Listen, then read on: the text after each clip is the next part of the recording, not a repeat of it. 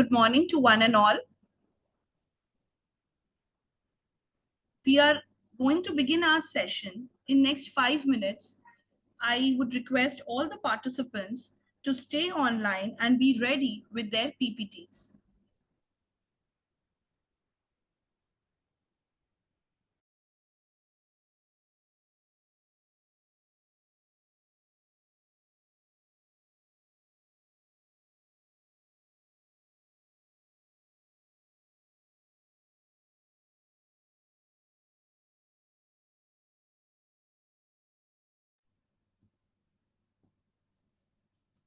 Good morning, Pratibha ma'am. Yes, ma'am. Good morning. Good morning, ma'am. Ma'am, we shall be beginning as soon as we have our keynote speaker, Professor ma'am. Maniprita Mahanta sir, from joining from BHU online. So as soon as we have him, we shall begin with our session. Okay, ma'am. Sure. Yes, thank you, ma'am.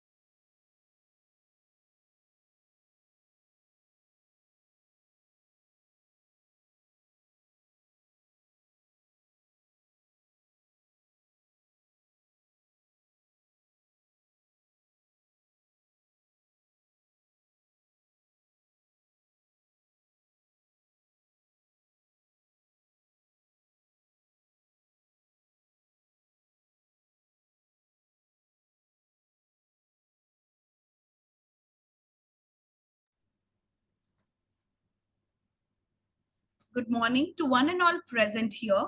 I am Roli Mishra, Assistant Professor, Amity University, Patna, Department of English, and I welcome each one of you for GSDP 2024. Before we start, I would just like to begin our session by marking the attendance for all the students, for all the part presenters, my apologies. And once we are done with that, we shall begin with the keynote speaker, Professor Dr. Banibrata Mahanta sir from BHU joining online, and then we shall start with an introduction of our chair, Ms.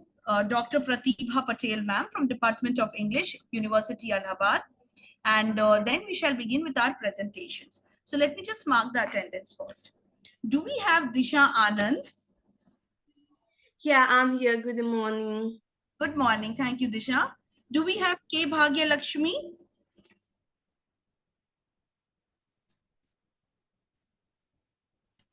Preeti Jhanjharia? Good morning, ma'am. Yes, I'm there. Good morning. Ashu John? Hi, that's me, and it's Ashu John? Achu John. Thank you so much. Is this Ashu John? Yes, I am Achu John. Ashu John. Okay, I'm so sorry. Good morning, ma'am. Good morning. Next is Shreya Shubhangil and Sayani Banerjee. Yes, ma'am. I'm here. Good morning. Himanshu Shekhar Madhuri. Actually, Bhagyalakshmi, yes, ma'am. I'm here. Okay. K. Bhagya Lakshmi, ma'am. Yes, welcome, ma'am. Next, Himanshu Shekhar Madhuri and Dr. Shita. Yes, ma'am. Do we have Himanshu Shekhar Madhuri and Dr. Stitha?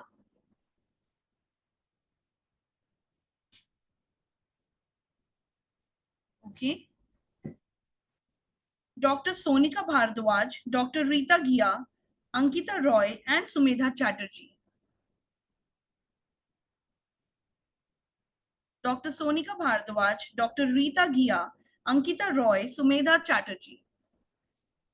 Do we have Nani VK from Reva University, Bangalore? I'm here. Okay. Rinsi Kumari, Central University of Jharkhand, Ranchi.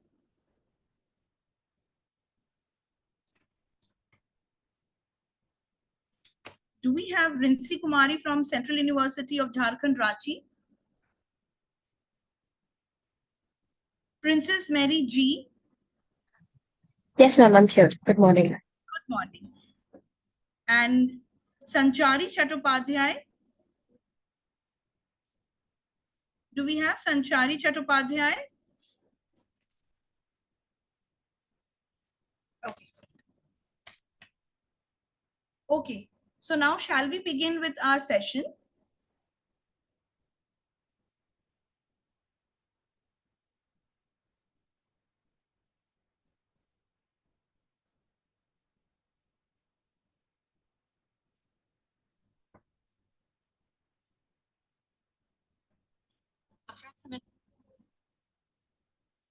Hello.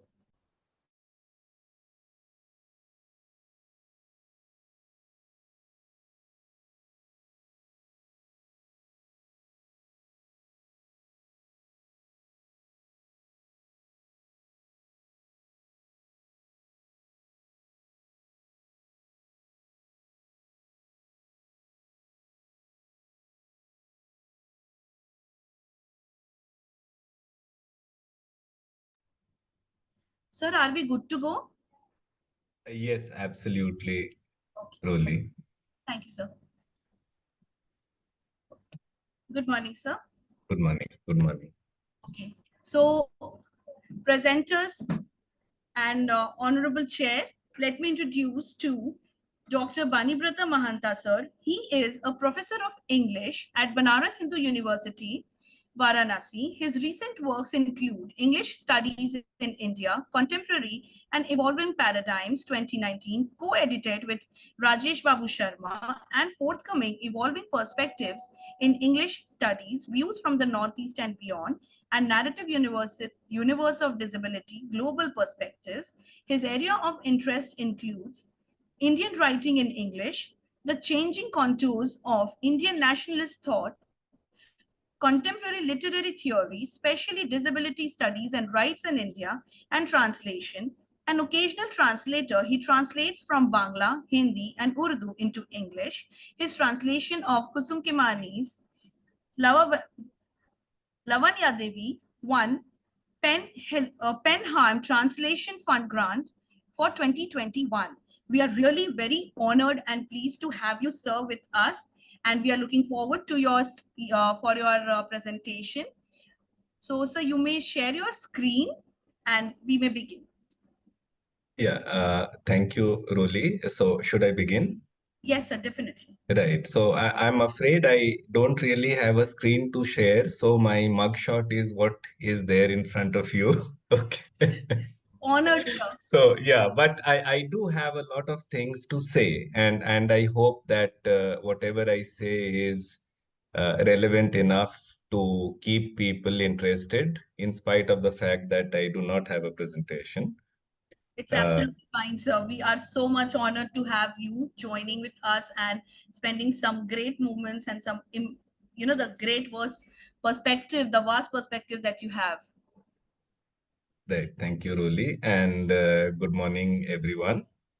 I would like to start by expressing my gratitude to the organizers of this conference for this opportunity to share my thoughts on gender dynamics and intersectionality in the 21st century Anthropocene. Roli, a quick word. I can go on till 10:30:35, right? Absolutely fine, sir. Right, right. Yes, sir. Okay, so I can time myself accordingly. Yes, sir.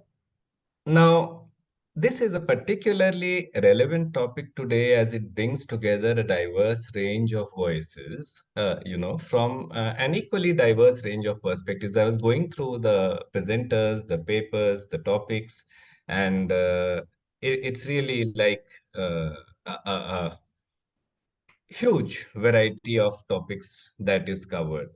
Now, with the conference theme emphasizing both local and global concerns, and the list of suggested topics highlighting a very specific context of the local, the state of Bihar. Now, that is, something I found very interesting. I believe we have an important platform here to explore how policies, which are more macro level, intersect with lived experiences, which are the micro manifestations of experiences and also the effect of policies on experiences. Now, this is also vital in understanding how local realities and global issues can come together, and especially in a context as complex and culturally rich as Bihar. I think this becomes any place for that matter, but since we are talking Bihar, I mentioned Bihar. Also, the fact that the Women and Child Development Corporation of the government of Bihar is collaborating with IMIT Patna for this seminar makes the focus on Bihar an ethical imperative also. So it is something, we should be talking about because there are stakeholders who are associated with this. Now, this focus on local and global intersections of gender and policy is particularly meaningful today in the sense, I say this in the sense that, we are witness to a situation that is a curious mix of both progress as well as persistent challenges. And nowhere can we see this more clearly than in the field of gender. So when Dr. Roli Mishra, because we've been talking for so long, I think I go by the first name mostly. Yes, sir. So when Dr. Roli Mishra shared the concept note with me, I was struck by these two aspects. And let me admit that both of them were very new to me. This focus on Bihar and the focus of policy. Yes, sir. Now, I also realized, to be very honest, that I had not really done much work that was directly related to the state of Bihar, and even little that had to do with policies in Bihar, prompting me to think about how I could explore this area further or do something that would be relevant to the conference focus. Now, coincidentally, at that point of time, I was in the process of finalizing a research project by one of my scholars, Shivam Raj, who incidentally has also joined in. Uh, so, uh, so his proposal focuses on acid attack survivors in the context of significant developments that happened at the legislative and policy levels in 2013, 16, 23 and latest 23. So 23 was not there when we had started off, but now, I'm referring to the Bharatiya Nyaya Sanhita that has come in, been enforced this year. Now, the Criminal Law Amendment Act of 2013 introduced so yes, before I just begin, I'd like to briefly state that I shall be focusing on acid attack survivors, acid attacks and acid attack survivors. And I shall be looking specifically at the context of Bihar in order to, kind of probe the larger assumptions about acid attack in the country. Okay. So before 2013, there was no concerted, law or legislation or policy that talked about what would happen to acid attack, people who had been the victims of acid attack and people who had perpetrated such attacks. So in 2013, the Criminal Law Amendment Act introduced sections 326A and 326B to the IPC, and sections 357B11 and 57C12 to the Code of Criminal Procedure, the CRPC as we call it, to try and curb the menace of acid attacks in India in an effective manner. Now, this amendment classified the offense of throwing acid or any attempt thereof as cognizable and non-bailable, making it triable by the court of the session. The amendment also mandated hospitals to provide first aid to victims and required the state to offer compensation in addition to any fines paid to the victim. Now, in 2016, the Rights of Persons with Disabilities Act addressed the fallouts of acid attacks. So they recognized how conditions accruing from such attacks, such as disabilities, uh, you know, uh, could be, kind of addressed. And they included provisions for rehabilitation and reservations for survivors. Following this, the Ministry of Home Affairs issued an advisory in mid 2013, which outlined measures to prevent acid attacks and ensure proper treatment and rehabilitation for survivors. And they also, there were regulatory strictures placed on the how inventories of corrosive substances like acid should be maintained and how they should be sold, and so on and so forth. Now, in this advisory, the state governments and union territories where there was no regulation on sale of acids, corrosive substances, etc., they were required to immediately regulate existing sales and also widely publicize this. Now, this was done to ensure a kind of a greater system, a more effective system of checks and balances, and more accountability. Also, what was important is that the Honorable Supreme Court of India laid down guidelines that acid attack victims would be paid compensation of at least 3 lakhs as the aftercare and rehabilitation costs for the accident, and this would be borne by the respective state or union territory government. Uh, Also, there were reservations worked into jobs and education sectors in the 2016 RPWD Act. The same thing, the 2013 Act was slightly modified when it was incorporated into the Bharatiya Nyaya Sanhita of 2023, which replaced the 1860 IPC. Okay, and so then there is a very interesting trajectory that emerges. While the stipulation of time means that the story about how these things came about is something that I'm not going into. But when I was looking at all these details, my mind was made up. I decided to do a kind of survey-based presentation on acid attacks in Bihar that would bring together the state policies as well as gender and intersectionality in a most productive way. Not to forget that acid attacks are a very, very reprehensible form of violence that need to be talked about much more than they are today. So what I tried to do in today's presentation, what I've tried to do as I've tried to flesh out this presentation is to explore the local implications of these legislative changes and also their interconnections with the larger national picture. Now, Bihar, like many other states in the country, has witnessed significant developments in women's empowerment, in women's rights. But this progress, like everywhere else in the country, is overshadowed by the stark reality of gendered violence, of which acid attacks are a particularly gruesome example. Okay.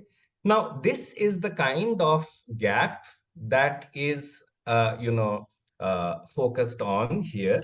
So this is the gap between formalized gender equality and the lived experiences of women in many parts of the country, where these deep-rooted gender inequalities and entrenched social prejudices persist and continue to pose challenges. So I will explore this intersection using Bihar as a microcosm to analyze broader national issues of gender equality, representation, and the negotiation of agency within patriarchal frameworks.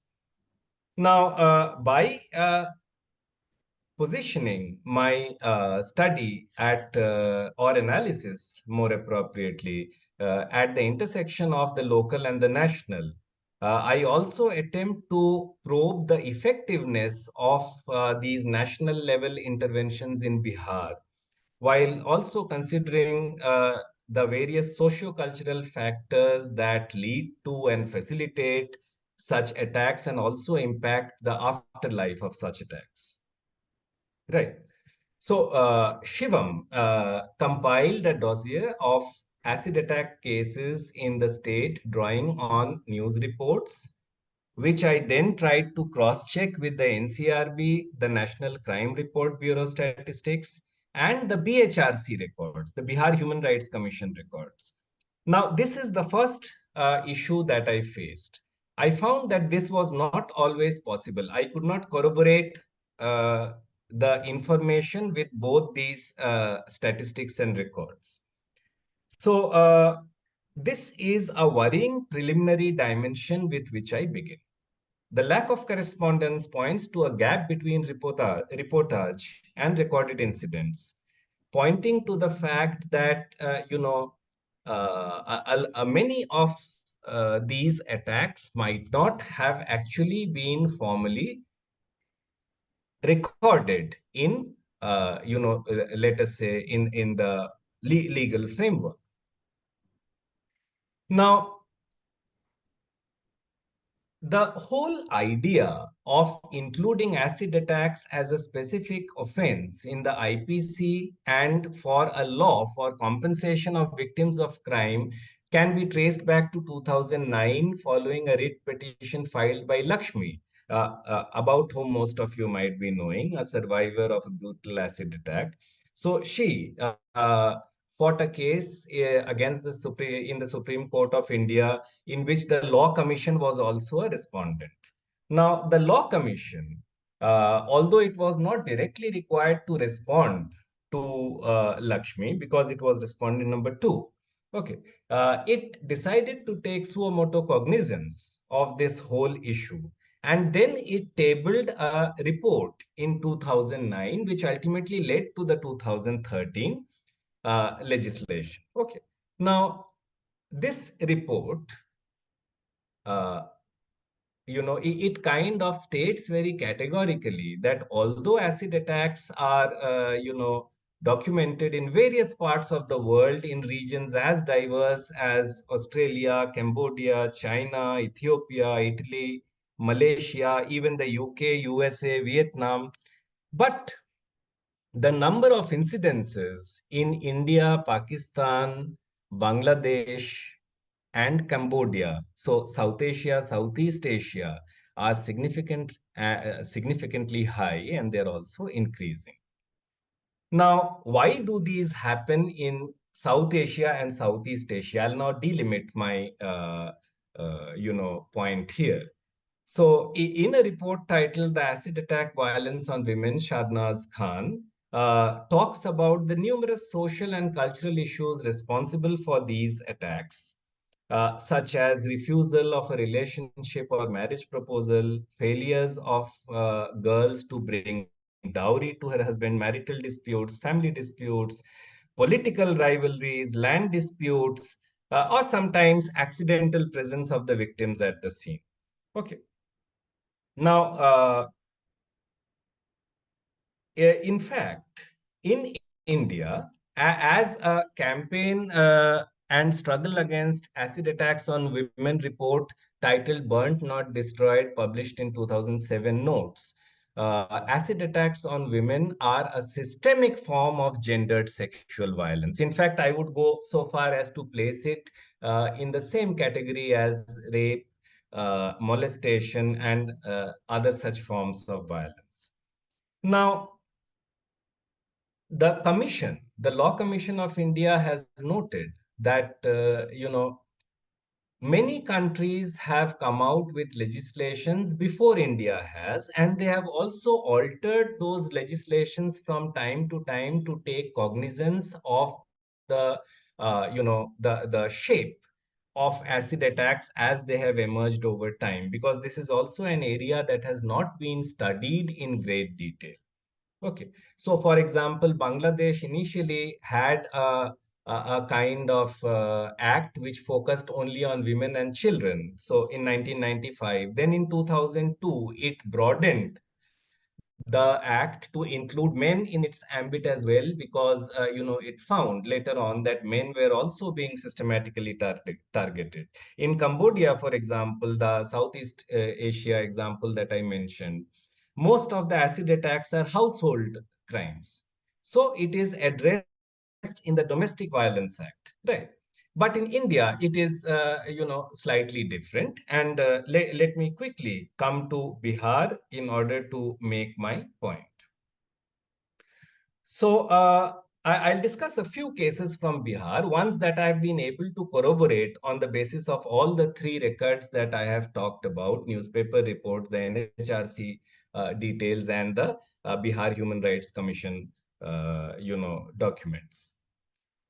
So, if we look at acid attacks in Bihar, they highlight a deeply concerning trend of gender-based violence along with caste-related brutality. Right.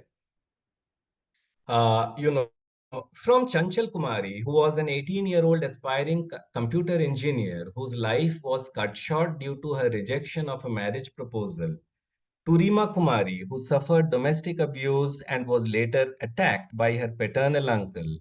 These incidents expose the vulnerability of women in a patriarchal and caste-structured society. Chanchal's attack in 2012 was particularly brutal. She had raised her voice against harassment only to be stalked, threatened, and eventually attacked while sleeping. And her sister was also injured in the process. So, as it happened, she underwent 6 surgeries, but she lived for only 5 years after the attack and then passed away. Her dreams of becoming a computer engineer cut short by this attack. And her family's fight for justice and compensation is emblematic of the broader struggle faced by victims of such violence in Bihar. Then there are other cases. There are two cases in 2014 that I could, vouch for. The one of Dayavati Devi, who was attacked for demanding her money back, and Madhu Kumari, who committed suicide. And this is another aspect. She committed suicide after continuous threats from her attackers. So she suffered an acid attack, and then she was threatened by her attackers. And when she could not handle those threats anymore, she clutched a live wire and was electrocuted. She took her life because she was unable to handle threats from her assailants who were out on bail. So this highlights impunity and systemic failures in a different way. Now, acid attacks have also become a method of silencing women and Dalit individuals who dare to resist oppression. Okay. This could be related to, relationships. This could be related to personal disputes. Sometimes, for example, there is the case of Shilpi Kumari, a 25-year-old orchestra dancer from Rohtas, Bihar, who was attacked in 2022 and suffered damage to one cornea. She suffered significant facial injuries. And her struggle and the way she was treated in hospital, that tells its own story. Now, what these incidents reveal, I'm being very brief, just giving you pointers, but just to highlight what I'm trying to say, the incidents reveal inadequacies in legal processes, in medical responses. In Chanchal's case, her father reported harassment from doctors. Okay, and the compensation that was provided by the state was far below the family's expenses. Now, we could argue that this was 2012, before the 2000 legislation was passed, but things haven't really improved after that. So each of these incidents and their aftermaths as well underscore not just the trauma of acid attack survivors, but also issues of discrimination, violence, institutional apathy, which is reflected in the country at large. They reflect the broad trends in the country per se.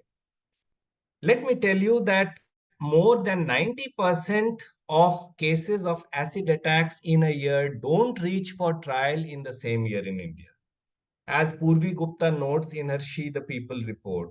And it is also detailed in a study on acid attacks conducted by Khan et al. In a paper titled Spectrum of Vitriolage in India.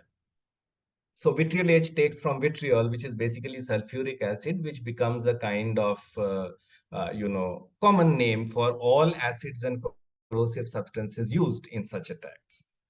Now, whether it is gang-related acid attacks or those driven by caste or property-based issues, the main feature of all such cases seems to be the inability of the state not just to prevent such attacks, but also to provide timely justice and adequate medical care that could in some way exacerbate the suffering of the victims. Legal loopholes, social stigmas, lack of a proper, framework of rehabilitation, all of this, lead to an endless circle of violence that is perpetuated, where the attack becomes just one, initial thing, and survivors and their families keep on grappling with long-term physical, emotional, and financial burdens. Okay, so this is one thing. Quickly, there are other cases I would like to draw your attention to. So there are men too, like Raghavendra Kumar and Dharmendra Kumar, who have fallen victim to such attacks, often in the context of protecting female relatives or rejecting marriage proposals. So Raghavendra Kumar was a 26-year-old from Samastipur in Bihar who was attacked in 2018 when he was trying to, protect his younger sister from an attempted molestation by local youths. Okay. Now, after the matter went to court, the case was dismissed, saying that his injuries were simple.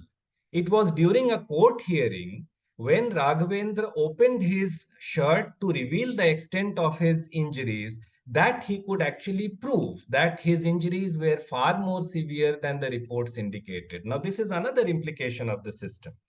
Now, this discrepancy between reality and record highlights potential flaws again, in the medical and legal handling of the case. Now, then there is Dharmendra Kumar, who was, attacked with acid by his neighbor Sarita Kumari in December 23. Now, this attack occurred after Dharmendra, who was in a relation with Sarita, received a call to meet her. Now, upset by his refusal to marry her due to his family's own plans for getting him married off, uh, he was attacked by Sarita and an unidentified accomplice, and his face and eyes were severely burned. He's still receiving treatment while Sarita has been arrested and charged with attempted murder. Now, there is a small story here also. The alacrity with which the female offender was arrested and tried. That is a comment on gender issues in itself. Now, medical facilities are often very bad, as seen in Dinesh Ram's case, where Dinesh died en route to a hospital, okay, and he could not even get treated. Now, there are other incidents. I'll quickly try and talk about it. So there are, acid attacks recorded as fallouts of tensions surrounding intercaste marriages in rural Bihar also. Okay, so groups of people going for a marriage, or who face each other on account of such acrimony, they also bear the brunt of marriage, and therefore, in the larger picture, gender related fallouts of gender related violence.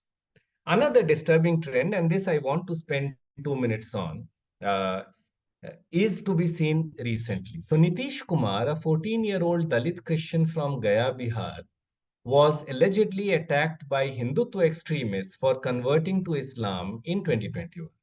He suffered severe burns. 70% of his body was affected, and he later died in hospital. Despite the gravity of the attack and the age of the victim, the police refused to file an FIR, claiming that Nitish had set himself on fire. Now, this case highlights is at the intersection of both religious and caste-based violence.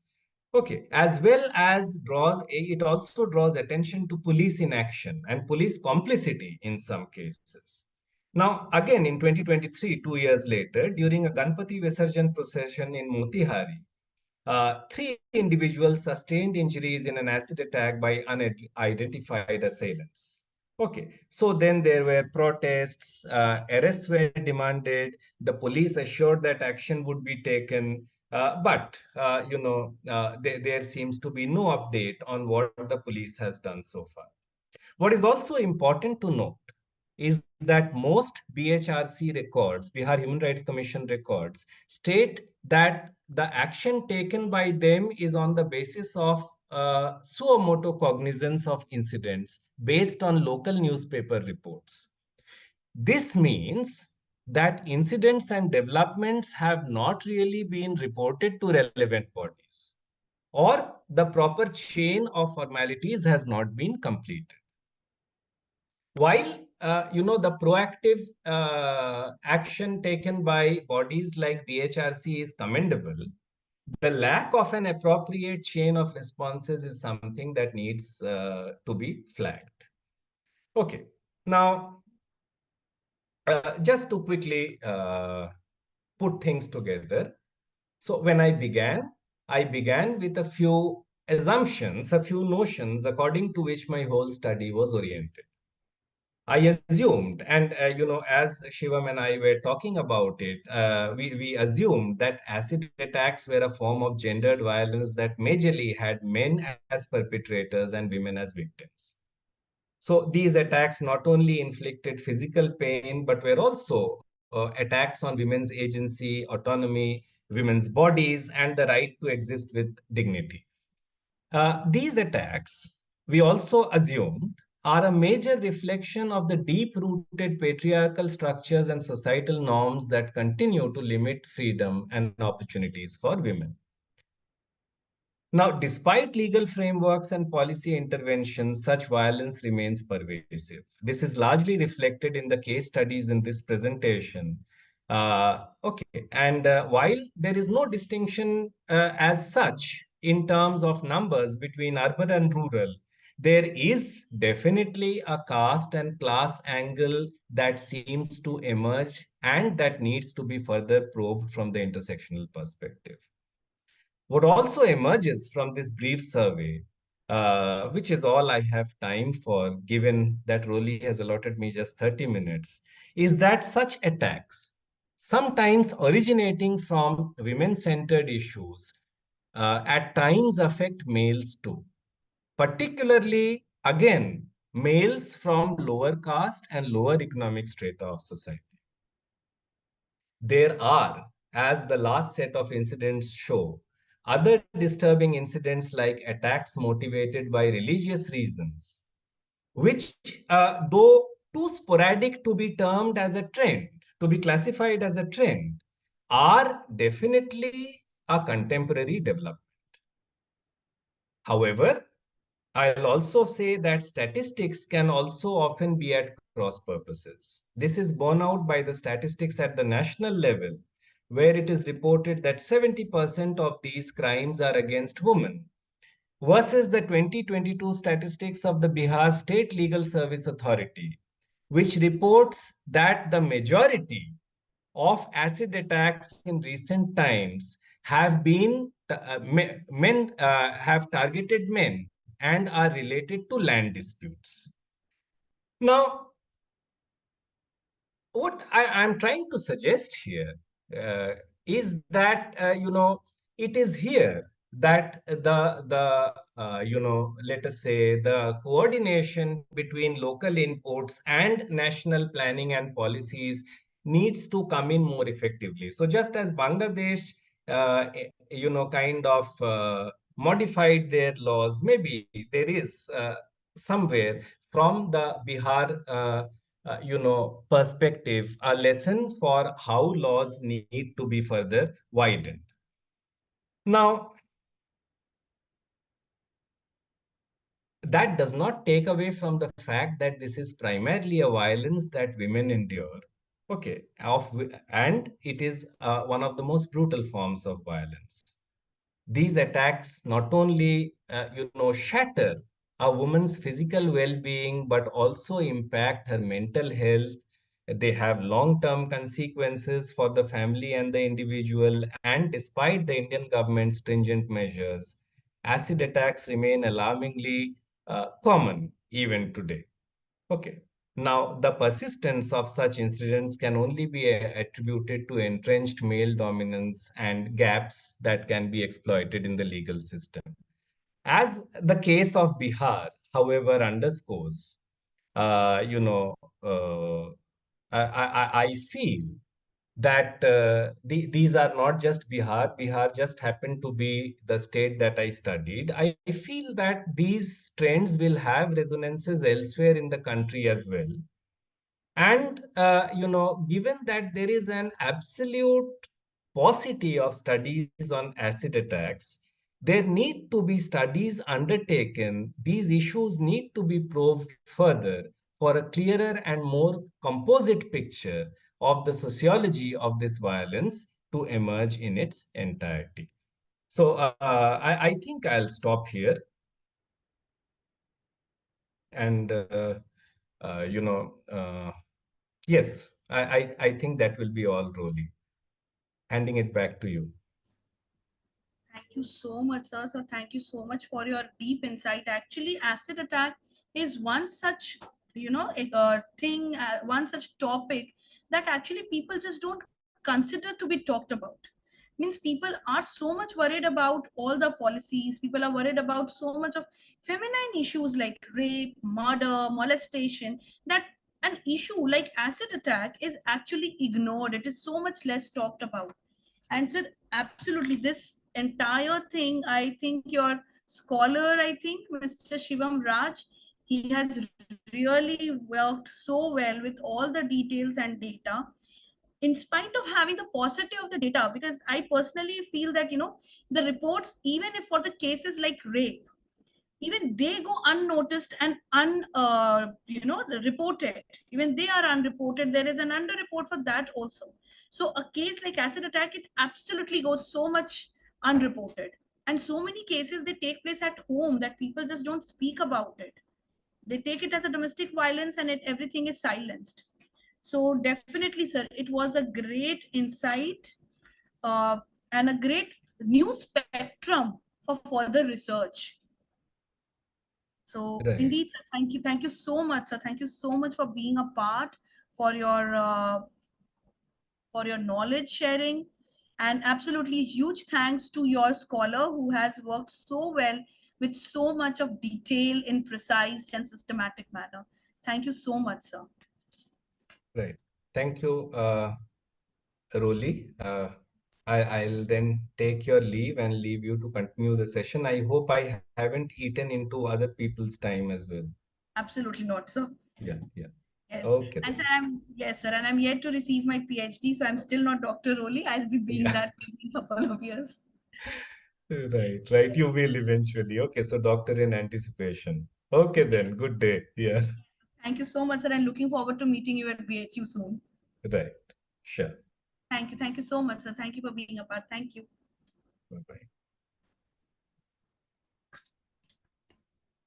Moving ahead now, uh, now we shall begin with our presentation. But before that, I would like to introduce the chair for the session, Dr. Pratibha Patel. Ma'am, Yes, yes. yes, good morning, ma'am. Dear Good morning. participants, Good morning. we have Dr. Pratibha Patel. Assistant Professor, Department of English, Allahabad University. She has a specialization in Indian literature in English, Indian women writings in English, post-colonial literature, post-colonial literary theory and criticism. She has more than 7 years of teaching experience as assistant professor and head through BPSC and ADC, University of Allahabad. She has 9 publications at various national and international research journals and a book chapter, and she has attended and presented lot many as more as 28 national and international conferences, seminars, orientations, and refresher programs. So, dear presenters, we have with us Dr. Pratibha Patel as the chair for the session. So, ma'am, do we have your permission to begin the session? Yes, ma'am. We should begin with the session, as I can see that there are 11 participants who are going Yes. to present their papers, right? Yes, ma'am. Okay. So, without a further delay, let's begin with the session. Okay, ma'am. So, do we have Disha Anand? Yes, hi. Shall we start? Yes, Disha Anand. Hello, can you hear me? Yes, I can. So we have Disha Anand from University of Corona, Galicia, Spain, and she has her paper on study on gender differences in language learning among young learners, a socio-linguistic perspective. So Disha, you may share your screen. Yes, we have your screen here. Okay. Yes, you may begin. Thank you.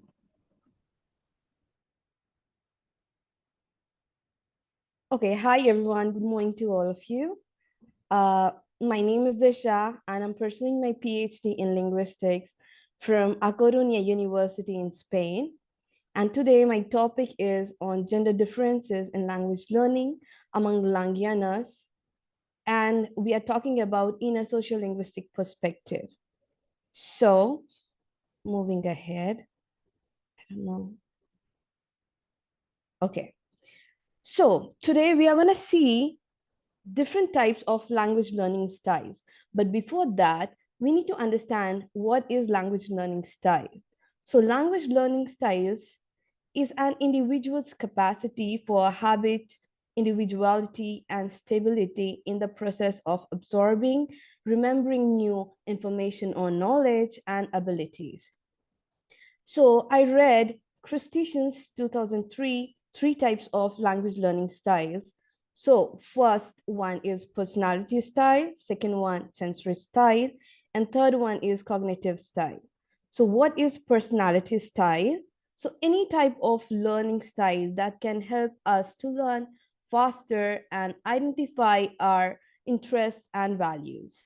Second one, sensory style describes how learners choose to perceive information through 4 main modes that are visual, oral, kinesthetic, and tactile. Third one, cognitive style, how people receive, organize, and retrieve knowledge. And further, they are classified into 2 unique styles that are field-independent learners and field-dependent learners.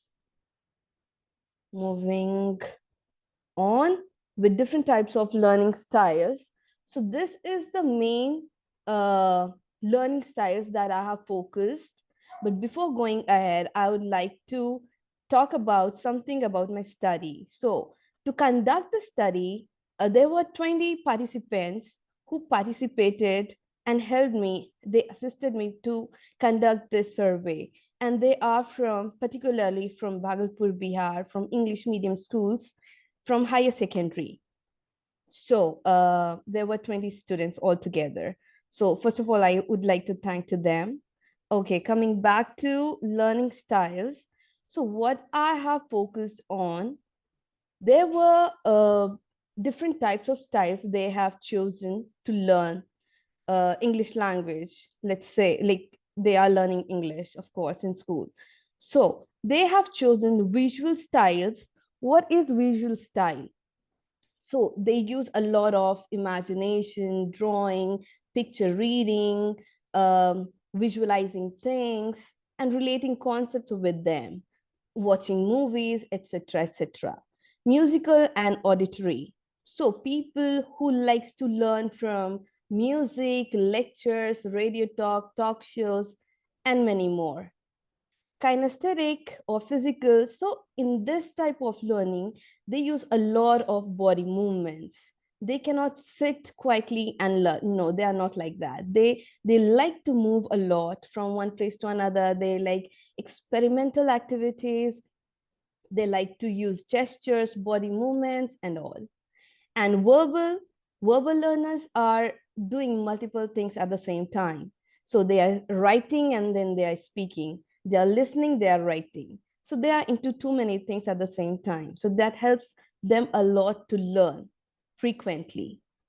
And logical, mathematical. So what happens in this type of learning? They use a lot of reasoning, analytical uh, learning process, logical. They learn in structures and in a systematic way. So these are 5, 6 types of learning styles were seen in my study majority. So mainly these things are helping me to study this research project. And talking about language use, when we talk about language use, we all know in our society, male speech and female speech are very different from one another. So when we talk about language use, we remember, according to uh, Robin Lekoff, males are inherently more dominating than women. And it might be demonstrated by the way one speak to or behave around women. There are cultural variation in gender roles. Well, men are more likely to display their aggressiveness and their confidence, their authority, whereas women are euphemistic, polite, mild, and sensitive. So what I have seen in my research, the findings are like male speech pattern and female speech pattern. So I have taken a section from my survey, and that helps me to study that when they were asked which is the most common feature of male speech, 80% of students said straightforward and authoritative. So male speech is more dominating in itself. And rest 20%, so 10% was aggressive and 10% interruptive respectively. And coming to female speech pattern, out of 20 students, 90% said they are euphemistic. They talk softly, politely, um, they are not too harsh. And 10%, they say they are straightforward. So it's a huge difference in between the speech pattern of male and female. Yes, now, from my findings in my research project, the basic differences which I found in language learning styles in between male and female students were visual learnings. Male students are more visual learners. They like to watch movies. They like to draw some images related to the concept they want to learn. They draw such images, drawings in their mind so that they can interconnect with those concepts to the drawings in their mind. They are so much into imagination world, whereas females are in both. So they are both like audio and visual learners. They pay a lot of attention while they are listening to their teachers, when they are listening to any talk shows or music, rhymes, anything that helps them to enhance their language learning process. And of course, they are also into visual learning process. The second thing is male students are kinesthetic and tactile learners. So there is a slight difference between kinesthetic and tactile learners. So kinesthetic learners are more into using their body movements. They use a lot of gestures while explaining anything, while learning. They use a lot of activities. For example, playing video games. They like to move, they like to play while studying. They like to move around so that they can enjoy. It's not only part of learning, they like to enjoy learning in that process. And tactile learners are solely interested in touching sensation. So they touch, they feel it, and they try to learn, they try to process that learning. Whereas female are uh, majorly, they have seen to be verbal and social learners. They listen and they write. They are doing multiple things at the same time. When they speak, they are doing something. They're moving their hands. They are trying to do simultaneously two things or multiple things at the same time. And if we talk about social learners, they work in groups. They want that acceptance. They want that approval from their peer groups. They want that acceptance that, oh, if I'm doing it correctly or not, if I'm not, then correct me. So they need their approval from one another so they can build a group together, and there is a confidence in between them. They need each other. They are not sole learners. I mean, in general, we are talking, there might be, but in my study, I have found that. Now, the third one is field independent learners and field dependent learners. So male are field independent learners. What does that mean? So field independent learners are basically who are learning logically. They are analyzing everything in a very structured manner. But whereas if we talk about female students, they are field dependent learners. They they have a great deal of authority skill or auditory skills and verbal learning styles. So they are attentive learners. They are careful when they are sitting in the classroom or wherever the knowledge is being shared. They pay a lot of attention. Who are also likely to reading and writing at the same time, as we discussed before. So this is a huge difference that we can see in field independent learners and field dependent learners. Talking about the last but not the least part, which I found in my study, male students are less interested in language learning, whereas female learners are more interested in language learning. Why this imparity? Why this inequality we can see in a subject like English? So when I asked them what is your attitude towards language learning, so male students have opted for two options, most of them, and they said language learning is quite boring and monotonous, or it's not important as other subjects, for example, maths or science or any other subjects.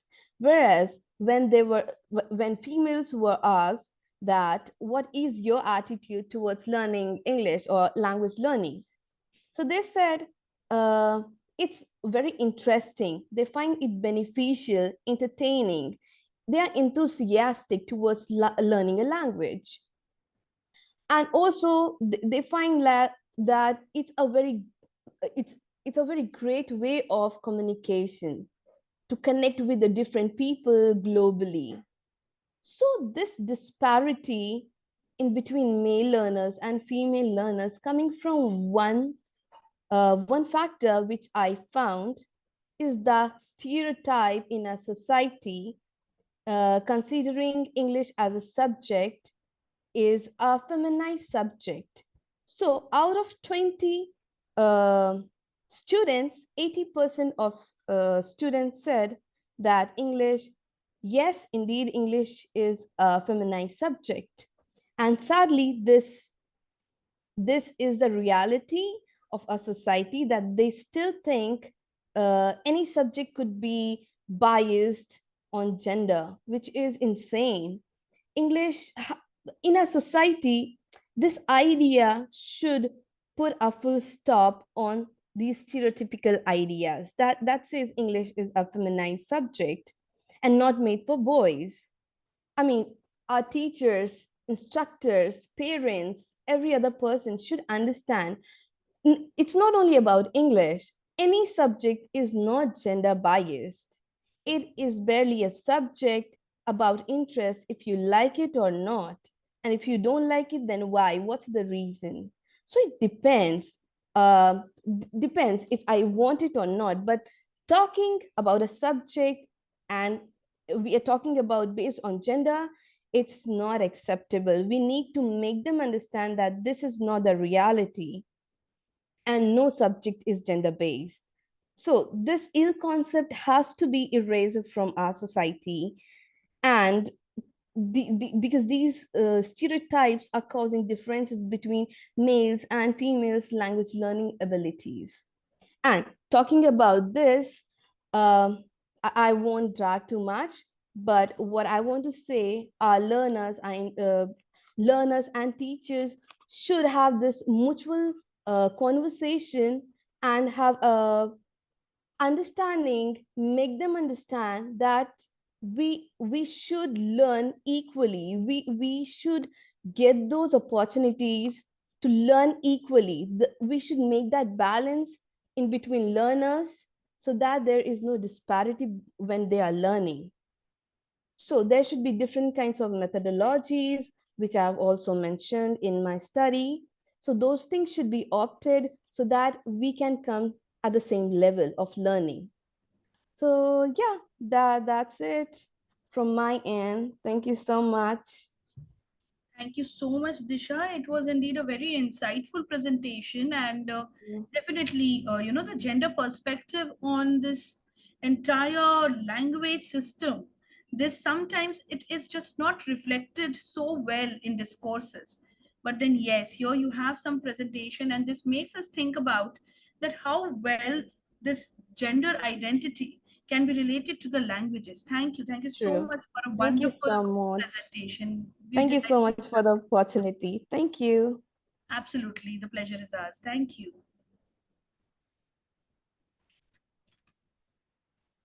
So I'll be taking your leave. Yes. See Do you. we have Bye-bye. any questions? Do we have any questions? Oh, yes.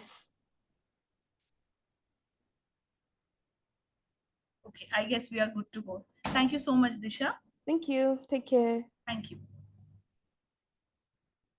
Now, due to paucity of time, we would be restricting the presentations to 7 minutes. And as soon as the presenter completes the 7th minute, I will be notifying the presenter, and you need to conclude it in the next minute. So total, you might get 8 minutes. I hope it is okay with everybody. I now request K. Bhagya Lakshmi from Vivekananda College of Arts and Sciences for Women, Namakkal, and the paper titled is Trauma and Memory of Hyperthymesia in Paul Auster's Selected Novels. Yes, K. Bhagya Lakshmi, you may begin with your presentation. Thank you.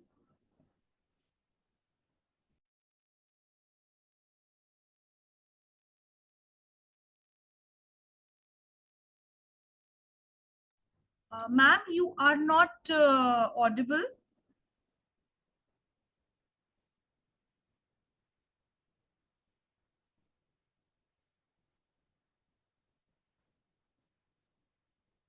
Hello, ma'am.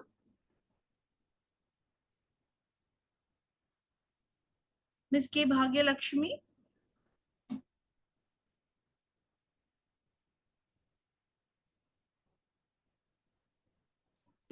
Ms. K. Bhagya Lakshmi, you are not audible. I think we have lost her. So can we have the next presenter, Preeti Jhanjharia from Manipal University, Jaipur? Yes, ma'am. Can I start? Yes, Ms. Preeti, you may start. So we have with us Preeti Jhanjharia from Manipal University, Jaipur. And the paper that she's presenting is titled, A Study on the Depiction of Racism and Slavery in 12 Years a Slave, a movie by Steve McQueen and an autobiography of Jane Pittman, the movie by John Cotti. Indeed, a very interesting topic. Before you start, let me tell you. Thank you, ma'am. Yes, so you may begin. Yeah, is my PPT visible? Yes, your PPT is visible. Okay, so good morning, everyone. I'm Preeti Jhajaria, a research scholar from Manipal University, Jaipur. Today I'm here to present my work on the movie 12 Years a Slave and an autobiography by Jane Pittman. So moving ahead, I have analyzed these two movies, that is 12 Years a Slave by Steve McQueen and the autobiography of Miss Jane Pittman by John Corte. In this, I have highlighted portrayal of trauma, violence, and memory narratives in the context of racism and slavery. 12 Years a Slave basically focuses on the life of Solomon Northup, freeman enslaved, and his dehumanization. The autobiography, on the other hand, of Ms. Jane Pittman explores the evaluation of racism from slavery to the civil rights movement. Both these films depict the psychological and emotional impact of slavery and racism. Film brings out the painful realities of past and their ongoing influence on modern society. It also adds to the discourse on trauma, violence, and the role of memory in addressing historical injustice.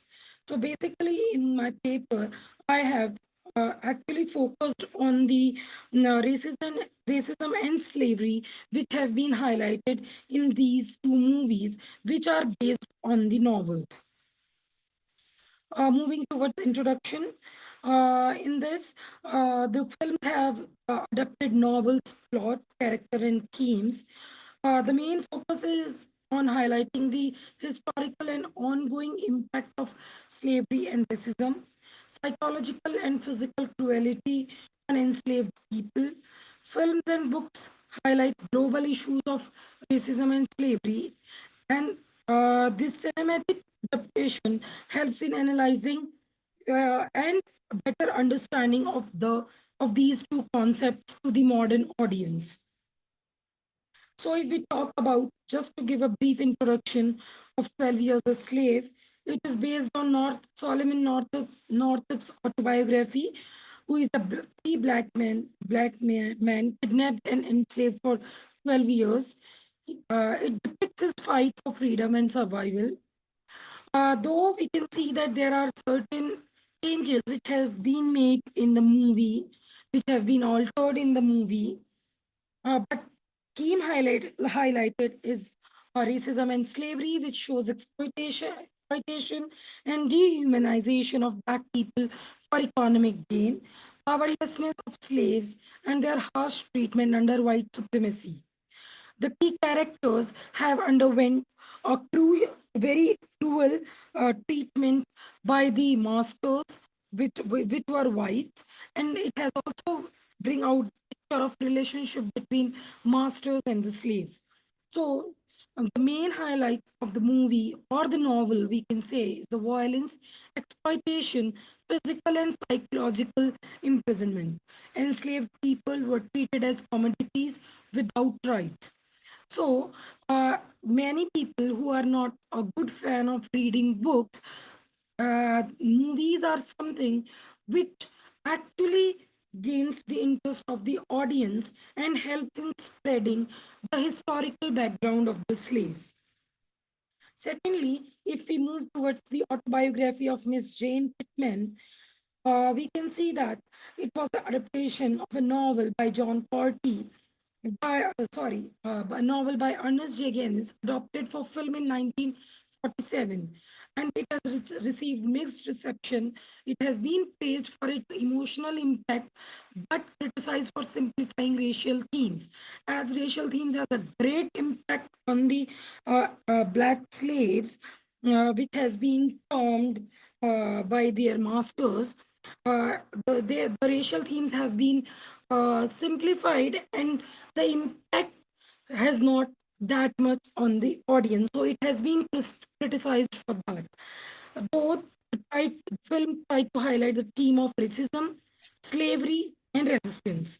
Focus was on Jane Pittman's life from slavery to the civil rights movement, explores the generational trauma of slavery, enduring racism, and the struggle for freedom.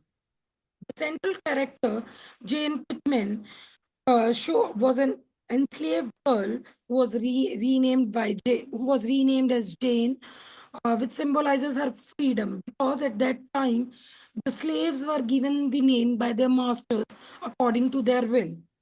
It embodies strength, leadership, and defense, refusing to accept her enslaved name.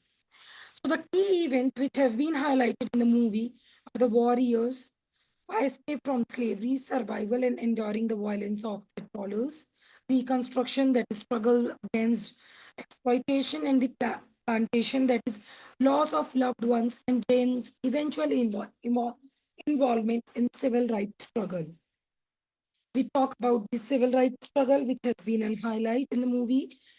Jane raises Jimmy, a young African American with political potential, but he is tragically killed for his activism. Jane's ultimate act of defense is joining the civil rights movement despite Jimmy's death. Then there is a representation of racism, that is the devastating impact of racial segregation. Then a white man, T. Bob, realizes his love for Black women. Even after slavery, African Americans faced the same kind of violence, exploitation, and racism. Jane's life story is a shared narrative representing the collective experience of the Black community from slavery to reconstruction to the civil rights movement. So these two novels were basically highlighting the cruel exploitation and dehumanization that has occurred towards the Africans who were treated as slaves by the majority whites. So after going through these two movies and their analysis, these were basically my findings, that there was a racism in attitude, dominant majority, that is white, treats oppressed minority, Black, with superiority. This racial divide cements power imbalance, emphasizing control and submission. Secondly, it's racism in action, that is behavioral racism. White characters discriminate against Black people based on appearance. Ms. White Preeti, I'm sorry, I will have to just tell you about the last 1 minute that you have. So if you could just Okay, ma'am. I'll just sum up. So basically, I have found in racism in attitude, racism in action, racism outside of words, and unfair treatment and evolutionary racism. Uh, I have used two theories while analyzing it. Moving towards the conclusion, this paper provides an in-depth analysis of the portrayal of racism and slavery in both literary and cinematic version. It helps in better understanding of historical and contemporary racism. Uh, it helps to bring out the historical events of life, which are making them more accessible and emotionally impactful for modern audience. And this paper add on to the existing knowledge of slavery and racism with the help of these two movies. So that's all from my side. Thank you. Thank you so much, Ms. Preeti. It was indeed a very nice presentation. And yes, definitely you spoke a lot about racism, slavery, and yes, colonization, the effect of colonization that the Africans and the colonized nations have faced. Thank you so much for a deep insight into this. And now we shall have Ms. Bhagya Lakshmi, Ms. K. Bhagya Lakshmi. Do we have Ms. K. Bhagya Lakshmi here?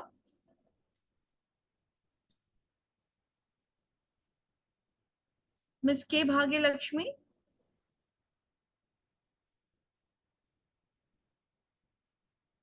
Ms. K. Bhagya Lakshmi?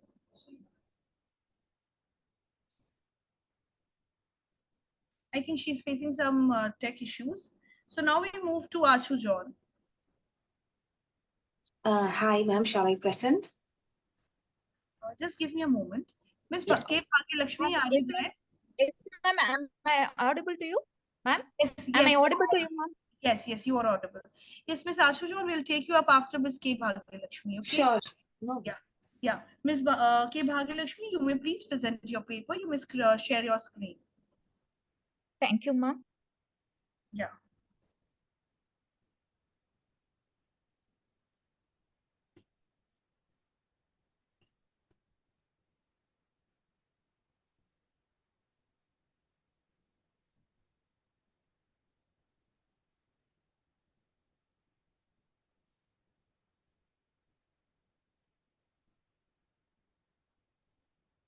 Shall I start the Yes, we screen, can. ma'am? Yes, Okay. yes, we can. Good morning, honorable present here. I'm going to present the paper, The Burden of Hyperthymesia, Trauma and Memory in the Female Protagonist of the Paul Auster's novel. Myself, I want to introduce my background of the research was my memory-related theories. This paper examines how memory and trauma interact in the setting of a hyperthymesia in the female protagonist of a few of Paul Auster's novel. It is a literary device reveals the psychological complexity of the characters by analyzing how the past experiences shape their identities and behaviors. The research aims to understand the intricacies of the memory that can be long-lasting effects given by the traumas and emotional experience by every individual characters lives or influenced by the types of memories such as semantic, episodic, and autobiographical events. The study highlights the psychological complexity of the characters and the ongoing impact of the past experience of the identities and behavior. Here, I would like to introduce the highly superior autobiographical memory is a rare condition in an extraordinary autobiographical memory, which can both burden and enrich individuals. It often leads to the recall of a traumatic experiences, causing a complex relationship between vividness and the psychological thought. This condition can exacerbate feelings of isolation, anxiety, and particularly linked to the personal emotions. Objectives of this paper is to introduce the female heroines frequently face psychological challenges related to their memories, illustrating the impact of the trauma on personal remembrance and the broader human situations. Memory role is an identity formation prompts a critical examination of a societal structures influencing personal recollection.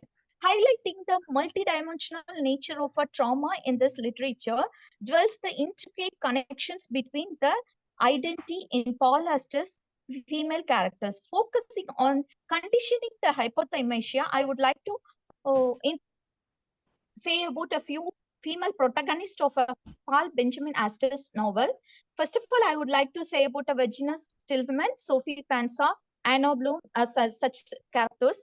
Anna Bloom from In Country of Lost Things exemplifies the phenomena where memories lost for their strength and painful reminder can be irrecoverably lost. The peoples who have gone through the trauma in particular cycle, revealing the past and harrowing past can unexpectedly remember as a flashback of a painful memories, make his or her characters as a difficult for them to interact with the present. So the past memories such as flashbacks events can cause anxiety and then trauma. In Moon Palace, Sophie recalls details like weather, clothing, conversations, precisions like mnemonic techniques. It can be vividly depicted by the Paul Auster to recall the crucial establishment and the identity of a relationship between memory and the trauma of a past events. Her autobiographical memory helps her to establish her identity and to maintain a strong connection between the present and then fostering to coherent the sense of the self. In Book of Illusion, it explores the Alma Grant, who has an hypothymesia condition that challenges her protagonist by the character David Jimmer through her internal memory, identity, and existence, highlighting the interplay between the consciousness and unconscious selves and the outside of the world. One such character is described in Invisible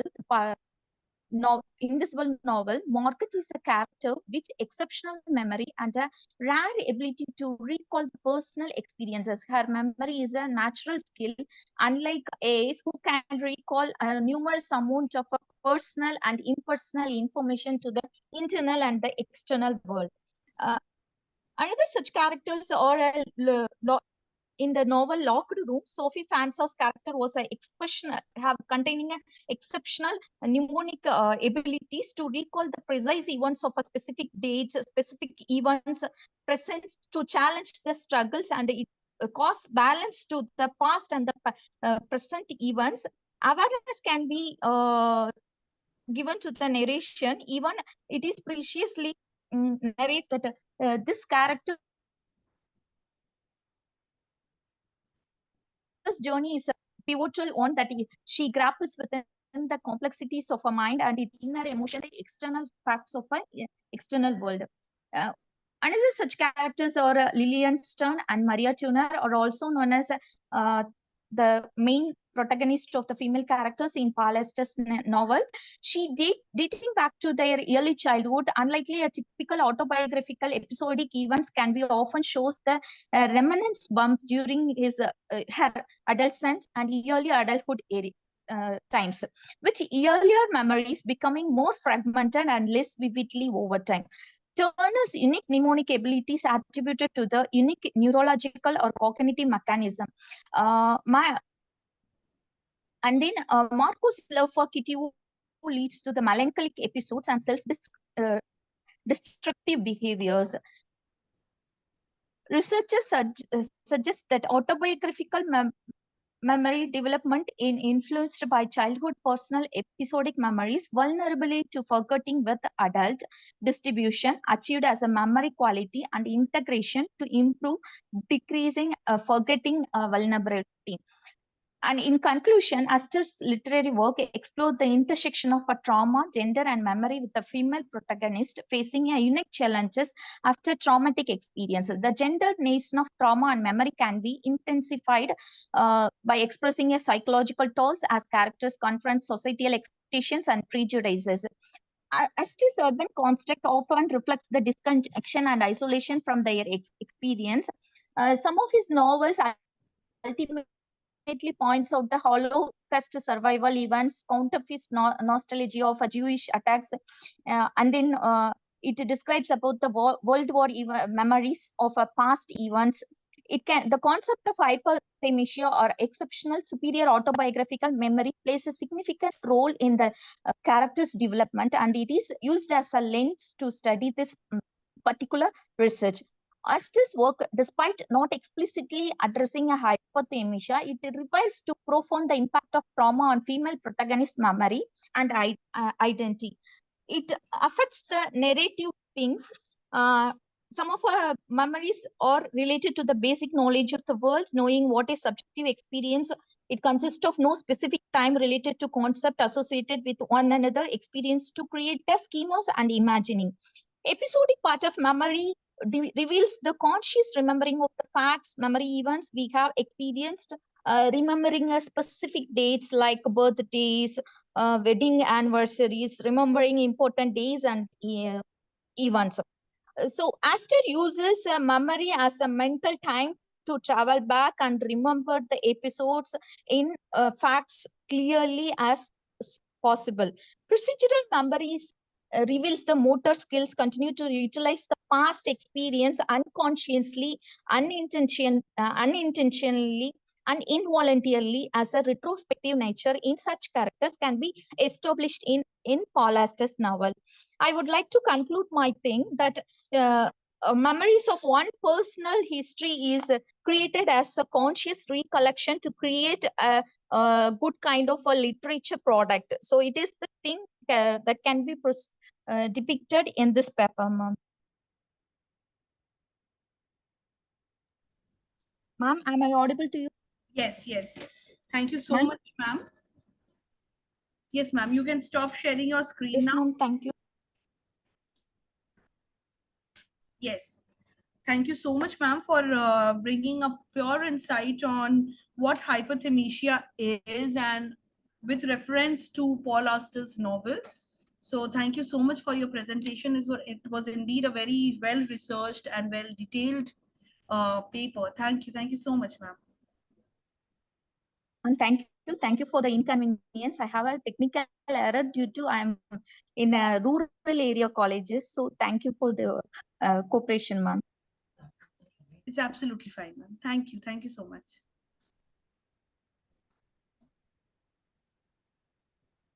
We will just wait for a couple of minutes.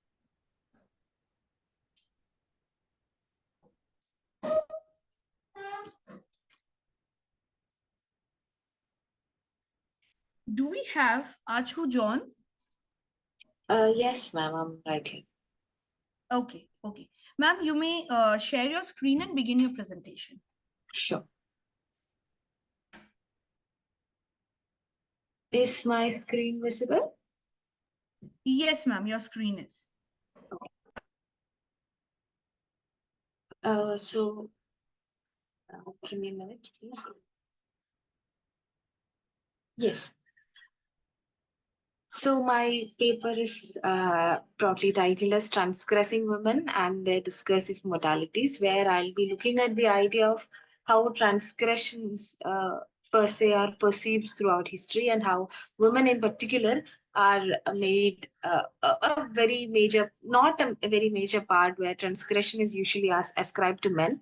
And I'll be looking at this in the context of prisons, which, by looking at the mere understanding of the number of people incarcerated, you can understand that anybody can understand that, women form a minority and women, men are, I mean, I'm not arguing that women should be a majority in prison, no, but then, the statistics tells us a lot about how transgressions and criminality is perceived. So, the sole idea of this presentation is to view transgressions as gendered performances. As I said before, looking at the mere proportion of incarcerated or people in prison, you can understand the gendered nature of transgression. And I'll be basically looking at how feminine deviance is often considered as anomalous, as in they are not tolerated as well. I think, as the keynote speaker himself, that there is himself said that there is a sort of gendered nature or how patriarchy functions within acid attack victim. The same in a same line of reference, I'll be using feminine deviance as anomalous. It is not very well considered in the line of deviance as it is considered with men. At the same time, it is considered as a deviance from their gendered norms rather than their performance as a criminal or as a deviant.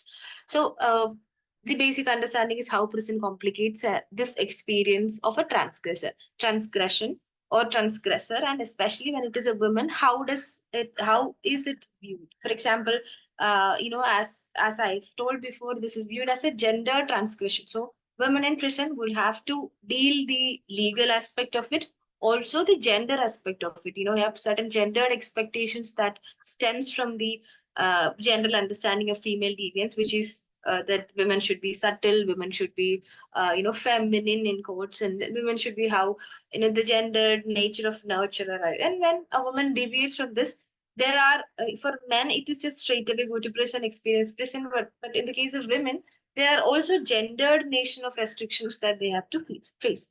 So there's a gendered paradox here, how women's transgressions often are seen as deviation from established gender norms. Also, gender transgressions hold an anti-social control and evolutionary mechanisms. This need to be understood in detail. So I'm not going to go into detail as since we don't have a lot of time. Pat Carlin expresses or talks about two kinds of control. One is social control and one is anti-social control. Social control is something we can easily classify as the courts, the police, the law and order, the general nature of the law and order, etc. Whereas antisocial control is something that you can really associate it with gender, because antisocial, patriarchy can be considered as antisocial because there are no written rules of patriarchy. But then there are people who rigorously practice patriarchy throughout. So in the case of women in prison, you can see that there is a normal level of social control, that is law and order, police, laws, the courts acting on it. At the same time, women in prison also have to bear the brunt of a double control, which is also an antisocial control. So I basically look at a text by Rani Daman Shankita's titled Of Women Inside Prison, Voices from India. Basically, narratives of women in prison. There are 10 narratives of women, and you can clearly understand that there are multiple intersections that women in prisons undergo, and they are physically and mentally abused both inside and outside prison. This inside outside conundrum is also another thing that I'll be probing into detail in this paper. So Shankadas very clearly points out that there is a hypocrisy in which social and legal codes of the lawgivers and the society generally functions, and the hypocrisy is also in punishing women doubly. Either they are out of the system of incarceration, of politics, of law and order, but if they are in it, they are doubly punished. They are already, as I've mentioned, under social control, but also under informal anti-social control as well. So again, one another work on prison literature is by Mahir Bandapi and Rimple Mehta, where they talk about this evolutionary nature of punishment as well. It is not now that punishment is seen as something that is gendered punishment is seen different. If you look at historically, take for example witch hunts. From hunts onward, you see that there is a certain otherness associated with the idea of feminine deviance. Deviancy is not something that was considered inherent to women, and therefore it took many alternatives, such as if a woman commit say a murder, she would easily be called mentally ill rather than a criminal, or being out of her mind rather than being a criminal. So the criminality as such is not ascribed to women because of the gendered norms, and therefore punishment is sort of a double brunt for women. So there's a clear-cut example where Bandyopadhyay talks about a hospital in Kolkata where it was initially a mental asylum, but in due course it was turned into women's prison. So this transition itself shows that how a lot of other factors affect the nature of criminality, particularly when it is related to women. So this is one of the significant idea that I'll be bringing out. That's the inclusion-exclusion conundrum, where I argue that transgressions are often performances that are often considered as performances where women are equally included and excluded. Included in the sense they are included in the social control, at the same time excluded out of the general notion of control. Again, this is an excerpt that I don't think I have time to delve deeply, but then this shows the experience of Beena. Beena is a mother who is incarcerated. She's not just, this is where the intersectional aspect comes in. She's affected by her incarceration. She's affected by her motherhood. She's affected by her mental illness. She's affected by the lack of a family. So this all four, intersections make her unbearable the experience of prison. Now, the basic idea is where I would argue that before formal incarceration, many women especially had symbolic imprisonments through their social conditions and or primarily through their positioning as women. And when you actually look at women's incarceration, there is no singular truth of women's meaning making in prison. You have a lot of alternatives such as open prison. You have alternatives such as community corrections, and I would through this paper and largely through my work as a PhD candidate, would like to argue for alternatives in prison, such as not milder sentences, but sort of a rather open views in dealing with gendered women or gender deviances, etc. So the basic argument of mine would be transgressing bodies should be therefore studied in a gendered aspect, not just as criminals, but then there are a lot of intersectional aspects that comes into place within the broader so-called uptight or normal judicial system, and this aspect of the gender deviance and gendered criminality and the transgression nation of women should also be taken into consideration. So, thank you. Thank you, Ms. Ashu John. Your presentation definitely gave a great insight on how the women issues are still being neglected, and the intersectionality objective is actually failing because of the non-presence of the documents and non-presence of any factors. So definitely it was a great insight. Thank you so much. So now do we have Shreya Subhangil and Saini Banerjee? Yes, ma'am. Hi, ma'am. Actually, Shiny Banerjee is my supervisor, so I'll be presenting only. Okay. So we have Shreya Subhangil from Presidency University, Bangalore. The paper title is Narrating the Feminine Other, a study of narratives and gender bias in Somdeva Shakti Ashas from Tales from the Katha Saritra Sagar. Yes, sir. Shreya, you Yes, may share your screen. yes, ma'am.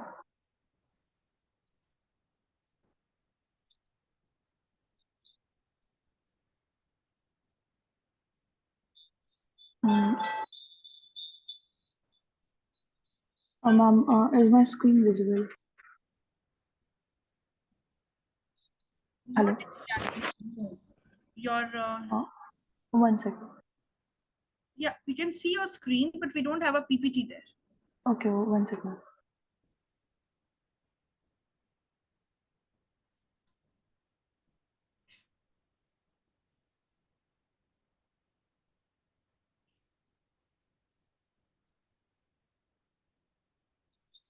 Give me a sec, ma'am.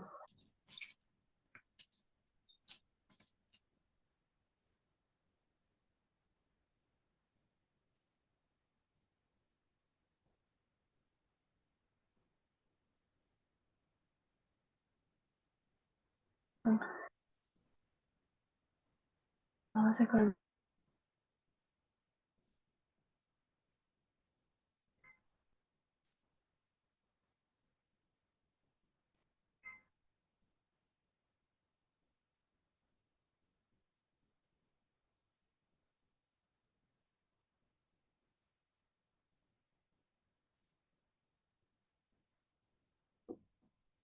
No, we do not have your screen, Shreya.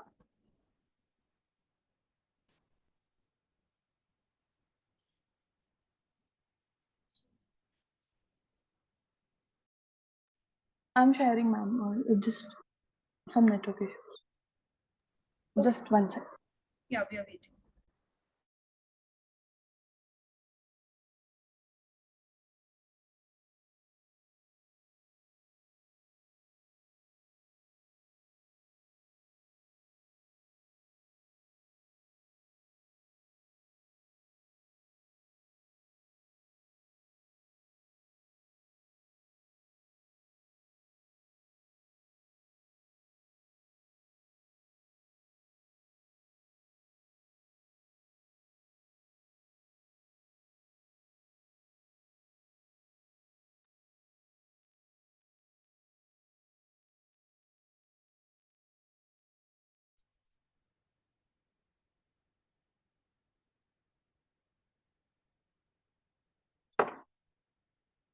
Yeah. Ma'am, is my screen visible now?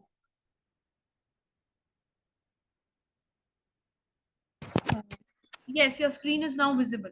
Yes, ma'am, your screen is now visible. Yeah. Uh, You can Good begin. morning. Yeah, good morning, everyone. Today I'll be discussing how gender bias is portrayed in Somdeva's Sakti Ashas from the tales of Kathasarit Sagra. Kathasarit Sagra is framed narratives which was written by Somdeva in 11th century in medieval Indian literature, and Sakti Ashas is the 10th Lambakas, it means 10th volume from this text. So I'm focusing on these particular stories from this volume to portray how gender biases happen through Jared theory and Bhakti's dialogism. So my main goal in this paper to present, does the narrative structure reinforces or challenge patriarchal norms? And the objective of my research is to uncover mechanism of gender bias through narrative, analyze how male and female voices and to explore the contribution of the broader field of gender studies to narrative structure. So I have taken three stories. So this is the sub story of the main story. The two stories I have taken is the King's Bracelet and the Magic Pot. So the question trick is the third story of the sub story of the main story. So I'll explain my first example, which is Yam Jiva. She's a courtesan and a character in this courtesan trick. So she's her dialogue is like everyone honors, especially the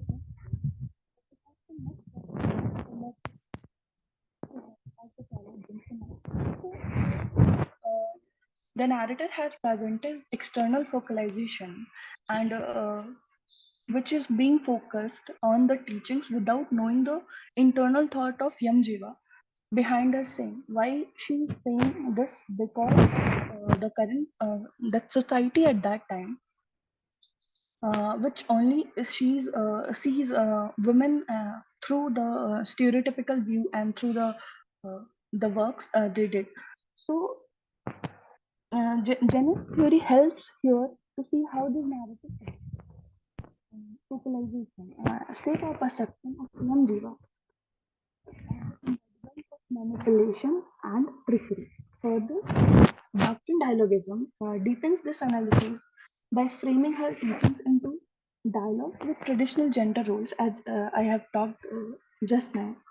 Present apart from the stereotype that women should be emotional, delicate, and loving. In contrast, she is teaching this. Her teaching is basically a result of that societal framework. My next example is he saw a young dancer named Sundari. So Sundari is another. He saw a young dancer named Sundari. So here again, the narrative, the omniscient narrative, is using the external via Ikirama, who is another character, to focus on the outer beauty of Sundari without exploring into her thoughts and desires. Us as a reader, we are only seeing it through Iswarama.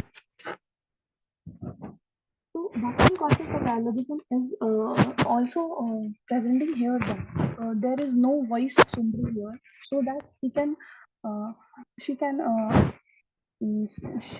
say her views, she can vouch for herself, rather than she was just standing and doing her part as a person, as beauty, which society expects the person to do. So, the main findings of my paper is basically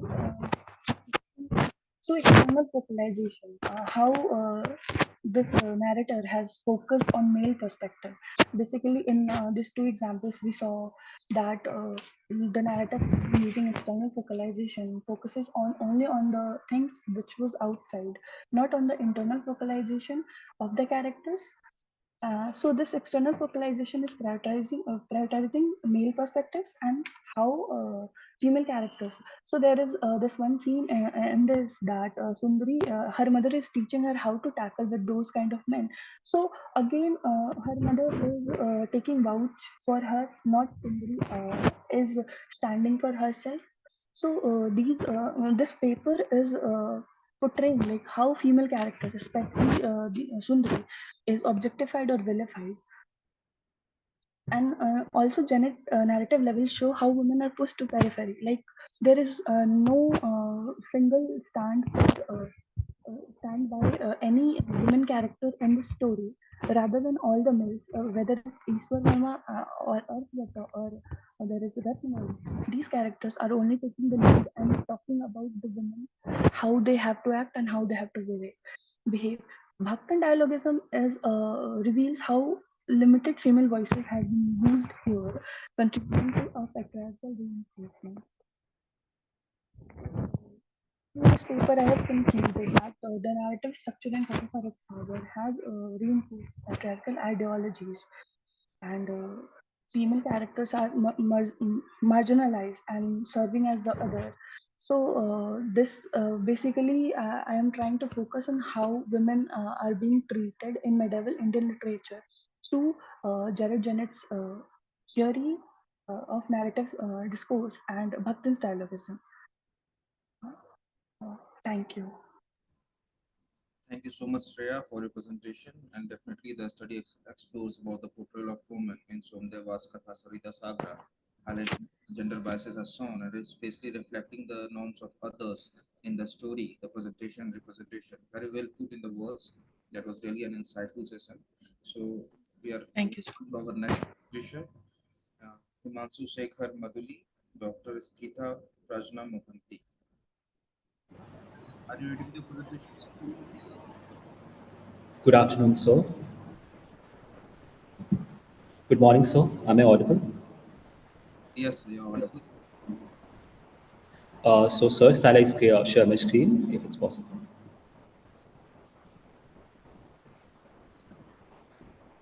Please go ahead. Thank you, sir.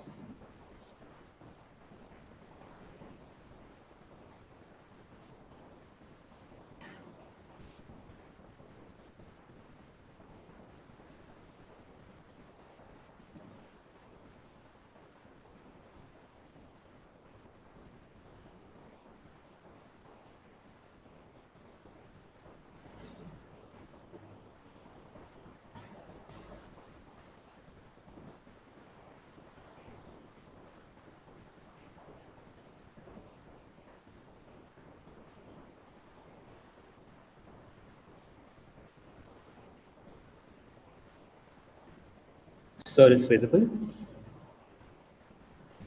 Yes, sir. Okay, thank you, sir.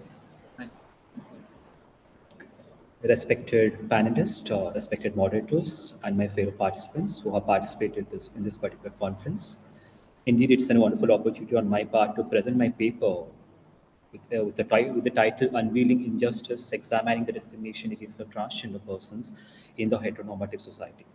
So I'm Himanshu Sekhar Mudali, research scholar at KIT deemed University, along with my supervisor, Dr. Stita Prashna Mohanty, Associate Professor, School of Law, KIT deemed University, are going to present this paper. Since Sir is not here, so I'm going to present the entire paper. So here, as the name suggests, unveiling injustice, examining the discrimination against the transgender person in a heteronormative society, the title itself clearly put forward an inference that, yes, in this paper, we are going to identify the discrimination faced by the transgender persons. We have to uncurtail the injustice faced by the transgender person, premising upon the heteronormative mindset of the society. So proceeding further, the term heteronormative means the prevalence of a norm in the society that yes, the society only consists of two types of gender identity, that is male and female. And this often this heteronormative construction of the society with regard to restrict themselves to the dyadic or two nature of gender identity, male and female, they are repulsive towards the third category of gender identity that is known as the transgender persons. Often, when a child is born in a family, the gender is attributed upon that particular child, premising upon the sexual characteristics of that particular child. That is, if the child is having male sex organ, the child will be considered as a man. If a child is having female sex organ, the child will be considered as female. So here, very often there are certain incongruence or inconsistency between the gender identity and sexual attributes of an individual. Gender is something which is a social term, it is a social construct which the society attributes upon an individual. So, being a part of heteronormative society, the members of a heteronormative society often thinks this particular thing, that a male should behave like a male and a female should behave like a female. And the very moment a male is showing or behaving like a female and a female is behaving like a male, there comes the big questions. The society denounce the acceptance of that particular individual, thereby ignoring that particular individual and showing repulsiveness towards that particular individual. The same fate is being faced by the third category of gender identity, that is a transgender person. So very often, premising upon the incongruence gender identity, or beyond the scope of the heteronormative gender identity, they face social, economic, and legal discrimination. For the first time, the Honorable Supreme Court, in the landmark decision of National Legal Services Authority versus Union of India, has identified or gave visibility to the third category of gender identity, that is a transgender person. The Honorable Supreme Court clearly mentions that there exists a third category of gender identity, premising upon the behavioral pattern of an individual, which is different from the sexual attribute of an individual. And that individual is vested with the power to ascertain his gender identity, whether he needs to be identified as a male or a female or a transgender person. So the decision or the step taken by the Honorable Supreme Court in 2014 gave rise to another legislation or enactment of a legislation that is known as Transgender Persons Protection of Rights Act 2019, which talks about protection of basic rights and civil liberties of the transgender persons, and which also talks about recognition of the gender identity of the transgender persons and prohibition of discrimination of the transgender persons in the socio-economic and legal spheres of their life. But however, it's nearly 10 years from the decision given by the Honorable Supreme Court. So it is very much essential after a decade of the decision given by the Supreme Court to analyze that up to what extent the judicial intervention and the legislative discourse protects the rights of the transgender persons, thereby promoting inclusivity and diluting discriminatory attitudes towards the transgender persons. So in this paper as a whole, the researchers are trying to identify the extent of protection provided to the transgender persons and the extent of inclusivity provided to the transgender persons. Proceeding further to the abstract. So the abstract encapsulates the statement of problem, followed by the purpose of study, methodology, and the outcome of the research. The statement of problem clearly highlight this particular thing, that the discrimination and the violence against the transgender persons remains a pervasive issue. It's still an unanswered questions. The extent of protection or the extent of inclusivity, it somewhat remains an unanswered question, despite of the judicial intervention in 2014 and despite of the legislative discourse in 2019 in the form of a legislation that is known as Transgender Persons Protection of Rights Act. So the prime purpose of this study is to investigate the extent of discrimination and exclusion faced by the transgender persons in a heteronormative society.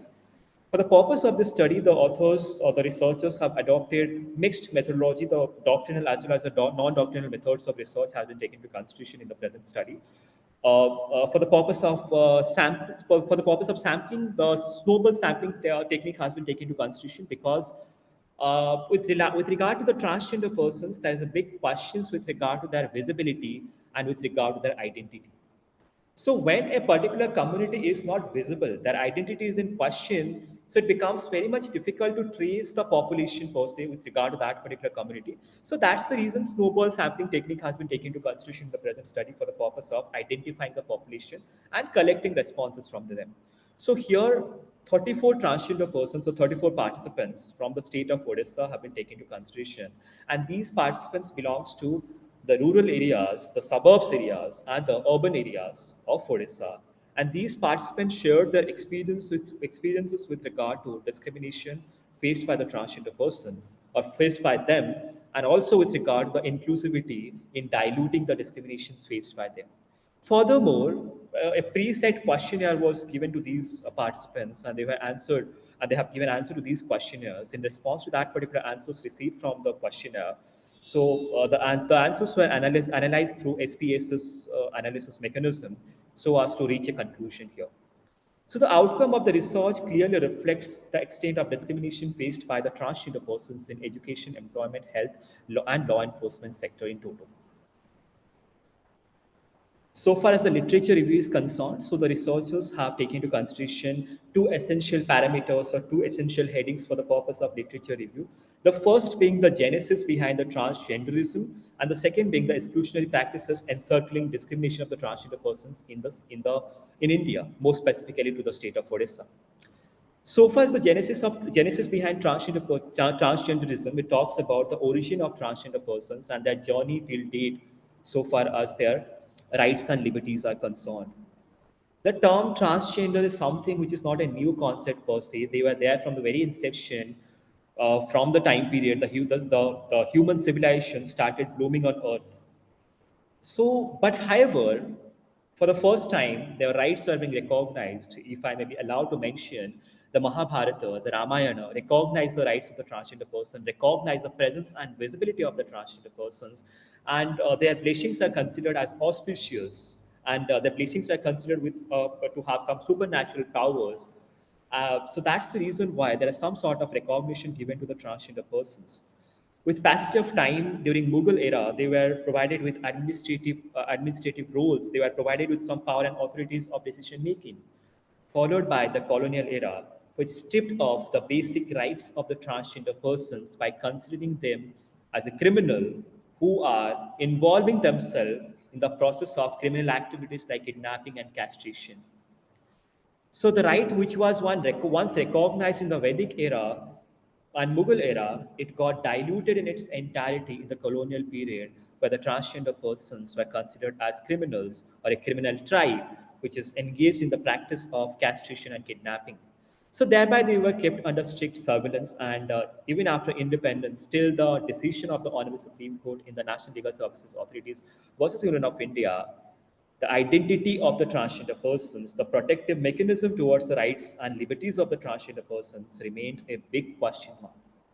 They were not visible per se till the decision or till the intervention of the Honorable Supreme Court in 2014, and their rights were not considered per se till the enactment of a legislation, that is Transgender Persons Protection of Rights Act 2019.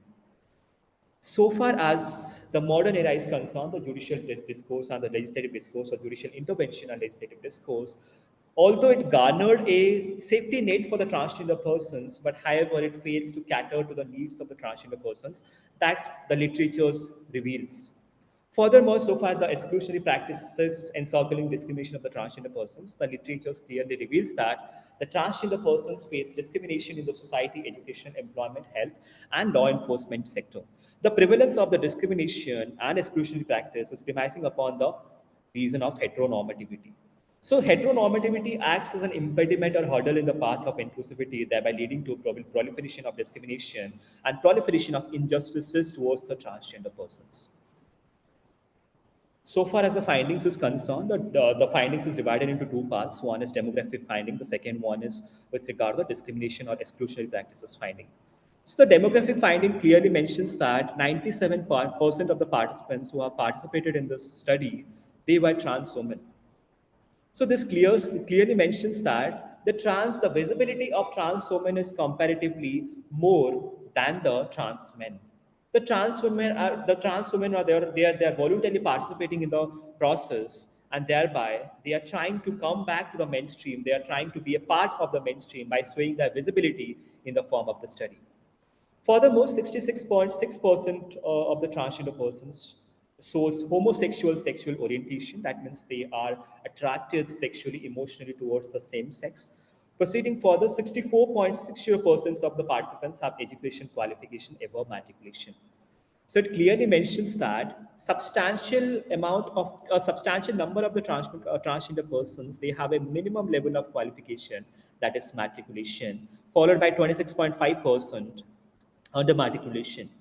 So it shows clearly that major chunk of the members of the transgender society, or the major chunk of the participants in the present study, are somewhat or less educated in nature. Now, 58.80% talks about the employment opportunities that is available for the transgender persons. It clearly mentions 58.80% transgender persons are unemployed. And the reason behind unemployment is they were not provided with employment opportunities, even if they go for interview, even if they were educated enough to participate in the interview, even if they were successfully continuing in that particular office, premising upon the discrimination, premising upon the physical and verbal abuse which they face in the employment sector, premising upon the exclusionary practices that is prevailing in the employment sector, they remains unemployed. So 35 point. Anuj, Yes, ma'am. I'm so sorry to cut in, but I think you have exceeded 11 minutes. So could you please just sum it up quickly? Definitely, ma'am. Within 2 minutes, can you please grant me 2 minutes, 2 more minutes for the purpose of submission? Okay, I Thank you so much, ma'am. Thank you so much. Proceeding further to the findings of discrimination and exclusion faced by the transgender persons, it clearly mentions that substantial amount of discrimination is being faced by the transgender persons, that is 32% being the highest in education sector, followed by the workplace, that is 25%, followed by the health sector, that is 24%, followed by public spaces, that is 12%, followed by housing, that is within family, that is 6%, and the least amount of discrimination or substantial discrimination they face in law enforcement sector.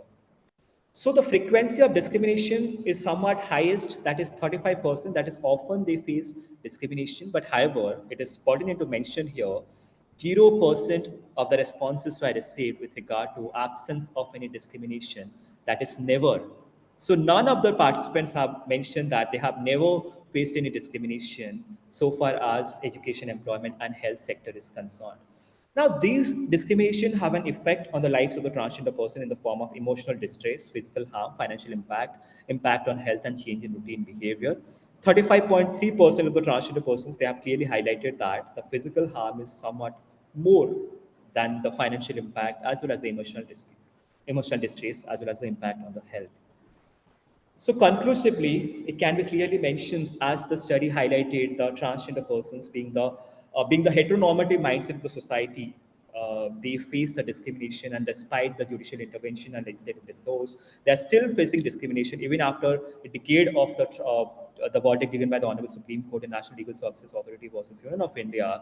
They are still facing discrimination, and even if there is a legislation that is there into picture, they are highly susceptible to the injustices and discrimination.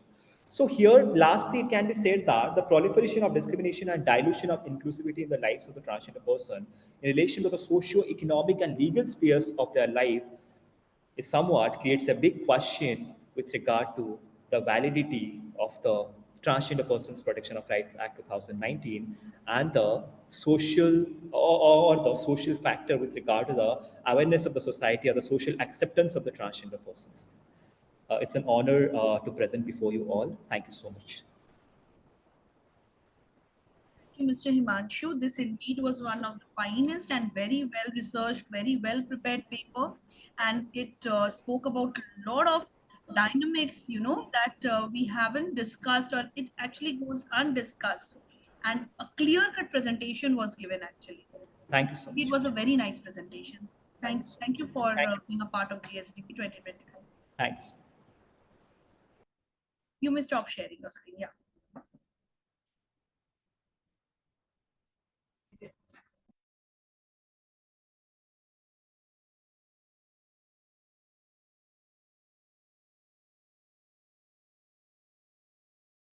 Now, do we have Dr. Sonika Bhardwaj, Dr. Rita Gia, Ankita Roy, and Sumedha Chatterjee from Christ University, Bangalore?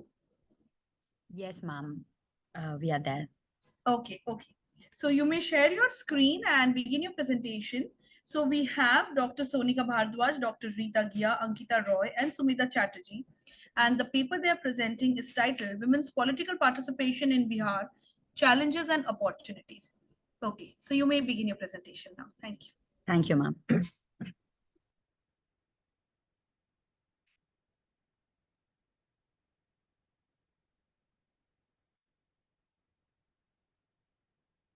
Good morning, everyone. Good morning, ma'am. I'm Ankita Roy. I'm pursuing LLM from Christ University, Bangalore, and my co-presenter with me today is Sumedha Chatterjee, pursuing Masters of Law from Christ University, Bangalore. And my co-authors are Dr. Rita Gael, who is a professor of Christ University, and Dr. Sonika Bhardwaj, who is the coordinator of the law department from Christ University, Bangalore. The topic that I am going to discuss today will be the women political participation in Bihar and the challenges that are faced by the women in the political sphere and the opportunities that are given to them. So Indian society has been patriarchal with deep-seated gender norms that have been regulated women to the domestic sphere. Though the women political participation in various political movements started long before independence, the challenges that are faced by women in particular in politics is still witnessing barriers after independence. Though after post-independence, the Constitution of India enshrined principles of equality, including provisions for political participation, though through voting rights, the reality is there are still limited participation of women in the political sphere. So to explain more on this particular point, the 73rd Amendment of the Constitution of India, it paved the way for the women to hold 33% of seats in local bodies, but the gender disparity in political participation remains a significant hurdle. Despite of 73 and 74 amendment, there have been a lot of problems that women are still facing in Bihar. The reason why I chose Bihar in particular is basically because Bihar ranks among the lowest in the country in terms of the female literacy sector. According to the 2011 census, it is 56.9%. So despite all the legal provisions aimed at promoting women's political participation, several challenges are still remain the same. The education being the most important and very big factor. It has been the significant barrier to political participation of women, as Bihar has lacked is improving women's literacy rates. They are still lacking behind compared to all the other states. This is the reason why the confidence of the women actively participating in the political sphere has been affected. This is a growing awareness in India. There's a growing awareness in India about the importance of gender equality, and Bihar is no exception to it. The way women in politics often face violence and harassment, both physically and psychologically. So the reason are not just restricted to education or family resistance. The intersection of caste also plays a very important aspect over here. So it's not only that the women are facing there is only the gender disparity, but it is also that the caste also plays a very important issue in the whole political participation, especially the women who are Dalits and Adivasis. For example, what happened in the year 2002 during the municipal election in Bihar, several female candidates reported facing threats of violence and intimidation.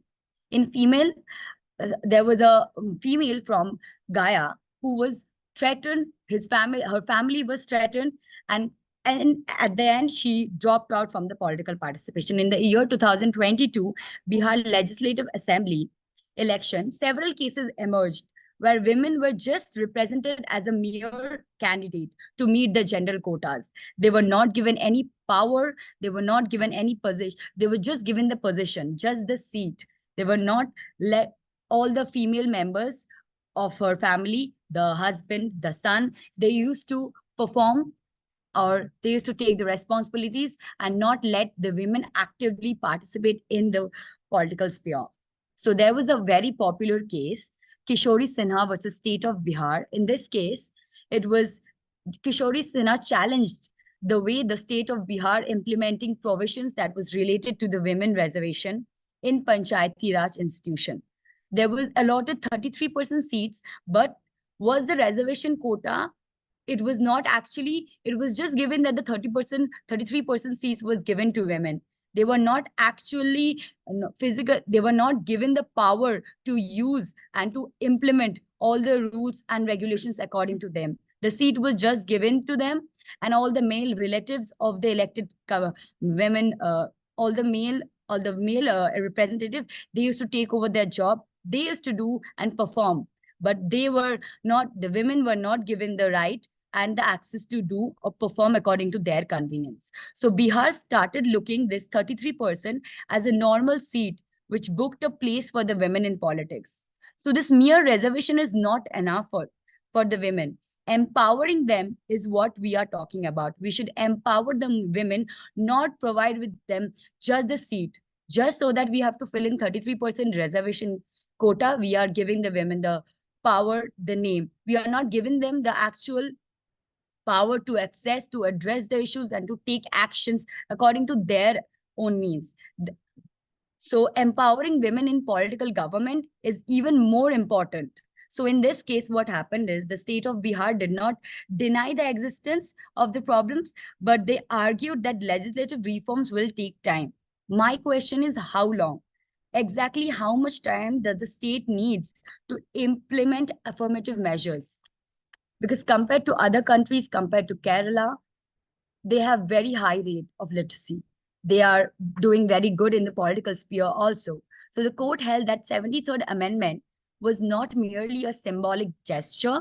It reaffirmed the necessity of giving real powers to the elected women, since many women elected lacked the prior knowledge, the political experience, since they are not that much educated in the aspect of law, in the aspect of political sphere. So the court said that it is the reason why the court highlighted the need for the state to implement certain mechanisms, certain programs to educate these women, to support these women with various instruments, with their education, with training, and with various other programs to educate them more so that they can actually take a step forward to it and they can actually participate, not just be a proxy to the whole political participation. Now, the rest will be. Sorry to interrupt you in between, but can you please wrap it up? Yeah, sure. The rest will be dealt by my co-presenter. 1 minute. Please try to wrap it up as soon as possible.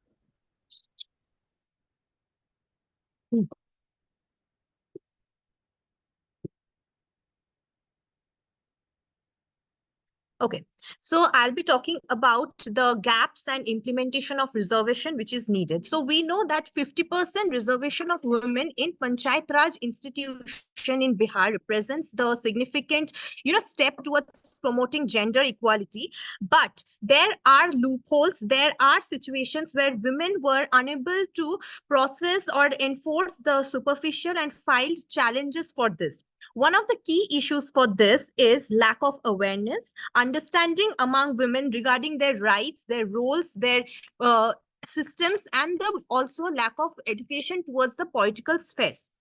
Now, particularly in rural areas, they are unaware of the full extent of the political rights that a woman needs to be educated with. Now, local socio-cultural contact poses significant barriers to the meaningful implementation of reservation laws. Here, the patriarchal norms and resistance from male dynamics have seen that female are always seen as a proxy leader. In case of male, we have seen that male leaders are there to govern the governance of Bihar. But when it comes to women, they are always into given proxy as they are always into given as a proxy leader for Bihar politics. Now, this prevents women from advancing to higher political offices. Now, the reservation laws that apply to PRIs, that is Panchayat Raj institution in Bihar, do not extend to state legislation assemblies or national parliament. This prevents women from advancing to higher political offices. So, for that, we really need positions for women to know that whether it is possible for a woman to know about their things which is needed. For example, the education, the kind of political knowledge which they want for a woman to know what kind of participations they need in Bihar. For example, I would like to process it with a case. Sorry, ma'am. Can we jump to the conclusion, please? Yes, sir. With this case, I will just going to the conclusion. Like Lalita Devi versus State of Election Commission of Bihar, here several women candidates filed a petition which is alleging gender discrimination by the State Election Commission, claiming that electoral process was biased and did not adequately represent. Over here, what happened that the Patna High Court directed the State Election Commission to ensure free treatment and adequate representation of women. Therefore,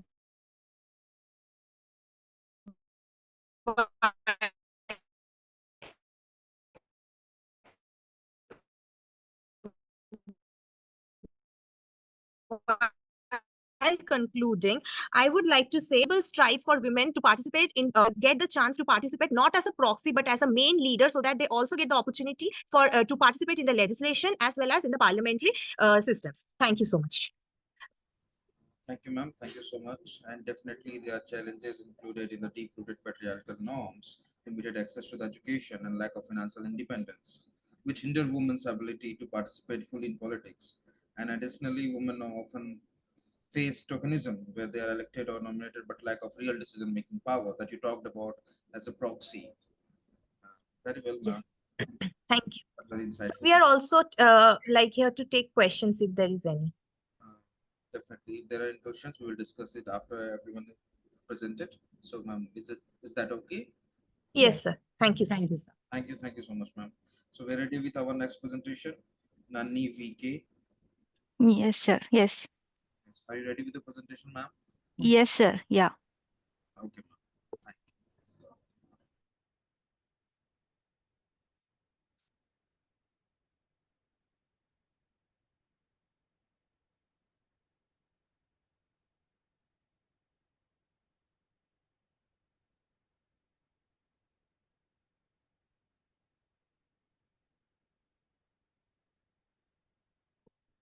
Is my PPT visible, sir?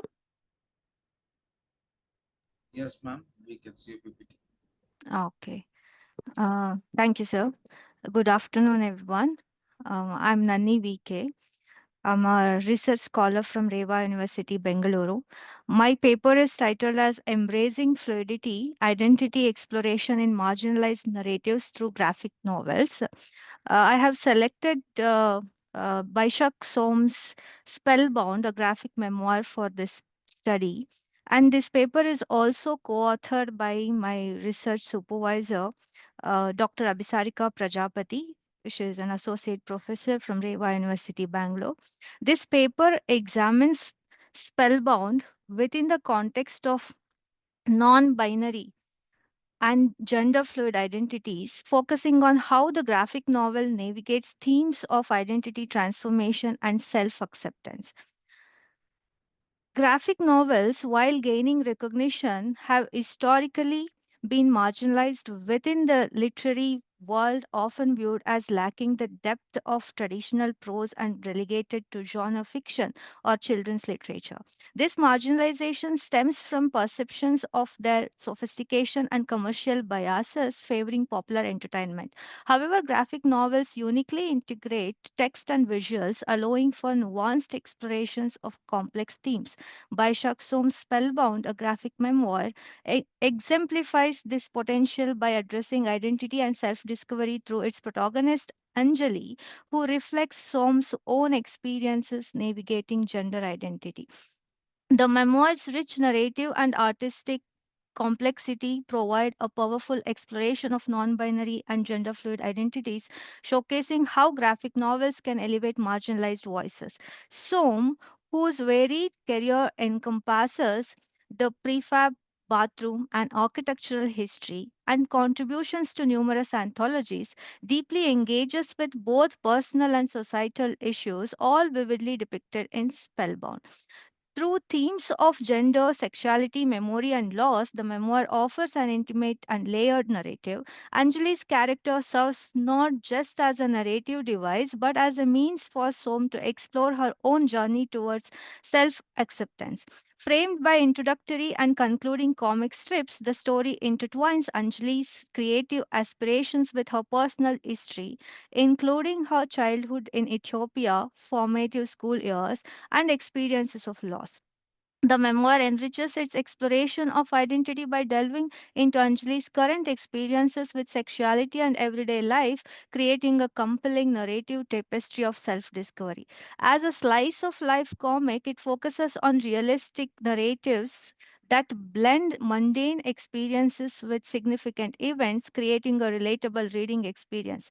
Baishak Som's artwork enhances this connection, characterized by a clear style and a thoughtfully chosen color palette that evokes specific moods. However, the early sections of the memoir can be text heavy and rely on dense layouts, which sometimes overshadow the visuals. Despite this challenge, Spellbound effectively integrates personal reflection with broader themes of identity, achieving a balance as the narrative progresses. In the opening scene, Anjali's discomfort and alienation are conveyed through angular lines and muted colors, reflecting societal expectations and her struggle with rigid gender roles. This artistic representation aligns with Judith Butler's theory of gender performativity, illustrating the tension between Anjali's authentic self and imposed societal roles, thereby setting a critical tone for the memoir's exploration of identity and self perception. In Spellbound, as Anjali explores the enchanted forest, its dynamic and ever changing landscape serves as a powerful metaphor for her evolving understanding of gender identity. The forest is a transformative space reflecting Anjali's journey as she embraces her non binary self, contrasting sharply with the rigid societal expectations depicted in other parts of the memoir.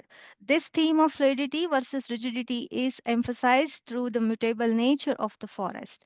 A crucial scene in Spellbound features Anjali participating in a transformation ritual depicted with vibrant colors and dynamic panel layouts that signify her shedding old identities and embracing a more authentic self. Baishak Som's use of varying art styles effectively conveys Anjali's internal state and gender fluidity.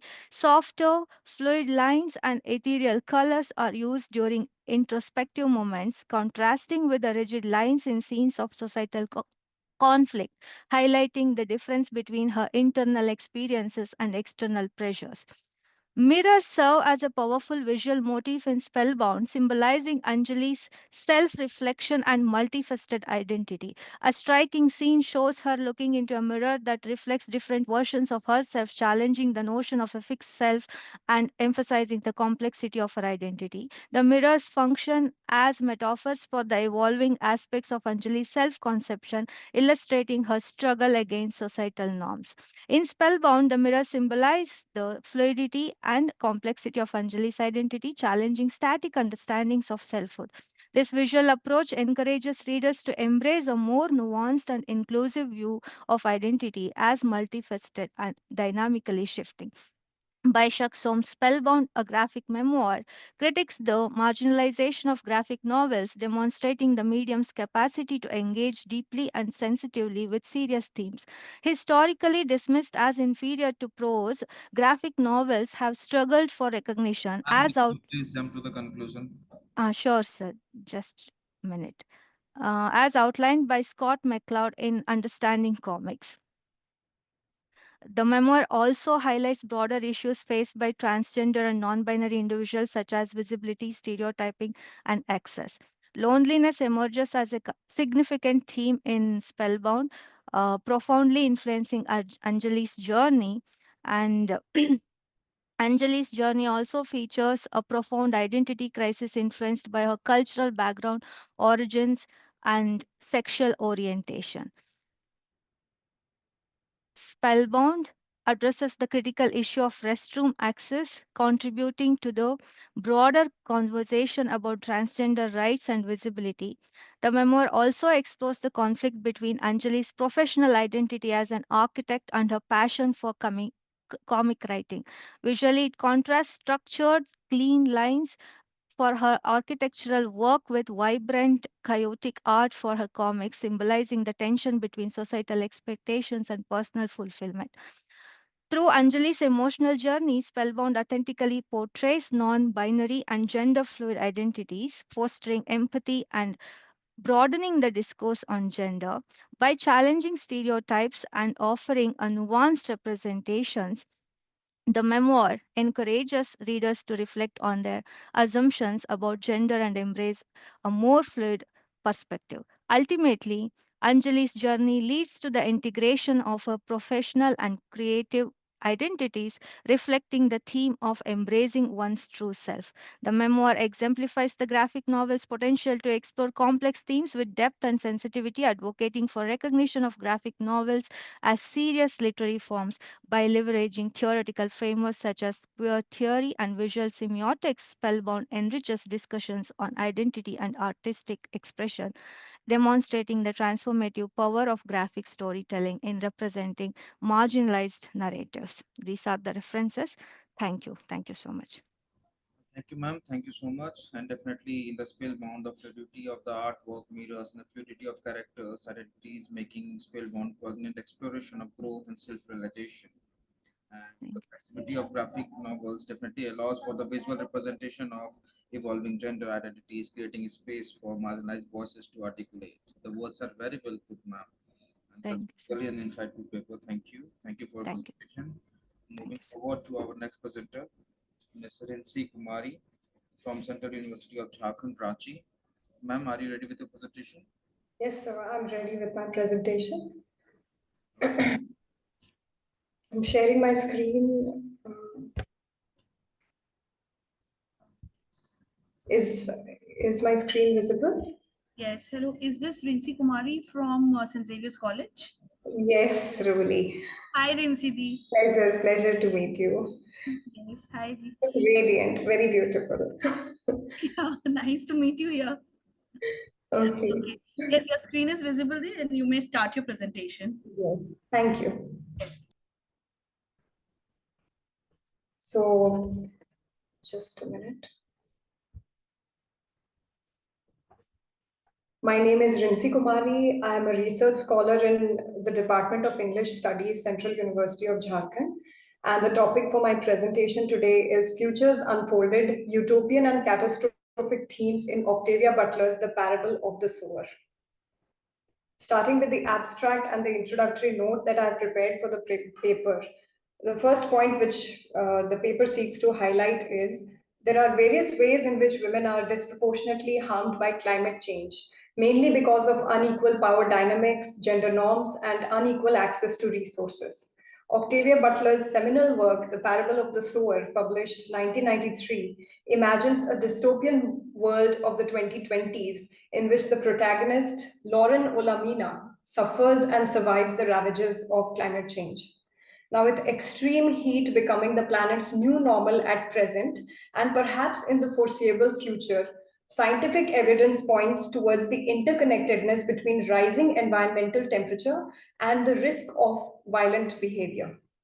Women are proven to be at a higher risk related to heat stress due to their physiological makeup, that is, body fat percentage and water content levels affect heat tolerance and hydration among women, while hormonal fluctuations due to menstrual cycles and pregnancy affect body temperature regulation.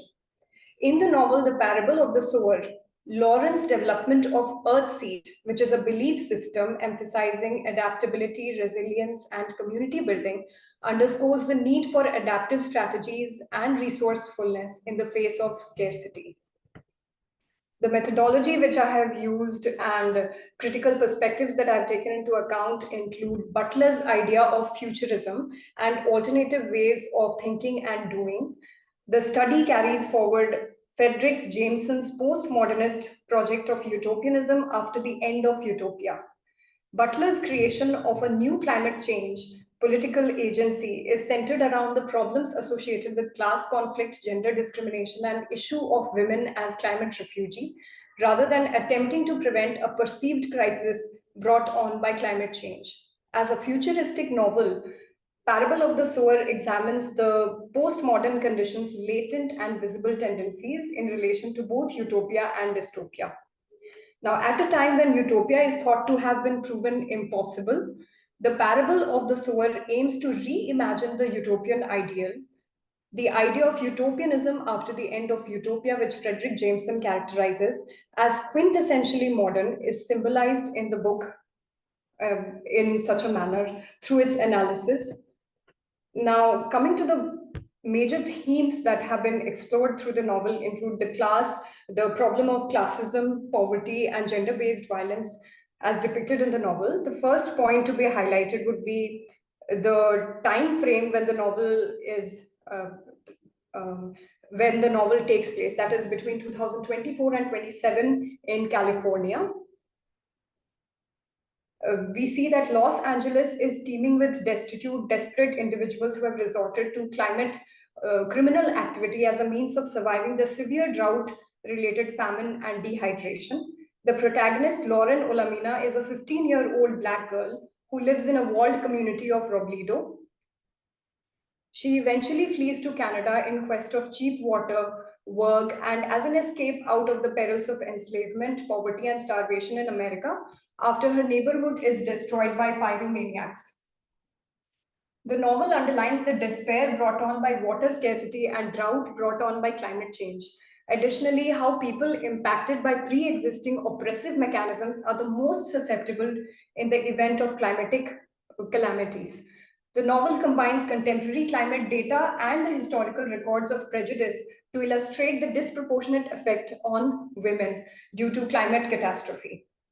People who are homeless in the novel are particularly vulnerable to the effects of climate change.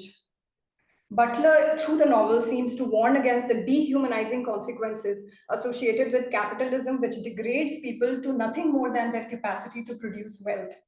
Additionally, the novelist also warns against the damaging effects of capitalism on the environment.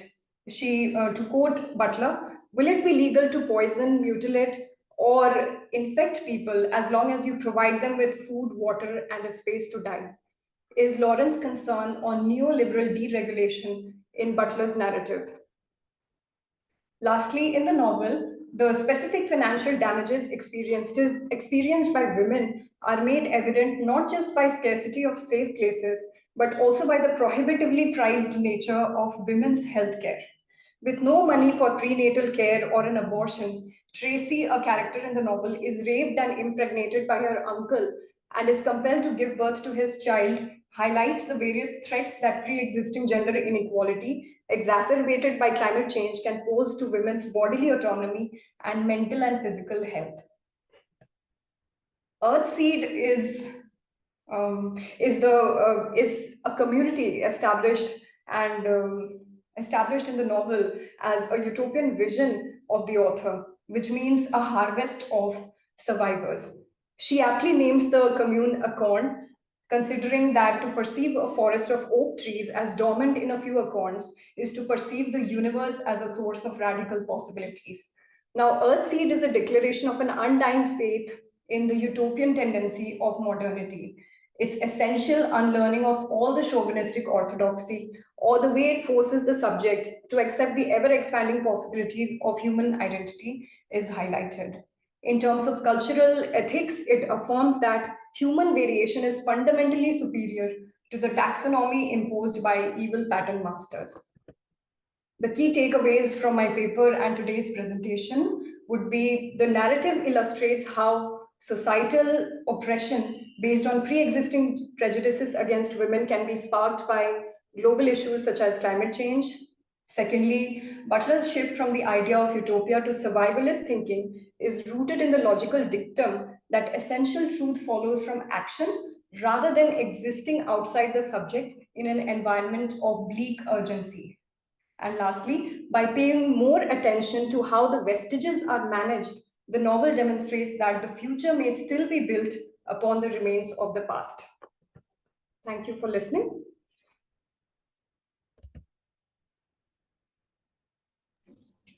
Thank you so much, Rinsidhi. Thank you, Roli. This actually was a very nice. This was very nicely, and something new things even I got to know about it, and really it was very well researched, well made paper. Thank you for being a part of CSDP. Thank you, Roli. Thank you. You're managing it really well, and we like your energy here. Thank you. Thank you so much, Di. Thank you. Okay, Roli. Yes. Bye. Bye.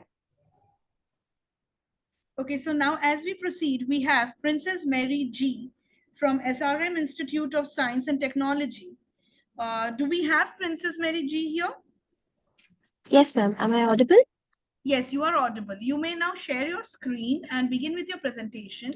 And the paper that she's presenting is titled Challenging Stereotypes, the Role of Intersectional Feminism in Shaping Identity and Experience in the Vanishing Half by Britt Bennett. Thank you, ma'am. Shall I start? Yes, you may. Okay. So a very good afternoon to everyone here.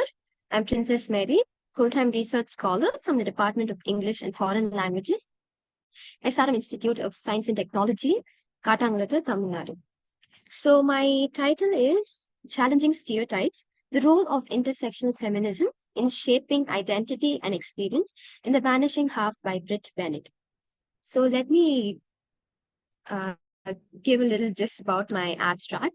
So intersectional feminism provides a critical framework for understanding the complex interplay of race, gender, and class to shape identity and experience in African American literature. And this study, it particularly explores how it influences the identity and experience of the characters in the novel The Vanishing Half by Britt Bennett. It also focuses on how Bennett challenges and deconstructs traditional stereotypes through a nuanced portrayal of race, gender, and socio-economic status. The novel also centers around twin sisters who choose different paths in life, where one lives as a Black woman and the other passes as white. By delving into the experiences of the sisters and the subsequent effects on their families, the study reveals how societal constructs of race and gender intersect to influence personal identity and social status. The study proves that there are multiple forms of oppression that marginalize a person, which cannot be understood in isolation. And intersectionality is needed to explore how power dynamics operate and promote inclusivity within a diverse society. This novel portrays the impact of racism on individuals, especially on African girls. There is always a sense of displacement among the characters. They have been forced to conform to the Western social standards, which sheds light on horrors of racism. Laws of innocence, sexual abuse, and family dynamics are very evident in the novel. Through close readings, this research underscores the novel's contribution to contemporary African American literature by providing a multifaceted exploration of how stereotypes and societal norms shape individual experiences. This novel is not only a story of personal and familial transformation, but also an interplay of intersecting identities. So let me give a little introduction on the novel and the theory that I've used. So this novel focuses on the themes of race, gender, class, family, and complexities of self-discovery. The novel focuses on twin sisters, Desiree and Stella Vignes. So they are light-skinned Black people who live in a fictional place called Malad. They actually run away from that place due to patriarchal oppression. And Desiree, she embraces her blackness and returns to Malad with her dark-skinned daughter, Jude, whereas Stella, she decides to pass as white, rejecting her heritage to forge a new identity. So when it comes to intersectional feminism, it is a theory that was coined by Kimberly Crenshaw in 1989. It focuses on how multiple forms of oppression intersect together in order to oppress a person. For example, if we take a Black woman, people think that she is oppressed only on the basis of race, but there are various other social identities that contribute to her oppression. So, I have divided my paper into two main subheadings, where the first one talks about the struggles of the mothers in the novel, Desiree and Stella, and the second one is on intersecting identities in the lives of Jude and Kennedy. So, talking about race and gender in the lives of Desiree and Stella, okay, so they lived in a fictional town in America called Malad, which was founded by her great grandfather. So he envisioned a town for men like him who would never be accepted as white but refused to be treated like Negroes. So these people, they live in a gray area where they are neither accepted as whites nor as blacks. And Stella, she decides to pass as white because she was only able to escape from the brutality of racism, but she is still a middle class woman, which again brings in the concept of intersectional feminism to understand her experiences. She would never escape the patriarchal control, is what her passing as white refers to. And she hadn't realized how long it takes to become somebody else or how lonely it can be living in a world not meant for her. Desiree, she remains to be Black, and ex-husband, her ex-husband, he abused her. His name is Sam Winston, and he was an abuser. He gets bothered for every little mistake that she does, and then it reflects as domestic violence. This shows that she is not only submissive outside home, but also treated like one among her circle too. So moving on to intersecting identities in the lives of Jude and Kennedy. So Jude is the daughter of Desiree and Kennedy is the daughter of Stella. So these two girls, they do not know that they are cousins. They haven't met each other, especially because Stella does not want her daughter to know about her Black heritage. And Kennedy thinks that she is fully white, and Jude is not like a mother who is a light skinned Black, but she is a dark skinned person, complexion wise. So, due to her complexion, she faced hardships to fit into Malad town. Even though that was a place founded by her ancestor, she felt a sense of displacement. So, after so many discrimination and struggles, she finally accepted the fact that she is a Black and she challenged the society. She says that in the dark, you can never be too Black. In the dark, everyone is the same color. So she is very clever when she makes this statement. And this proves that at one point, everyone is equal, and it is the darkness that brings such racial equality. Kennedy, she proves by her words that she is a practitioner of racism because she makes insensitive remarks on Jude's dark skin and appearance. So this highlights her ignorance and insensitivity that comes from her privileged position. Kennedy, being a white according to society, also faces societal limitations because she's a woman. As an aspiring actress, she contends with the objectification and expectations of women in the entertainment industry. Kennedy, she is accepted as a white in the society, and it is evident that a woman is always subjugated no matter what. This proves that intersectional feminism is necessary to understand the multiple layers of oppression as well as how they stand against these prejudices. Okay, so to conclude, the novel depicts that the characters have challenged these stereotypes by embracing their identity and proving the society wrong about their prejudices. This research examined how the novel dismantles racial and gender stereotypes through the experiences of characters who reject societal norms. So, thank you very much. Thank you so much, Princess Mary. It was indeed a very nice presentation, very detailed and very topic oriented. So thank you so much for your participation. Now I would like to move on to the next presenter, Sanchari Chattopadhyay. Ms. Sanchari Chattopadhyay from NIT Agartala. Do we have you here? Yes, ma'am. Okay. Am I audible? Yes, Ms. Sanchari, you are audible. You may also share your screen and begin your presentation. So we have Ms. Sanchari Chattopadhyay from NIT Agartala. Her paper being on the topic, or the topic of the paper is accentuating sites of memory and role of trauma in shaping diasporic female identity in Jhumpa Lahiri's Roman stories. Indeed, a great writer. So let's begin with it.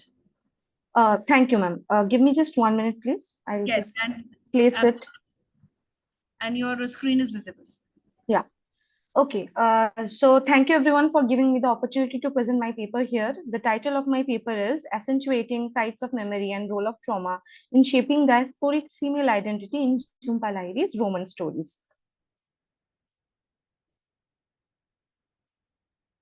Excuse me, I'm having a bit of difficulty. 1 minute, please. Right. So to introduce my topic, I wanted to say that diasporas often encounter difficulty in forming their identity in respect to their unique predicament, where they keep on oscillating between the homeland and the hostland. The socio-cultural reality of the new country becomes a stumbling block in acculturation as they keep on living in their memory. Diasporas, even after migrating to a new land, keep on yearning for the lost home, and they have the struggle to adjust to their new identity, especially when they have a traumatic memory that keeps haunting them. Now, the question of identity assumes new dimensions when probed through a lens of gender and marginality. Lahiri, in her newfangled work, Roman Stories, originally written in Italian, has depicted female characters who succumb to their memories and trauma while living in a foreign land, and delineated how it affects their attempt to create an nexus between their homeland and their new identity in the hostland. In The Boundary, the immigrant caretaker's daughter presents a stark contrast to the native guest in terms of experience. And in Peace Party, the writer shows a connection between the foreigner mother and a native, thus portraying how experience and memory catalyze identity and relationship. The aim of this presentation is to understand diasporic female identity formation in the context of trauma and sites of memory. Now, I would like to say a little bit about this work, which is Roman Stories. It is an excellent collection of short stories, at the heart of which lies the theme of which is central to the writing of Lahiri, the experiences of the immigrant or the outsider, but this time set in the very vibrant capital of Italy. If we think about the experiences, what is unique about Roman Stories is that all the short stories gives us a peek into the consciousness of the not only the immigrants but also the hostland inhabitants. Meaning, we get to see and ask other perspective from the point of view of the immigrant as well as the hostland people. Now, if I can say a little bit about the role of traumatic memory in female diasporic identity formation in The Boundary and Well Lit House, I would like to refer to The Boundary, where the young daughter of a caretaker shares her experiences as an immigrant as she compares her life with that of the visitors. The house belongs to people who spend most of their time abroad and only visits to rejuvenate their spirit, worn out from the constant bustle of the city. in search of a touch of intimacy with their hometown. While the immigrant daughter observes the guest, one can get a peep into the immigrant consciousness of how the environment, which becomes a beacon of fresh air for the guest, has always been a living experience, especially that of a trauma for the daughter of the caretaker. Though it is the immigrant daughter who knows how lizards might slip through cracks, how snakes on hornets might hide in the grass, and she knows all about the weather forecasts or how to use a fly sweater. She always remains an outsider despite knowing the place more than the guest habitants would ever know. The guest family carries with them the memories of laughter, chatter, and peaceful mishaps like losing the flip flops. However, the memory that stays in the mind of the daughter of the caretaker is significantly distinctive than that of the guest, as she remembered how one night a person came and asked for a bouquet from her father, but when her father took a lot of pain to make the bouquet and showed it to the customer, they were unsatisfied and they refused to give the money. Instead, they started beating her father. His tooth was broken and he has to be hospitalized. Though they took the bouquet, they did not give any money or show any sympathy for an injured person. Rather asked her father to go back to wherever prejudice. We see this argument that discrimination is a manifestation of prejudice, which can be both individual and systematic and over or subtle. So in this case, we have seen a physical manifestation of the otherized or subjugated stereotypical mentality that the person is having against the immigrants. Now, here we see again that trauma and memory, they plays a very vital role. In well-lit house, an immigrant family's desperate attempt to find the home ends up in despair and trauma, as they are stereotyped and even threatened just for staying in a home in an unwelcoming neighborhood. The story revolves around an immigrant couple with their 5 children who are trying to make a living for themselves while searching for a home. The husband carried his baggage of trauma as he witnessed the brutal killing of the grandparents. Unlike the man in the story who navigated his way through flea market and survived by doing odd jobs like fixing watches with his father and ultimately enjoying the adventure in course of his life, the wife, despite being anxious, always looked for a home. Being a housewife, she always wanted a house, her sanctuary, her own turf. However, what they perceive as a good fortune after getting a house turns into a nightmare in no time. The apparent friendly neighborhood start hurling abuses while asking them to leave the house as if they have an autonomy over the space as it belonged to their cultural city and not to the immigrants who are the outsiders. They have to bear several other atrocities, like one day when they were returning home, the other tenants of the building would bar their way, block the courtyard, and ask them to pack their bags and leave. The process of making them the other, the social outcast, started when the widow who once cordially invited the couple stopped asking the wife for tea or extending candies to the children. See, this is a very subtle way that like unlike the boundary where we saw direct physical assault, this is a very subtle way of othering. The traumatic experience started shaping the identity of a woman in an abrupt way. So the housewife who was the jovial one kept and always kept on dreaming with hope of a bright and better future of a well-lit house starts becoming more and more melancholic day by day. Diasporas, when confronted by the belligerent attitude of the host land, go through unwanted hurdles to acculturate. In case of political refugees also, even Ms. after knowing... Sanchari, now you may please come to the conclusion. Yeah, sure. Right. So if we talk about the intricacies of relationship and sites of memory and identity formation in spin parties, the itinerary and the steps, I will just like to add these 3 things that as other binary, this is very clear in peace parties also. And in the itinerary, the whole town, which was once familiar to both the women, they becomes very unfamiliar for one. And ironically, the sites of memory lead to a role reversal as they navigate through the familiar locality of Rome. And in the steps itself becomes a site of memory for both of them, for the immigrant as well as the hostlanders. Now, if because I don't have much time, so I would like to conclude my paper by saying that diasporic identity formation is a complex process, and memories of trauma and sites of memory becomes instrumental in shaping the identity of diasporas, especially female diasporas who have to constantly negotiate with the home and the host land. Female diasporas consider themselves responsible for maintaining their cultural legacy, either as a mother or as a woman, as they are often confronted by hostile socio-cultural reality in a host land. Paul Gilroy pointed out that to share an identity is apparently to be bonded on the most fundamental levels, national or racial, yet identity is always particular. If we consider the stories, The Boundary and Well Lit House, it bears testament to how trauma faced in host land can be as virulent as that of the homeland for refugees. Diaspora's perception of self also largely depends on sites of memory. Here, the sites of memory do not indicate a historical link connecting the diasporas to a collective history of a race or community. Rather, the sites can be as much a part of the memory that they created in the host land as the sites can bring back traumatic memories of the host land. So, in the Retinary, the same streets of Rome, which helped the mourning women find solace, becomes an indicator of a perpetual otherization for the professor who was an immigrant. In the steps becomes a space of identity negotiation for an immigrant mother and a teenage girl who try to understand whether to anchor with the hostland or the homeland in terms of identity.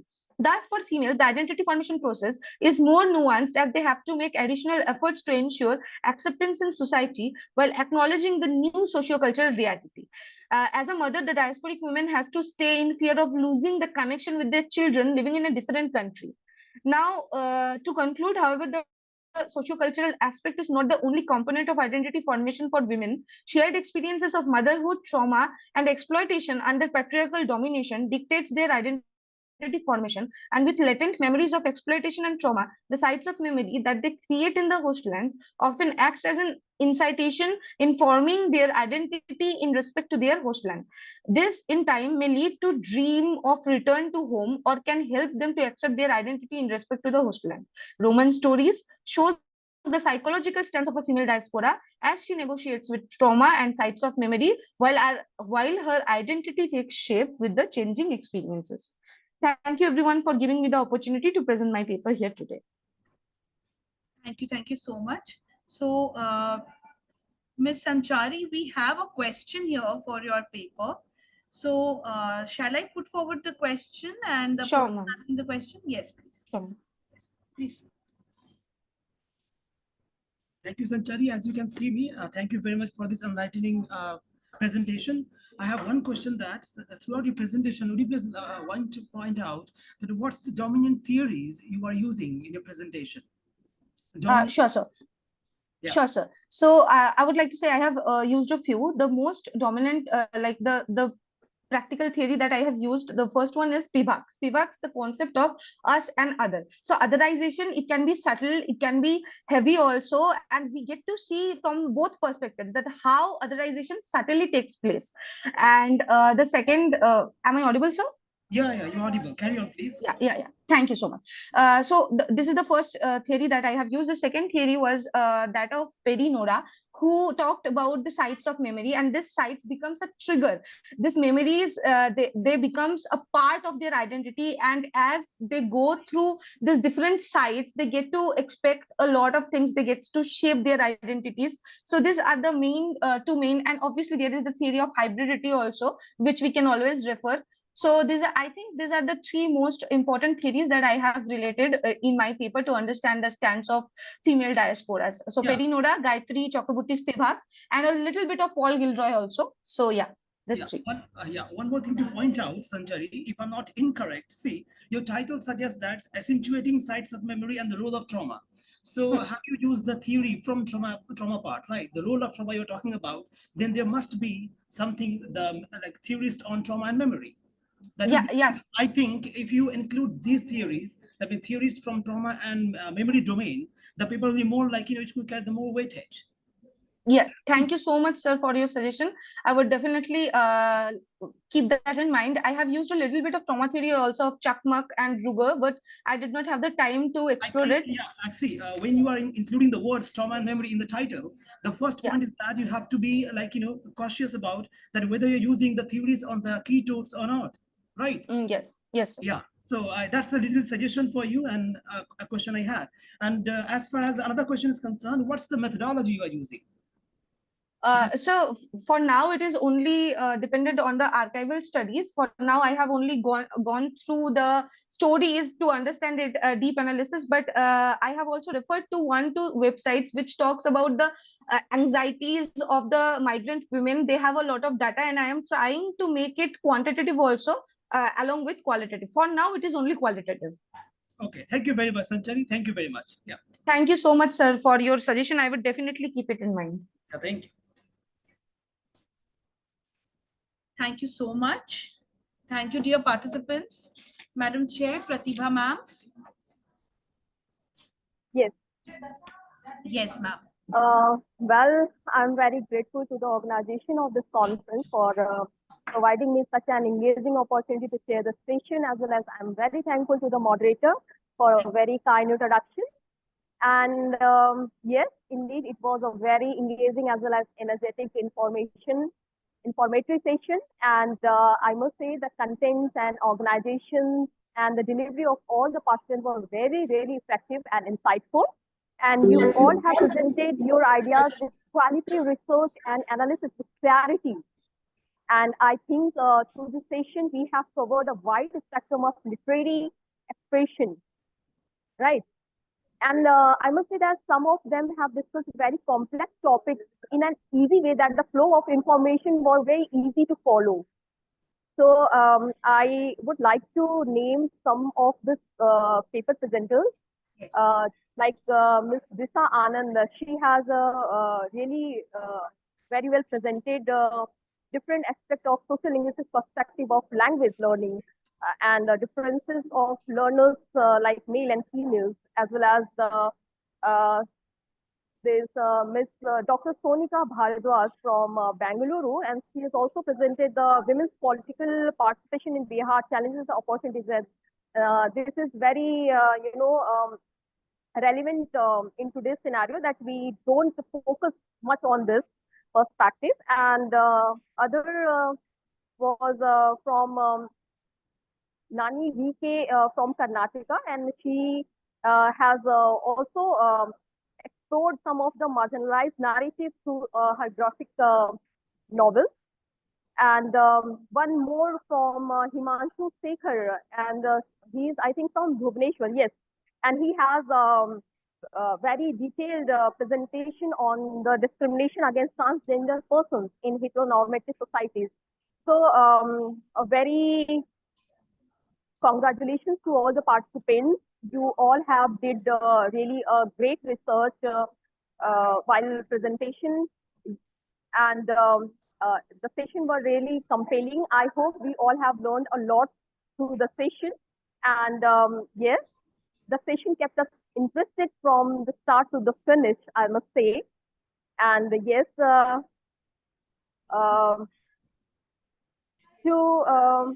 what I say that yes, overall it was really very impressive, and I look forward to the collaboration with you again in future.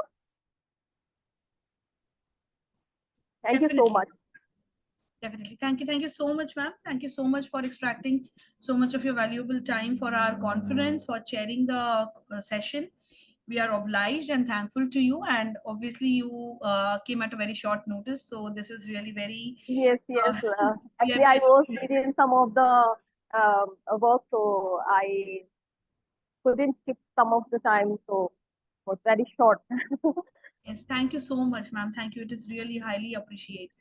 And here now, I would like to end the session with the thanking note to all the presenters, and we will get back to all of you regarding your certificates. And we kindly, I request all of you to stay in the WhatsApp group and do not leave the group. We will be filling in the certificates very soon, and all the digital certificates will be sent to you in the coming 10 days, 10 to 12 days. So please have patience with us.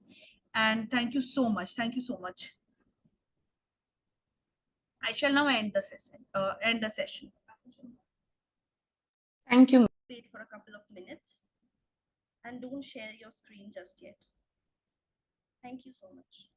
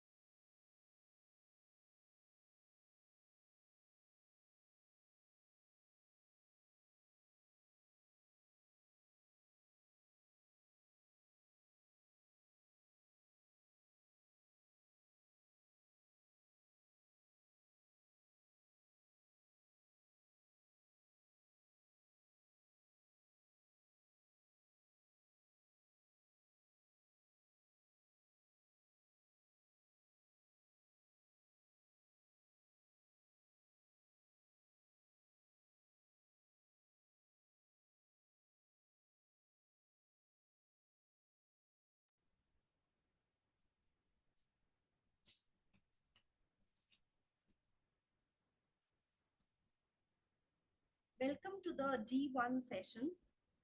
I'm Sneha Viswas, Assistant Professor, Amity Institute of English Studies and Research, Amity Patna, and I'm overjoyed to welcome you all to this session. I would also like to extend my welcome to the keynote speaker for this session, Professor Dr. Arjun Kumar, Professor and HOD, Department of English, Patna University. This session will be chaired by Dr. Reena Salaria, Professor and HOD, Department of Linguistics, Cluster University, Jammu. I welcome you all who are presenting today. Thank you so much that you all joined today. I'm glad. So before moving on, I'd like to give a short introduction of our chairperson, because the keynote speaker will be joining in a short while. So in the meantime, I'd like to introduce the chair for the session, Dr. Reena Salaria. She is the HOD, Department of Linguistics and Literature, Cluster University of Jammu. She has been working in Higher Education Department, Jammu and Kashmir government for past 22 years. She was awarded NPTEL Discipline Star, Humanities and Social Sciences for Jan to April 2021. Her area of interests includes linguistics, folklore, cultural studies, Dogri literature, historical studies, discourse analytics, etc. We are so very much glad to have you for this session, ma'am.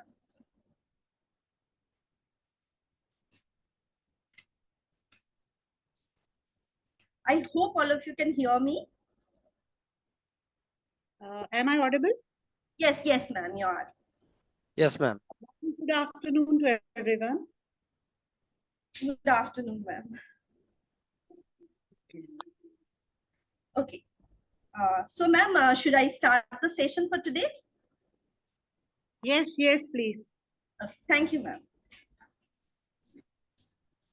Moving on, we'll start the session without much ado. So, with the first presentation, we have Nandini J, who is from SRM Institute of Science and Technology, Kattan Kulathur, Chennai. She'll be presenting on environmental degradation and gender dynamics and ecofeminist reading in Sarah Joseph Gift in Green. Nandini J, if you're present, please, you can go ahead with your paper and share your screen.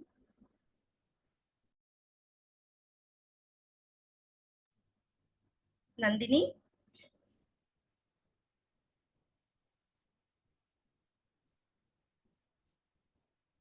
Nandini J, are you there?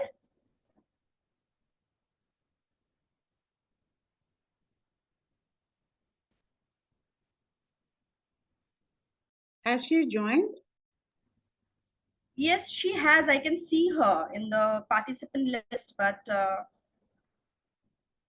I don't know, she's not responding yet. So I'll move on with the next participant for the moment. Hello, ma'am. Hello. Yes, Nandini, are you good to go? Yes, yes. I'm sorry. I couldn't hear. I mean, there's a problem here. Okay. Am I audible, ma'am? Yes, you are. Please go ahead with your presentation. Yes, yes, sure, ma'am. Thank you. I'll just share my screen. Yes, please do.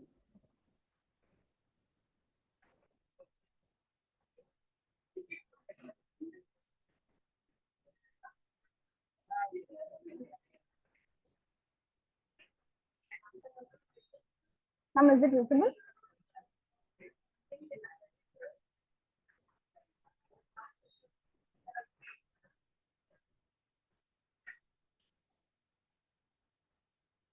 Hello, ma'am. Can you see my slide? Okay, okay, sure. Please, please. I can hear you. You can go ahead. Yes, yes. Thank you. Thank you. Good afternoon, everyone present here. I'm Nandini, a full-time PhD research scholar at SRM Institute of Science and Technology, Kattangulattur, Chennai, Tamil Nadu. Today, I'm here to present my research paper titled Environmental Degradation and Gender Dynamics and an Ecofeminist Reading in Sarah Joseph Gift in Green. To start with, ecofeminism is a theoretical approach that explores the interconnectedness of both environmental exploitation and women's oppression. It draws attention to the ways that patriarchal structures and norms fuel gender inequality and environmental destruction. And this paper aims to provide an ecofeminist reading of Sarah Joseph Clifton Green, examining how the novel portrays the interlinked oppressions of nature and women, and how the novel depicts the role of women in addressing or resisting environmental challenges. The prominent key thinkers, Vandana Shiva, Karen Warren, Esther King, and lot. Uh, Ecofeminism as a term was first coined by Francois de Yupon, and it became popular with the various protests against the ecological disasters and exploitation of the environment. The movement was popularized as first ecofeminist conference titled Women and Life on Earth, a conference on ecofeminism in the 80s, which was held in the USA in March 1980. This conference dealt with the themes of ecofeminism and the connections between feminism, capitalism, ecology, and the healing of nature. One of the conference organizers, Nestra King, says that ecofeminism is a movement of theory and practice, and it is a women identified movement, and there is a necessity to fight against the exploitation of women or the degradation of nature against the corporate and the military warriors. So they have the motive to eradicate the power of the capitalist mind as they think they have the power over women and to exploit nature for the development of the industries. Ecofeminism has emerged as a powerful framework for understanding the interconnection between environmental degradation, gender inequality, and social injustice. It emphasizes the importance of promoting health and well being for all, seeking enlightenment and wisdom through sustainable practices. The movement seeks to address social justice and environmental sustainability through a holistic approach that recognizes the interconnectedness of all life forms. So these are the women-led movements. Chipko movement in India is considered as one of the first ecofeminist movement during 1970s, where rural women protected forests from deforestation by embracing trees, expressing their profound bond with nature. Next is the Bishnoi movement was from Rajasthan, where many women sacrificed their life against exploitation of nature, against the felling of trees. Next, the Narmada Bachao Andolan in the 1980s is another prominent environmental movement of India led primarily by women. And it is a protest or the fight against construction of large dams on Narmada River in order to protect the ecology. And then we have Navdanya movement, Greenbelt movement, Ogoni Women's Movement, the Women's Earth and Climate Action Network. So, and there were many such movements combined happening in and around the world. To bring out the overview of the novel, Sarah Joseph's novel Gifting Green presents an interconnectedness of both women and nature. It portrays the impact of both exploitation of nature and oppression of women. Set in a serene backdrop of fictional village Aarti, the novel brings out the harmonious relationship of women and nature and how it is threatened by the capitalist patriarchy. With this novel, we understand how environmental degradation impacts marginalized communities, particularly women. To discuss about the environmental degradation in the novel, Joseph clearly portrays the sad reality of industrialization due to which the complete ecosystem is disrupted, where the resources are exploited, the natural environment is degraded. Thus, the exploitation of land, rivers creates a greater impact on the marginalized communities, especially women, as their life is based on the environment. To quote, the bridge was being built so that trucks, JCBs, drillers, and tripped lorries could transport massive quantities of earth, stones, bricks, sand, cement, and steel. The water that bred fish for the local people and the roots of the mangrove trees among which the prawns spawned were not issues in comparison. Life, big and bold, was an offing. Little lives had to give way lest they got crushed under the tires of trucks and tipper lorries. To quote Vandana Shiva in her work Staying Alive, she mentions the, the patriarchal model of male development has become a death wish for the planet, as well as for women and children, who are the first victims of the violence inherent in patriarchal, industrialized, and commodified model of production. So this very line reminds the condition of the village in the novel, where the village's water, which was pristine and clear, crystal clear, transformed to filthy foul water carrying the waste of industries because of industrialization. So this clearly shows how the capitalist patriarchy affects the natural environment and how the degradation affects the daily lives of the people, especially women who are closely connected to nature, who are depend on the resources and water of the village. So, to discuss on the gender dynamics and ecofeminism, as indicated by the ecofeminist, only when the women voice out and fight against the exploitation thrown upon her and nature by the capitalist patriarchy Will they be the liberation of both nature and women and get healed from the wounds caused by manpower? So as women and the people of Aarti in the novel Gift and Grain fight against the degradation of their own land, which they considered sacred, and the women were ready to sacrifice their life for the sake of preserving their land and every species they were dwelling in their place, and they could stop the degradation of nature caused by the male power.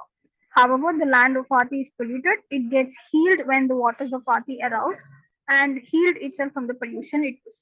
So, as it was seen by the author herself says, sand was their land.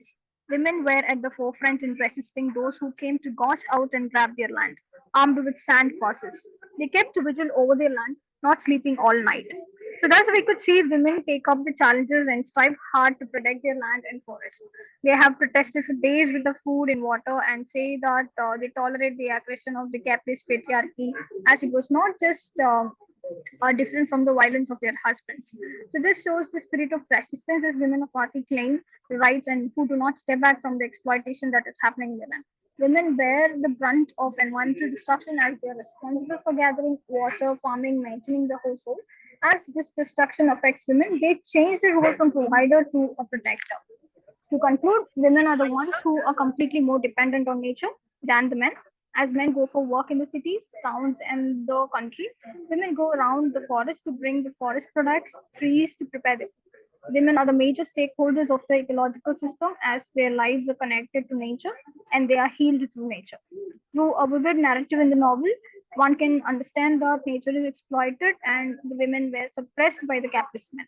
Through the instances of the novels, this paper proves that women with her qualities of nurturing and motherliness heals nature from the exploitation of men, and the wounds of the women, children, and the indigenous people get healed with the presence of nature. Be it women or nature, they fight back against the capitalist minds. However, they were silenced or muted. So they explore in silence and never touch upon the violence. Thus, this novel, Gift and Green, through an ecofeminist lens, serves as a powerful narrative highlighting the need for sustainable and gender justice approaches to environmental crisis. Thank you.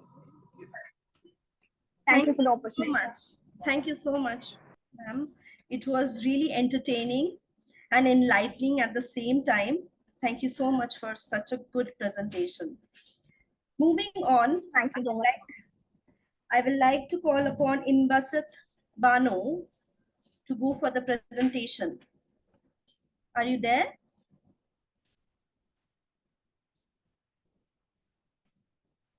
Good afternoon, ma'am. Can you hear me? Yes, I can. Yeah, ma'am, I would request you to just give me a chance in some time. I'm just trying to set up my screen. There is an issue I'm facing. So I'll go next. Okay, sure. Thanks, ma'am. Next, we have Soumya KS and Dr. G. Vinod Kumar. Hello, ma'am. Good afternoon, ma'am.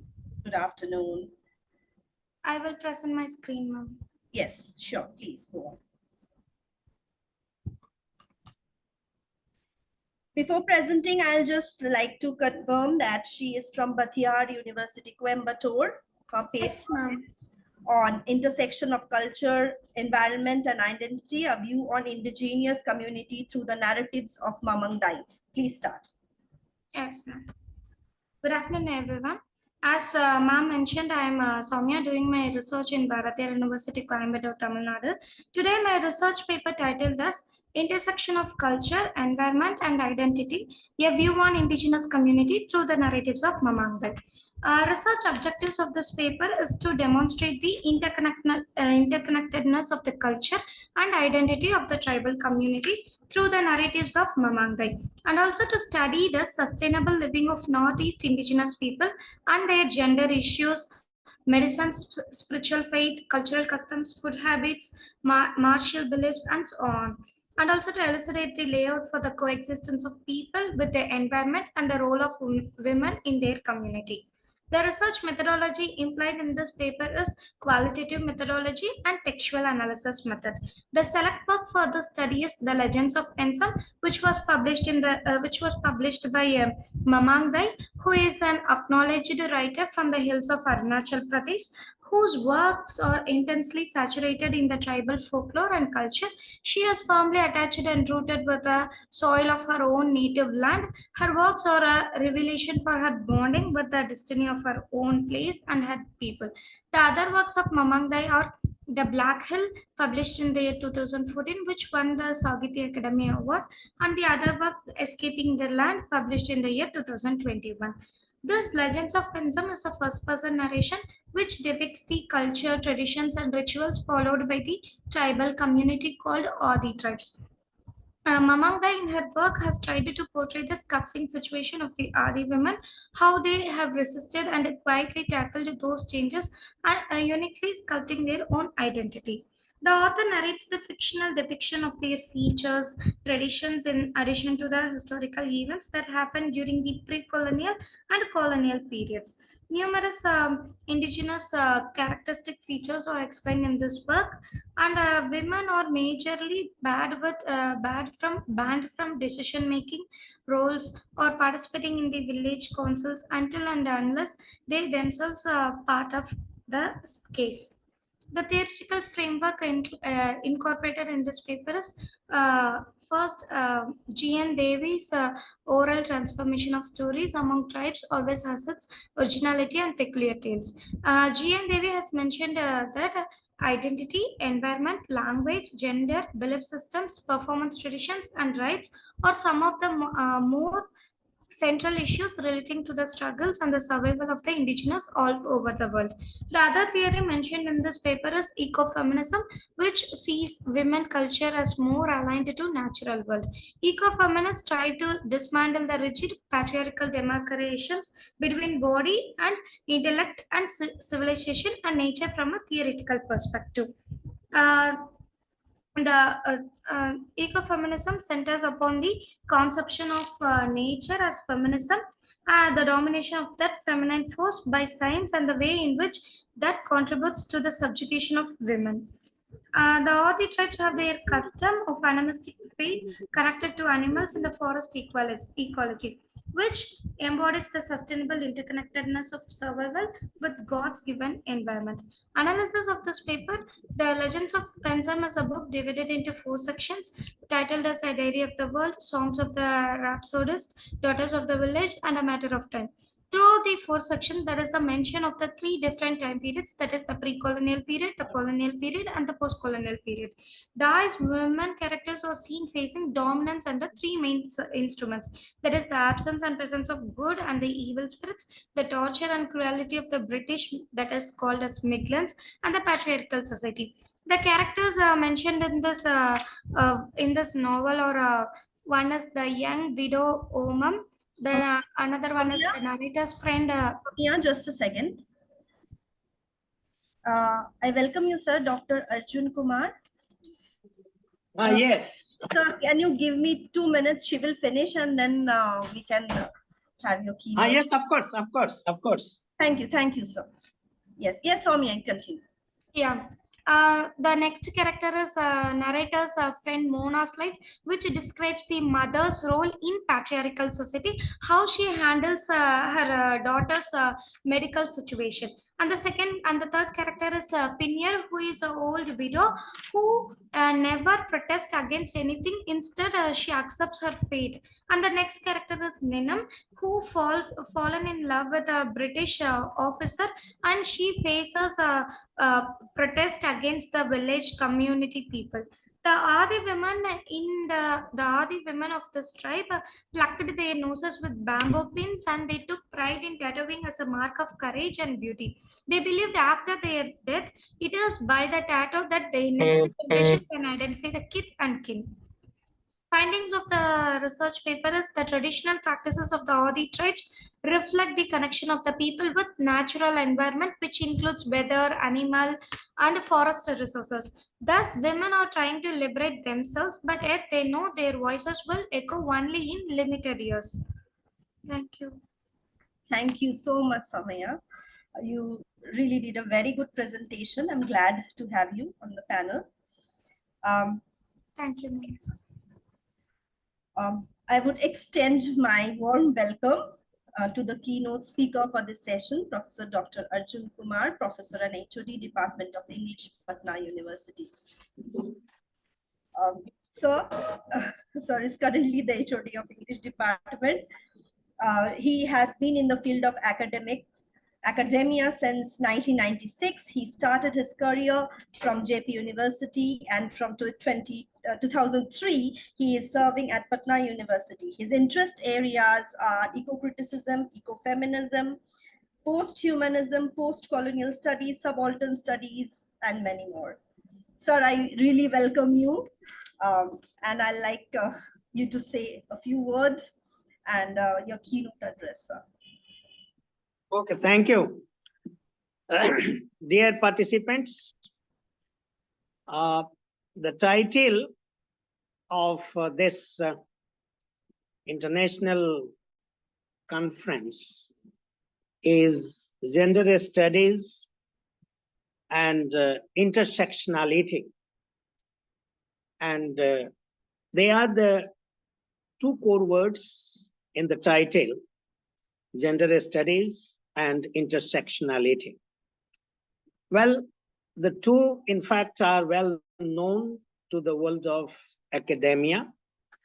And in the present times, what we find that there are texts and the theories which, in fact, have been preferred by most of the state universities, central universities, and even IITs across the globe, where the focus will be on the theme how the justice and equality will be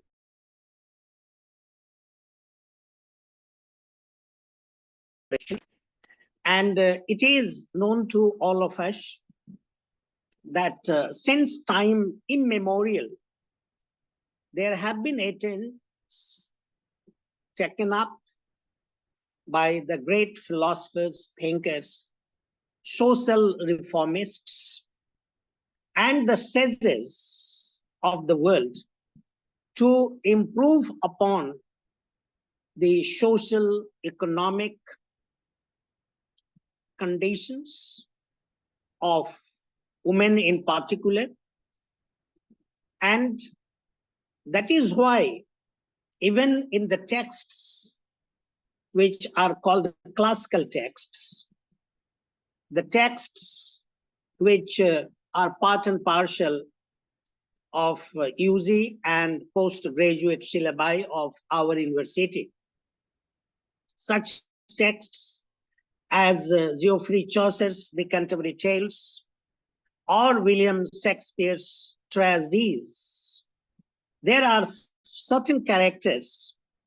If we give a very profound, close introspection as well as the consideration, then we come to have an idea or a number of ideas that how these characters in the given circumstances or conditions, even though they have their own limitations, but they have presented their own protest, they have presented their own mindsets, they have at least advocated that this kind of treatment from their parents, from their father, from their brother, or from the immediate ambience in which they are living, in fact, are not expected. Well, dear learners, at this point of time, I wish to connect myself with one character, and it is really very important to have the basic understanding that how in Hamlet we find that Polonius's daughter and his son as well. Son was sent to France to pursue his academic prosperity. And at that point of time, it was Elizabethan age. And Polonius's daughter, in fact, was kept at home. Well, this is the picture of Renaissance. This was the picture of Elizabethan age. And this is not just one picture. When we read King Lear, then we all know that how nothingness has been given to Cordelia, and how this injustice, how this disparity, how this inequality persisted even in the society that we call noble, that we, even to this point of time, rated very high. Time passes and we find in 21st century where there are a number of texts here and there are theories and theories regarding the emancipation, interpretation, how to make less subjugation, how the better life could be provided even to the people, particularly women, those who are not in the mainstream.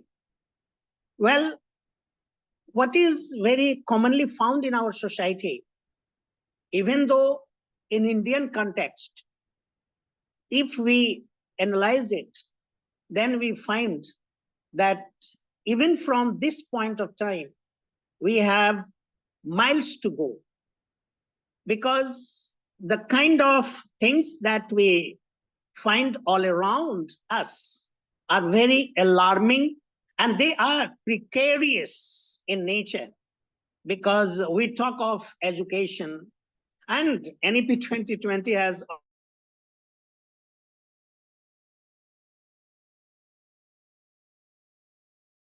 even Patna University, in fact, NEP 2020 in many respects. But if consider that way to go and where find the point area can be of great importance, not just for the male, but for the female. Today, I think there is a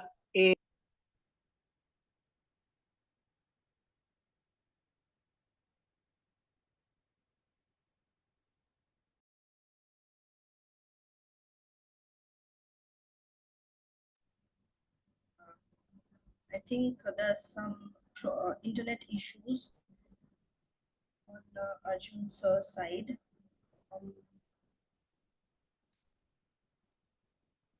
Is disconnected. It's Yes, yes, sir. Yes, sir. Please continue. So,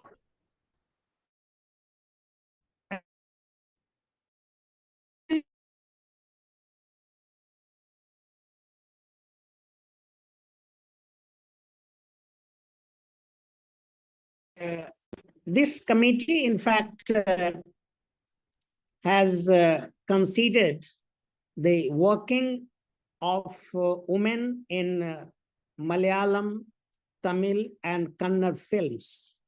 And there is a line that has sensitized every reader.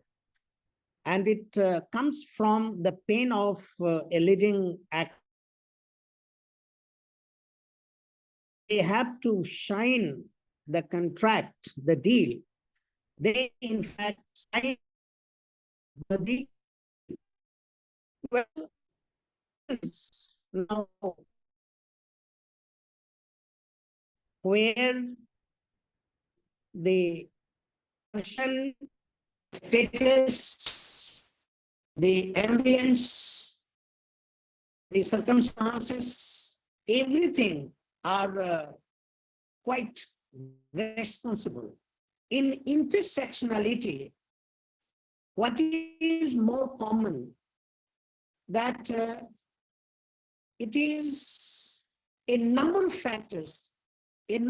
factors involved in order to make how race and other aspects are governed by the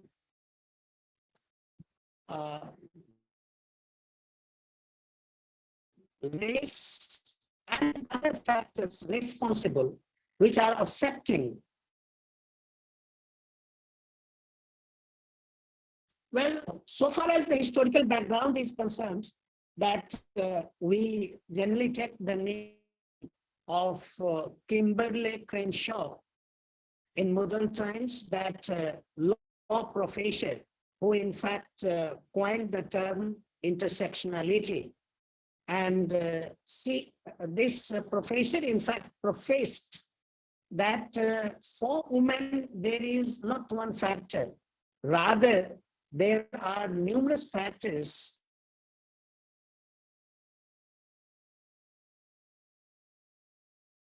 There is a text, and I think all the dear participants must be.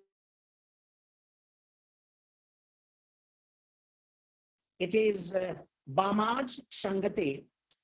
And in this text, what is commonly found, that there is an inner voice coming straight from Dalit women in particular.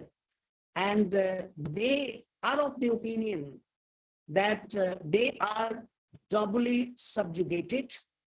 And this double subjugation, in fact, is often talked of.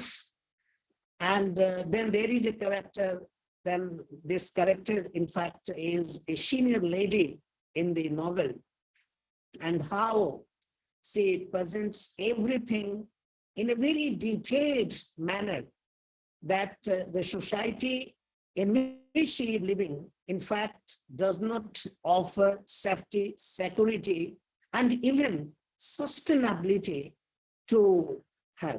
When she comes out of the society, well, it is found that the others are also of the same views, are of the same power of oppression, and they resist again, and they found that yes, in their life, resistance is in fact a kind of torture. Whenever they resist, they are doubly subjugated. So considering all these things into point, we find that at the moment, the conference, this important one, in fact, has taken a great lead role to give a serious thought and perspective to this existing problem, and the perception that emerged out of the discussions will be of great value and importance, not only for the organizing secretary and the faculty members of Amity, but even those who are participating in this conference or in this similar conference, they are highly benefited, because today this is not just taking place in our country or in other European nations. Rather, it has become a global issue, how this the world considers or moves so that the prosperity, the economic safety, security will also be given to the half of the population, so that we could at least claim that we live in an ideal world. Well, dear participants, in our country and particularly in Bengal, the incident that has taken place, in fact, had shocked us, and we all human beings are ashamed of that incident. And we hope, rather expect, that this kind of thing will not happen anywhere in our country or across the globe, because this demeans us as human beings. So this is what I have planned to present a brief in order to stir and sensitize the young minds who are participating in this conference. Thank you all. Thank you so much, sir. I really want to extend my gratitude for this. I'm Sneha Biswas, Assistant Professor from Amity Patna, and I'm the moderator for this session. And so I know there's a lot of work that has to be done in terms of gender dynamics. And because I'm also from Bengal, Yes. and I can feel that sensation that you told. I was really ashamed to be a part of that place and hear this kind of things. So there's a lot of We all. Mm. we all, yes, sir, we are all are ashamed for that. Thank you so much, sir. Your words were enlightening. Even I could figure out so many things and ponder on so many other facts that you shared during this session. Thank you so much, sir. Okay, well.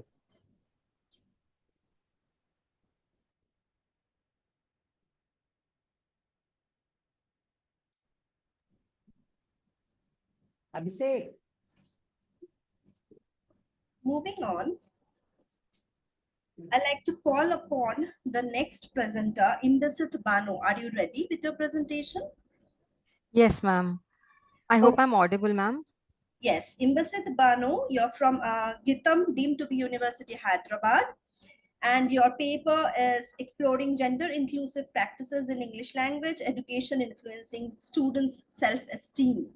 So are you ready to go? Please. Yes, ma'am. Yes, please start. Okay. Yeah, a very good afternoon to everyone.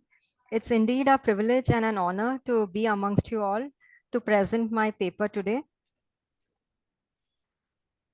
I hope my screen is visible.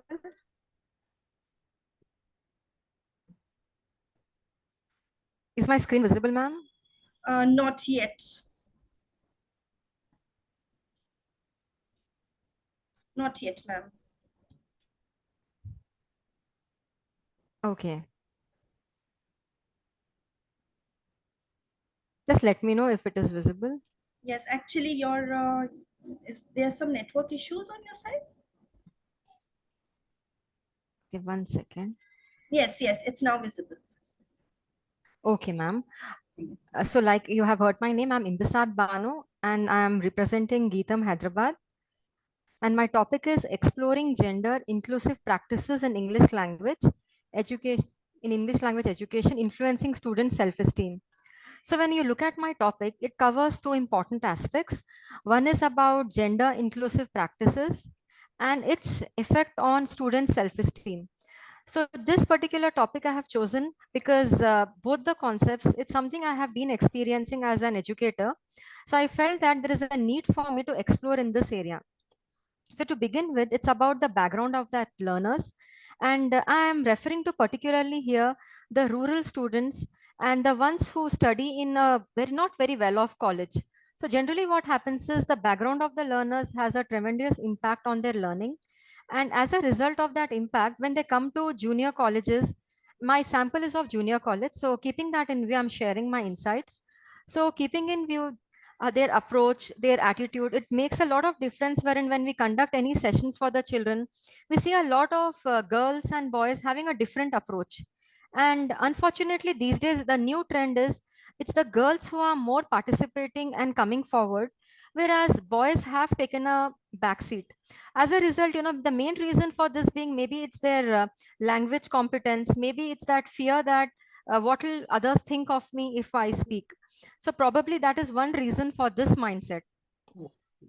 So the main aim of my study is to understand what are the reasons and how the teachers can use different strategies to make sure that no kind of disparity happens, and both male and female students, they both come forward and they both feel that it's a positive learning environment, and the teacher also feels a sense of satisfaction while taking classes. I hope I'm still audible.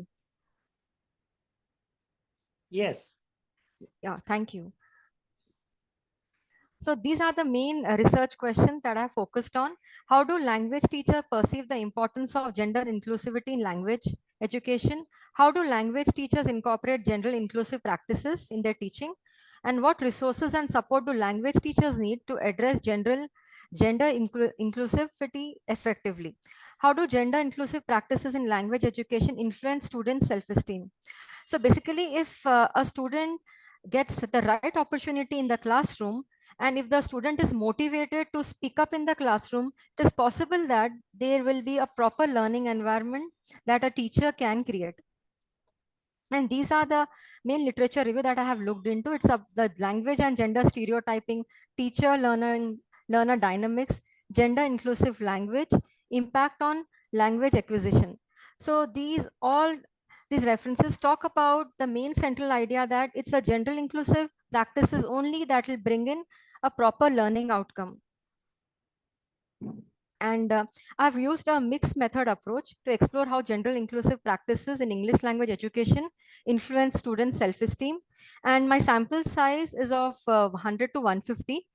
And surprisingly, the outcome wherein I have taken 50-50% of both the genders, and the outcome was pretty surprising because as I mentioned to you, the children, the boys were reluctant to be an active member of the class.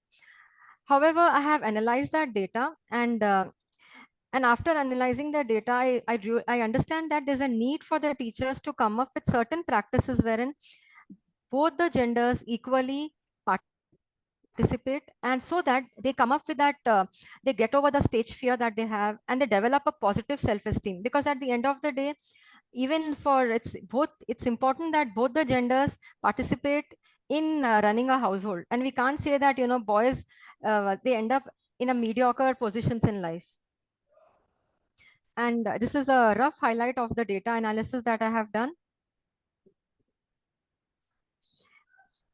So this is about the implication. So I wanted to address the disparities and what methods, the strategies the teachers should adopt, and to make sure that teachers are sensitive while they are dealing with this matter, because it's inappropriate for a teacher to look down upon any gender and to encourage a particular gender. So I want to work on this area for my further research, and these are my references. So thank you so much everyone for patiently listening. Thank you. Thank you so much, Imbisat. It was really a good presentation, and we really need to work a lot on whatever you suggested. We have a long way to go. Next on, we have Richa Pajiala. Richa Pajiala. Good afternoon, ma'am. Can you hear me? Yes. Are you ready with the presentation? Yes, ma'am. Yes, please go ahead.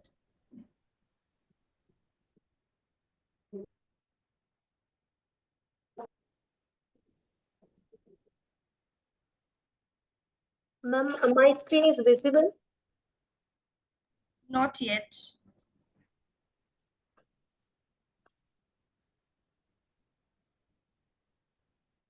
Let me know when it is. Okay.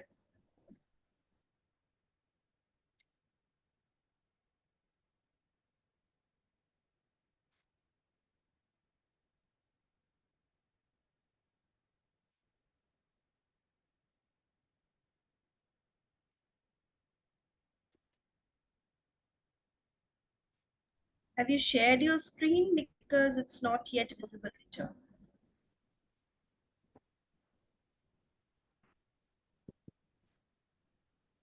Richa, are you there?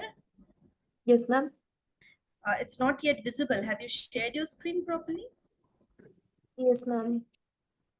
Ma'am, now is it visible? No, Richa, it isn't.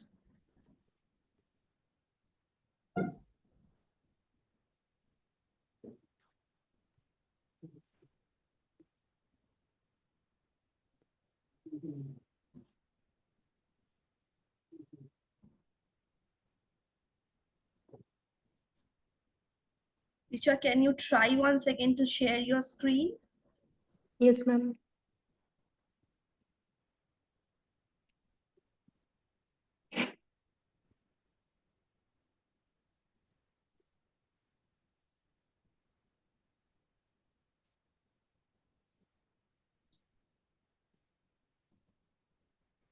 Your screen is still not visible, Richa.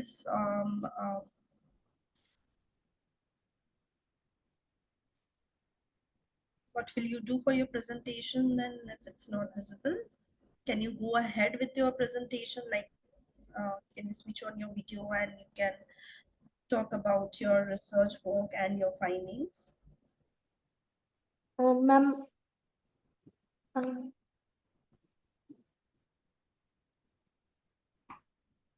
ma'am, I will go next. Okay.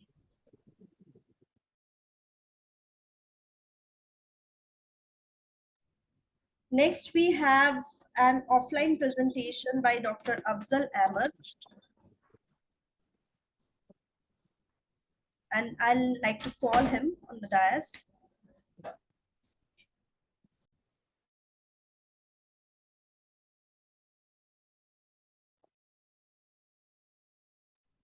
Just give us 2 minutes for the setup.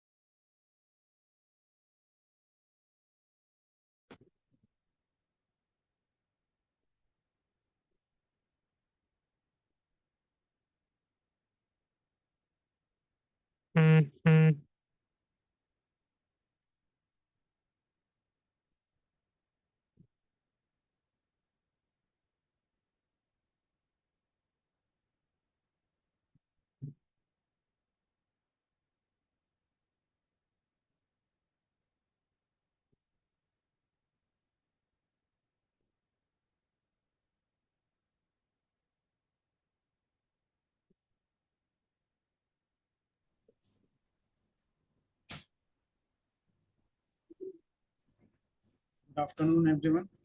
My topic is role of women in socio-economic development with special reference to J.S. Mills, The Subjection of Women. J.S. Mills' essay written in 1869, The Subjection of Women, supports women's right, equality, and freedom in society. Mill has offered logical and assertive argument in favor of giving equal social and political rights to women. The socially and legally accepted male dominance is, according to Mill, the biggest hurdle in the development of humankind, and thus he advocates equality in male-female relationship. He says the legal subordination of one sex to other is wrong in itself, and now one of the chief hindrances to human improvement, and that is ought to be replaced by a principle of perfect equality, admitting no power or privilege on the one side, nor disability on the other. Mill, in System of Logic, that book was written in 1843. Mill writes that traditional social values and rules do need to be subject to interrogation through reason. Mostly, social values are based upon intuition and blind faith that give way to superstition. For Mill, not only social culture but political equality is as important for women. He advocates equality in all dimensions of human life. He argues that we can never claim to be modern unless every human being has equal opportunities and freedom to develop their individuality. In Mary Wollstonecraft's book, A Vindication of Women's Rights, and another thinker, Harriet Tyler Mill, both supports women's rights through education and uh, emphasis on equal opportunity for women. Another writing of the Mill, J.S. Mill, writing on liberty, 1859. In that book, Mill discuss the role of liberty for a person in social life, freedom to fulfill one's own interests without causing any harms to others, or doing something without putting any hindrance in others' efforts in whatever way is known as independence. A person is master of one's own mind, body, and soul. Martha Nussbaum also supports women's equal opportunity on the basis of her capability approach. And further, J.S. Mill in essay Utilitarianism that was written in 1861. In that book, he argued Mill used the utilitarian greatest good for the greatest number argument to protest against the injustice in women's situation.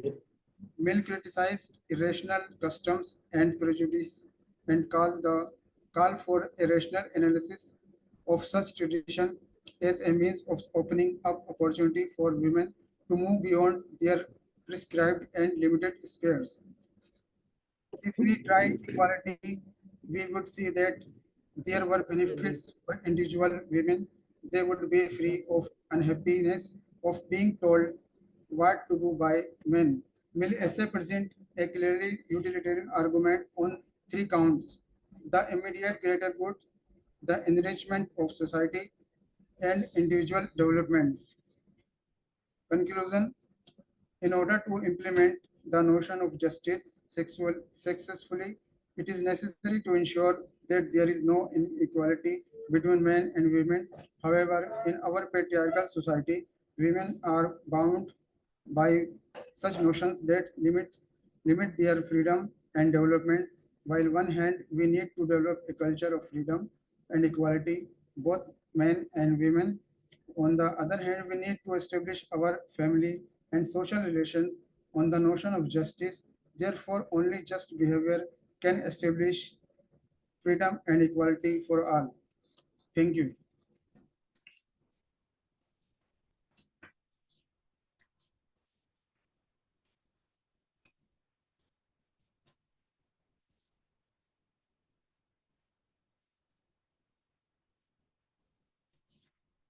Thank you so much, sir, for your presentation. We will move on. I'd like to call upon Richa Pajiala. Are you ready with your presentation this time, Richa? Richa, I can't hear you yet. Hello, good afternoon, everyone. My name is Richa Pajiala. I'm an RD scholar in the Department of English, Central University of Himachal Pradesh. Today, I'm presenting on decoding intersectionality, religion, gender, and race in Lamia H. memoir, Hijab Butch Blues. So, about the author, Lamia H. is a former Lambda literary fellow.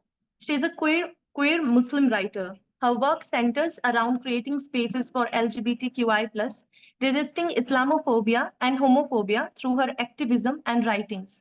Her memoir, Hijab Butch Blues, written under the pseudonym Lamia H., was published by Dial Press in February 2023.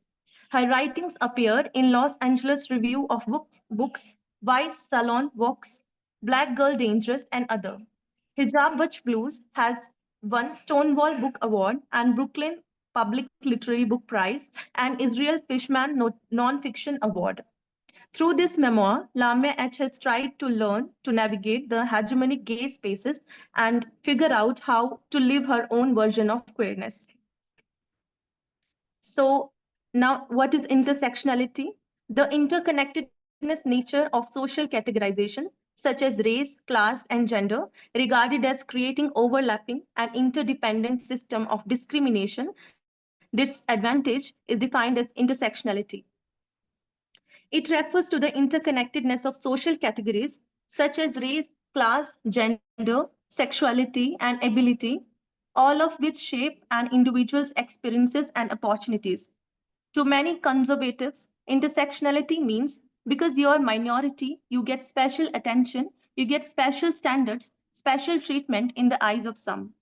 For some, it is a conspiracy theory of victimization. It promotes slopism at the personal level and division at the social level. The term intersectionality was coined by Kimberly Crenshaw in her essay, Demarginalization, the Intersection of Race and Sex, a Black feminist critique of anti-discrimination doctrine, feminist theory, and anti-racist politics in 1989.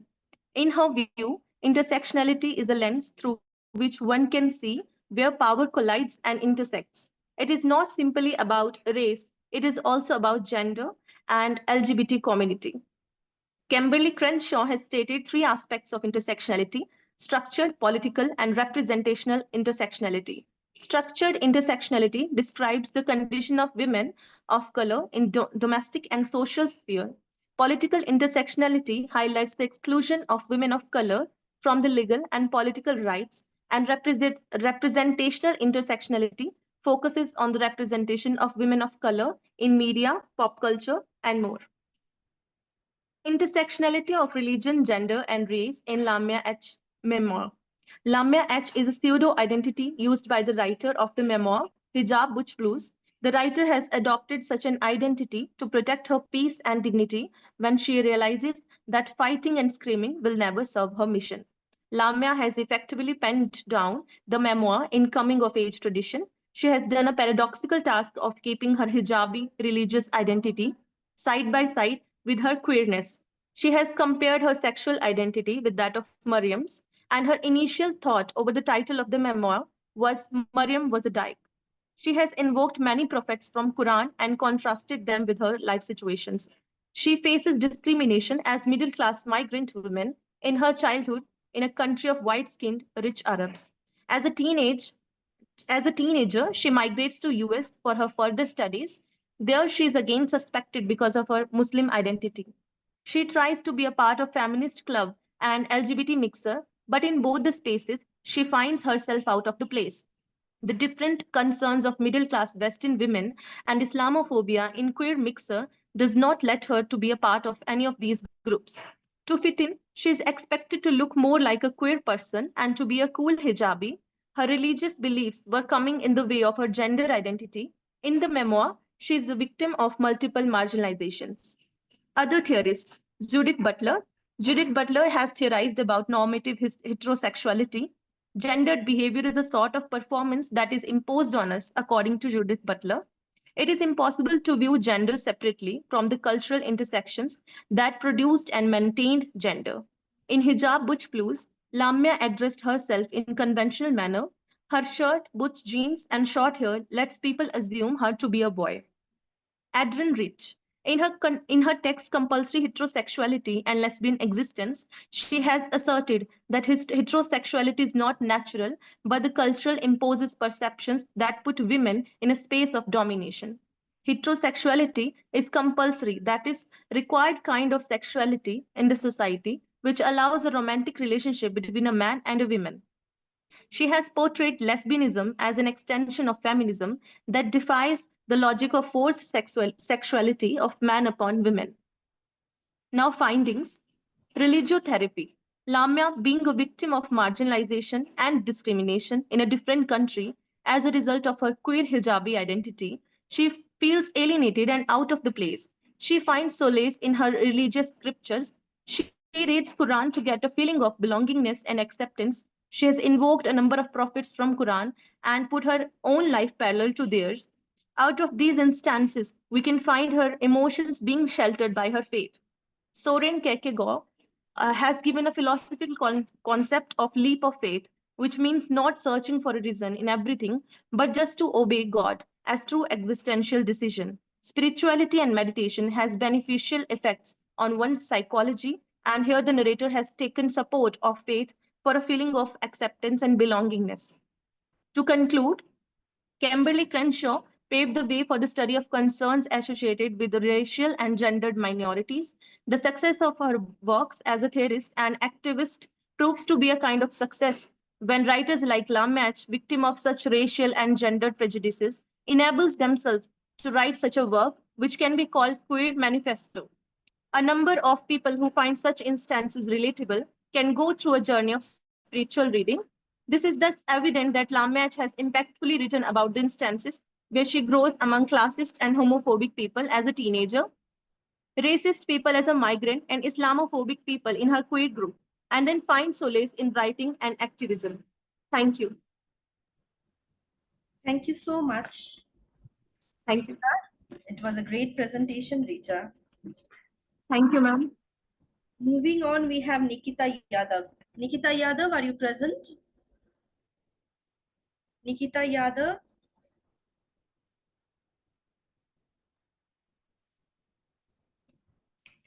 Okay, so I'll call on to the next presenter, Dr. Amit Kumar and K. Saradhambika. Are present? Dr. Yes, Amit. ma'am. Hello. Good afternoon. Sharda here, ma'am. Good afternoon. Good afternoon, ma'am. Yes, you are from Geetam University and present. Yes, ma'am. Yes. Sneaky Sexism in Indian TV Commercials, a study of gender representation in selected ads. Am I right? Yes, ma'am. Yes, ma'am. Please continue. Are you able to see my screen, ma'am? Yes, it is visible.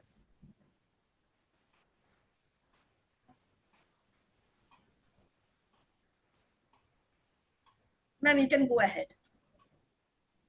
Okay, cool. Good afternoon, everybody. Thank you for this opportunity. My name is Sharada, and I have my supervisor, Dr. Amit Kumar, here as well. I'm coming from Geetam University, Hyderabad, and today would like to talk about the concept of sneaky sexism, specifically in Indian TV commercials, a study on gender representation in selected ads. As you're aware, advertising and marketing significantly impacts how gender roles are established in society. Over many years, we see Indian TV commercials are very lively, they are very colorful and entertaining, but we often see them containing a hidden layer of sexism and very subtle ones, but pretty widespread.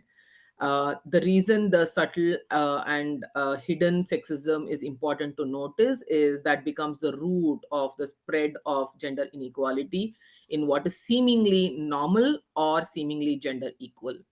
These depictions appear very harmless but can profoundly influence societal attitudes and behaviors, sometimes reiterating harmful norms, restricting opportunities, and sustaining gender disparities.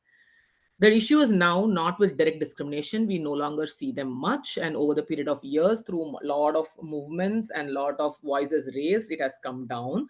But now the issue is with subtle ways of sexism that is integrated into advertisements and presenting them as innocuous, fair, and equitable, but very quietly perpetuating gender stereotypes and prejudices. The main aim of the study is one, to increase awareness on the concept of sneaky sexism in Indian television commercials. At the same time, challenge the existing stereotypes depicted, overall to promote gender equality and create more gender-aware advertising. So the focus of the research is to study select advertisements to identify the subtle ways stereotypes are reinforced, promote critical thinking amongst viewers, and encourage media to portray gender more fairly and inclusively. Establish a media environment that mirrors the truths of Indian society and enables people to move beyond limitations of traditional gender norms. Using language is one of the most significant and highly visible aspects of gender equality, and that should be noted in advertisements as well. Key literature that was reviewed was the term sneaky sexism itself, which was coined by Jake Cunningham and Philippa Roberts in 2021. Explained this in their book very nicely on brandsplaining, why marketing is still sexist and how to fix it. According to them, as called out earlier, sneaky sexism refers to where brands nod along to the codes of the new era, which is gender equality, but continue the old practices in the way that are disguised. It's not about obvious discrimination, but about the implicit messages communicated through language, tone, and visual imagery. The other major literature review that was done for this study was by MacArthur and Resco, who are the pioneers in studying gender representation in television ads. Back in 1975, they quantitatively analyzed 199 American TV ads through a coding scheme with 7 variables: sex, product user, product authority, role, setting, category, and technical and non-technical roles.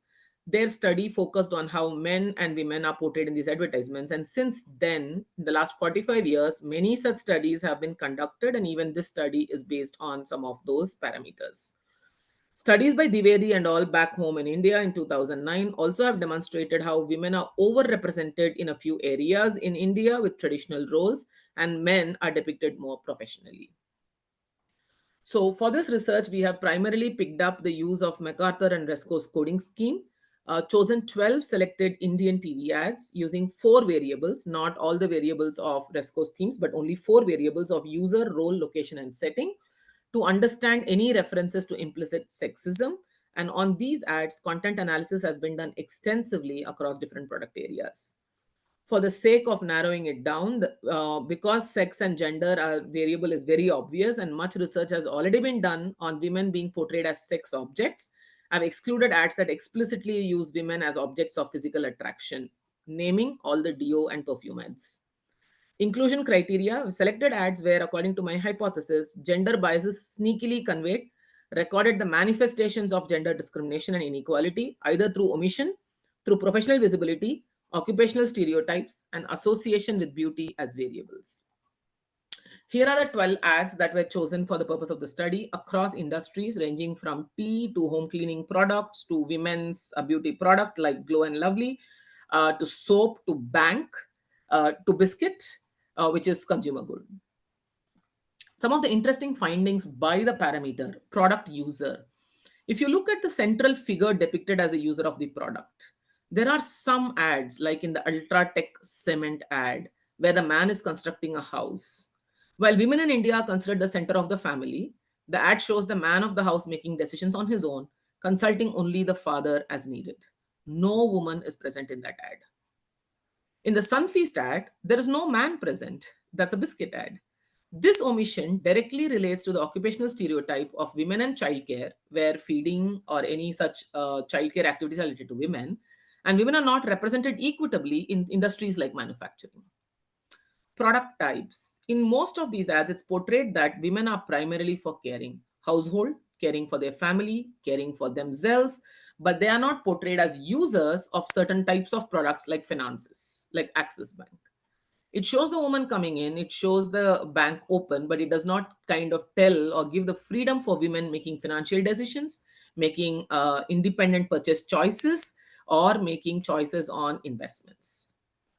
Most importantly, almost all these 12 ads depict women as a dependent, as a parent, caregiver, spouse, child, homemaker.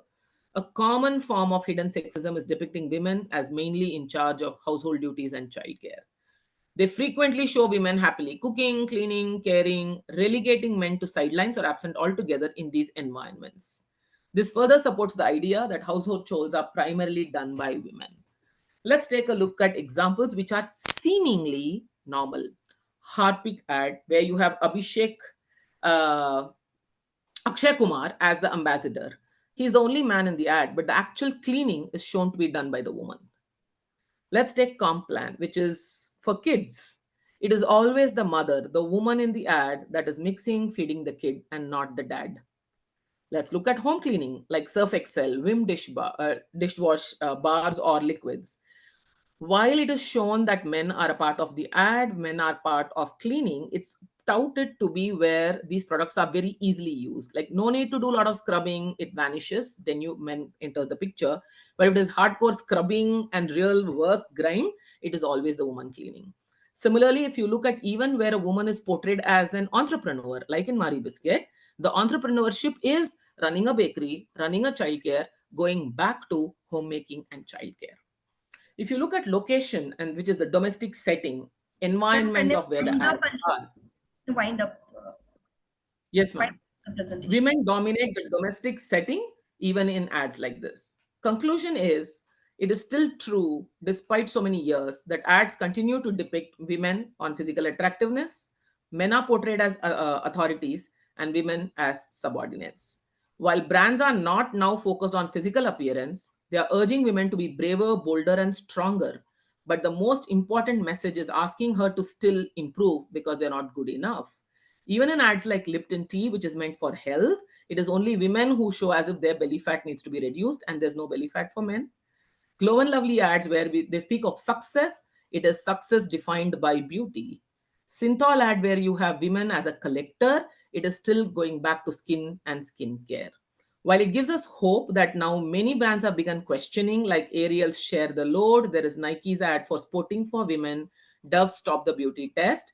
It's high time that media use the power of advertising to generate gender neutral and gender sensitive narratives. Thank you. Thank you so much. Your presentation was really, really nice. And when we are giving the examples, I was going back to those ads and I was really imagining it's thoughtful and it provoked a lot of questions in my mind. Thank you so much. And I guess it's thought-provoking for all the participants as well. Thank you. Thank you. Moving on, we'll have B. Aruna Shri Vidyadhari. Aruna Shri Vidyadhari. Are you there?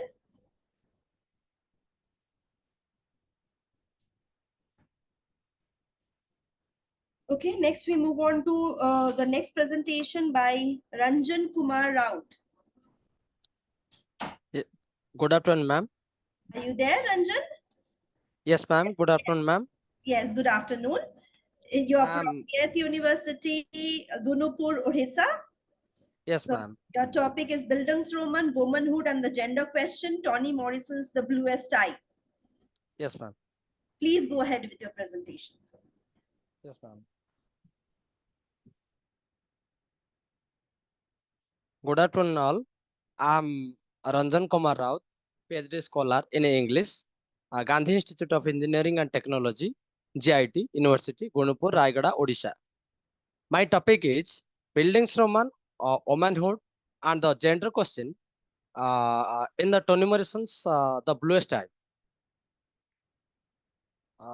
In the background, this novel set in 1940s America, the novel explores race, beauty, and identity. The protagonist of this novel is Piccola Bridlove. Her journey of self-discovery is important. Is the vital point of this paper. This novel, as a Bildungsroman.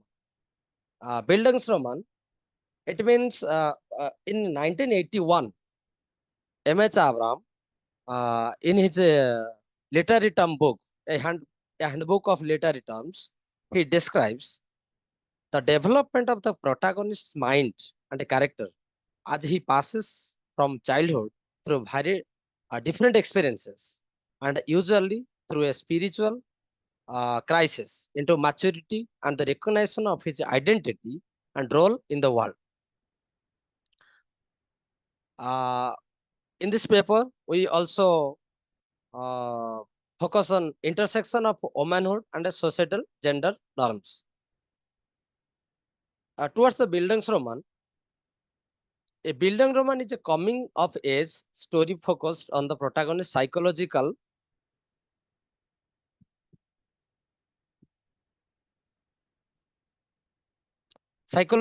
and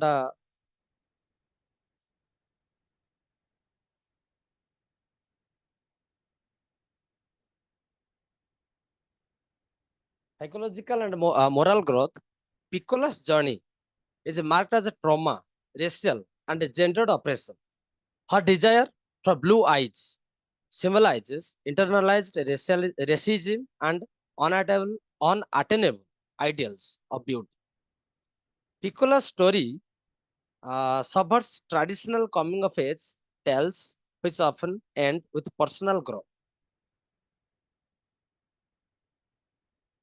The Bluest Eye focus on African American girlhood.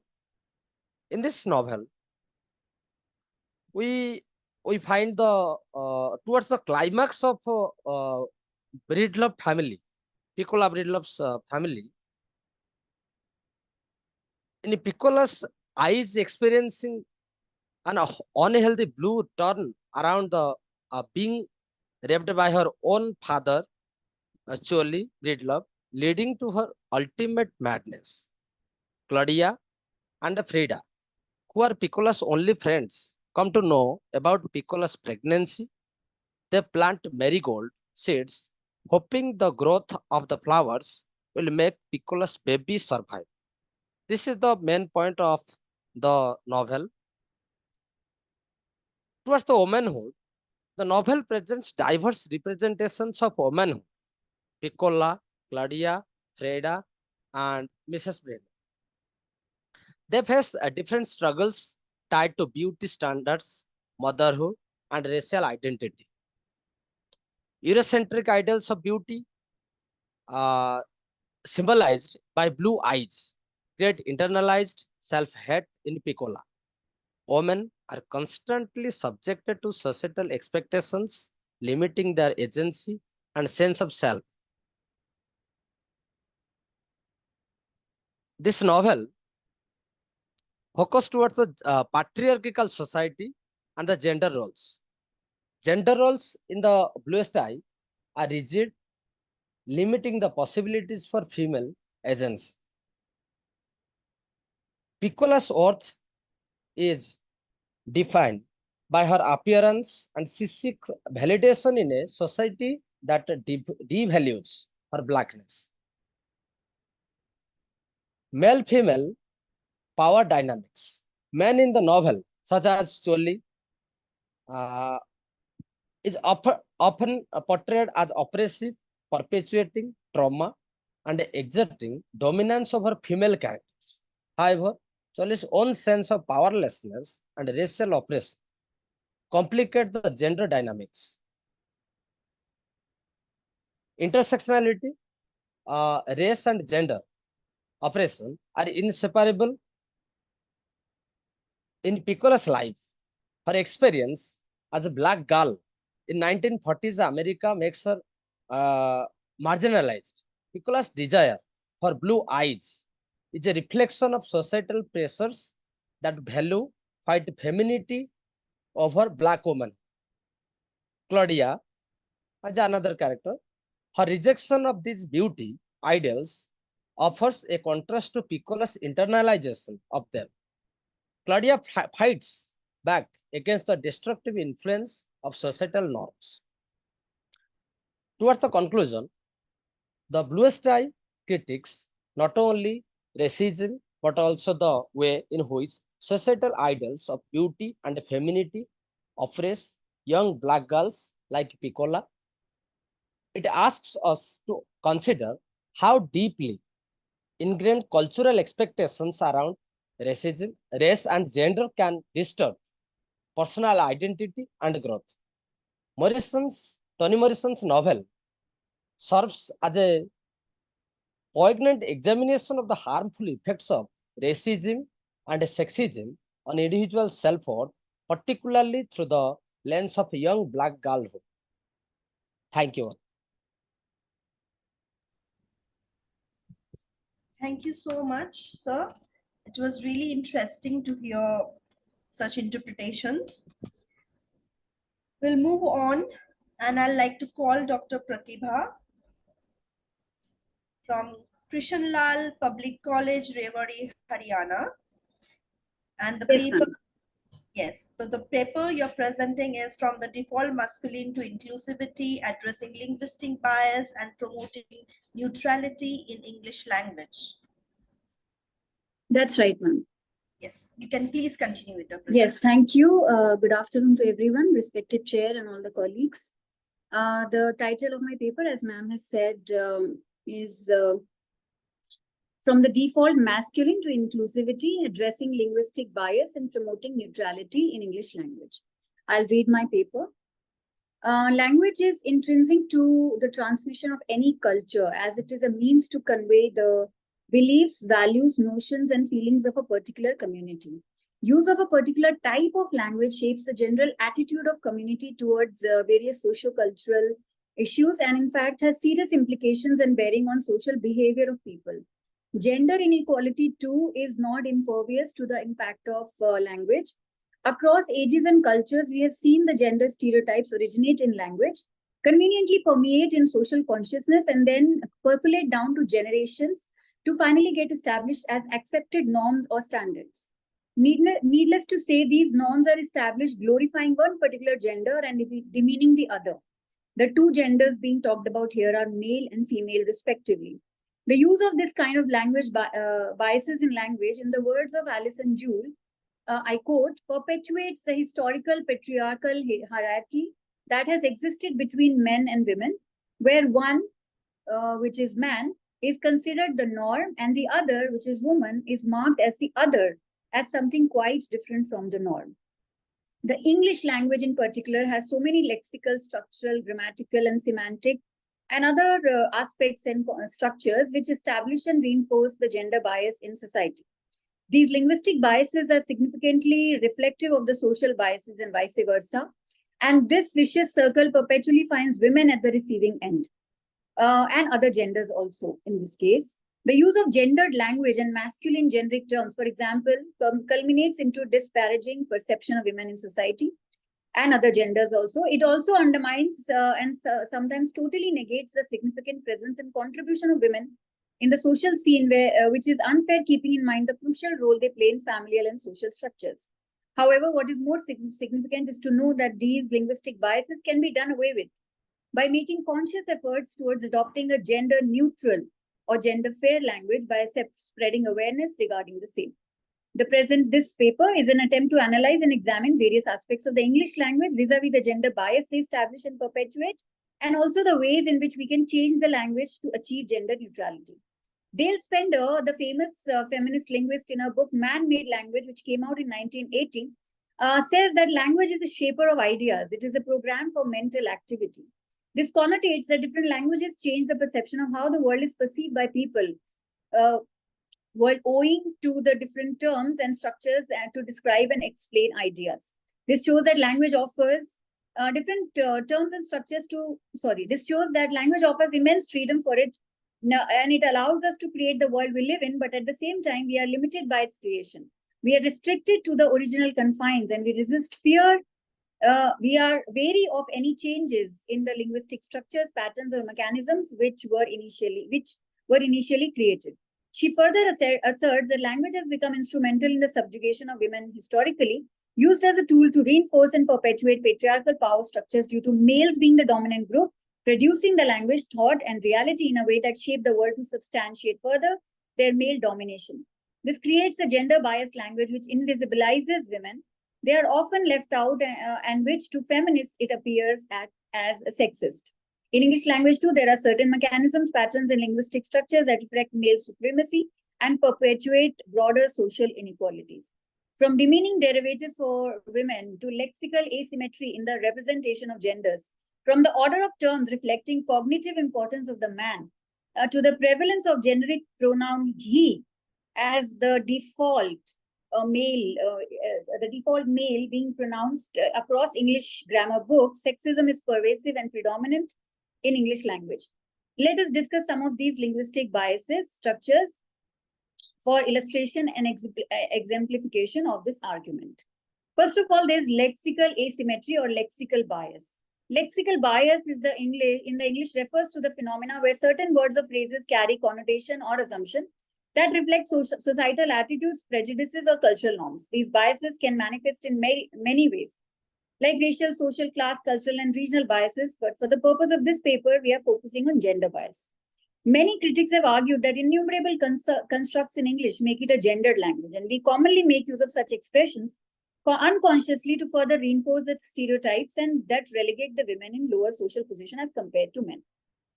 McConnell and Ginnett discuss how language constructs and reinforces gender roles and stereotypes, and J. Holmes also has explored how language reflects and constructs social identities, including gender. Terms and expressions can carry implicit gender biases that influence how individuals perceive themselves and others. Lexical asymmetry in English refers to the phenomena where similar words or terms exist for both men and women, often with different connotations and implications. So rather than delving into the detail, I'm coming to the examples because we have less time. Governor versus governess. Let's consider this example. The term governor and governess historically refer to roles of authority or supervision. Governor typically denotes a male figure in position of leadership or authority, such as political leader or the head of the institution. On the other hand, governess traditionally refers to a female caretaker or educator employed to teach and supervise children in a private household. The asymmetry in these terms reflects broader societal norms and expectations regarding gender roles and responsibilities. Another example is, I'm leaving the literature, the critical reviews here. Another example, researchers like Holmes argue for the importance of using inclusive language that challenges asymmetrical terms and promotes gender equality. Addressing lexical asymmetries involves reconsidering language used to reflect diverse roles and identities. Take another example, master and mistress. Master historically referred to a man who's in charge or has authority over something, whereas mistress was historically referred to a woman in position of authority or control. Historically, it meant that, but often with a connotation of dominance or relationship outside of marriage. However, in modern usage, mistress has become very pejorative in the sense that it is used for women who is having an extramarital affair. The female equivalent of wizard, again, is witch, and both the words have such starkly different connotations. Historically, too, wizard referred to a man who practices magic or sorcery, which, however, historically referred to a woman who practices magic, often with negative connotation of evil or malevolence. The connotations of bachelor and spinster are equally distinct, although these words are still used as the male and female equivalent of each other. Another example is the default male or the male generic terms. So Dale Spender has affirmed that out of nowhere we invented sexism. We created the arbitrary and approximate categories as male as norm and the female was deviant. It sounds decently convincing that the supposed language trap was created and theorized by the males in the history ultimately was done for their own advantage, in their own interest. Language is definitely a substantial power in giving a shape to our world, and there were a section of society owing to their advantageous position anthropologically, they exercised and exhausted this power to making use of this privilege. Terms like fireman, milkman, postman, and there are many others like that were used keeping predominantly the male the default male in mind. Lakoff has examined how occupational titles in English often refer to default masculine forms, reinforcing gender stereotypes and limiting perceptions of inclusivity in professions. Another example is semantic derogation or pejoration of feminine terms. Semantic derogation means it is a process by which a word or term acquires negative connotations or becomes less favorable over a period of time. This phenomena often occurs in language due to cultural shifts, social changes, and evolving attitude towards certain groups or concepts. The process can reflect broader societal prejudices and biases impacting how language is used to reinforce or challenge social norms, social terms. Linguist feminists have pointed out that certain words associated with women or femininity in particular have acquired negative connotations over time, reflecting and reinforcing societal bias and gender inequality. This linguistic phenomena often devalues women's roles, characteristics, or behaviors through language. For example, mistress, as I gave you an example previously, initially meant a woman also. It was an equivalent of male, which was a master with authority or control, but now it was a female version of master, but over time it came to mean a woman who was involved in an extramarital affair. Spinster, originally referred... Yes, ma'am? And there are time constrictions. Can you please wind up? Okay, so Okay, after this, I was going to talk about order of linguistic terms, which reflect cognitive hierarchy or cognitive importance of man. So I'll come to the conclusion, and basically I'm trying to make a case for an inclusive or gender neutral or gender fair language, which aims to minimize gender bias in communication by avoiding language that reinforces stereotypes or excludes certain genders. It is not only men and women in current times, but other genders also. So we can do that by avoiding gendered pronouns. For example, we can use singular they instead of using he or she when the gender of person is unknown or irrelevant. We can use they.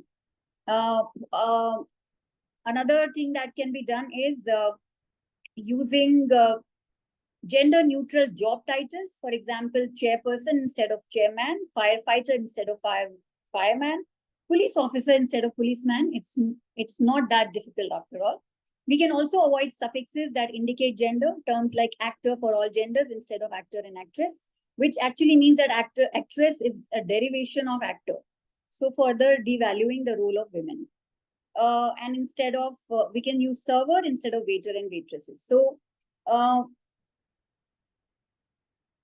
in conclusion, gender fair language is an essential tool for promoting equality, inclusivity, and respect in communication by consciously avoiding gender terms, respecting preferred pronouns, and using inclusive language. We help to dismantle stereotypes and ensure that all individuals, regardless of gender, are represented fairly. Adopting these practices not only reflects a commitment to social justice, but also fosters a more inclusive and equitable environment in both personal and professional context.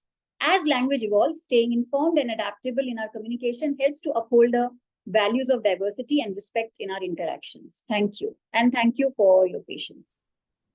Thank you so much, Dr. Pratibha Rao. It was really enlightening. And I think the things that you mentioned, we really need to use the language consciously in order to promote gender consciousness in the society and the power dynamics as of now. We need to change that.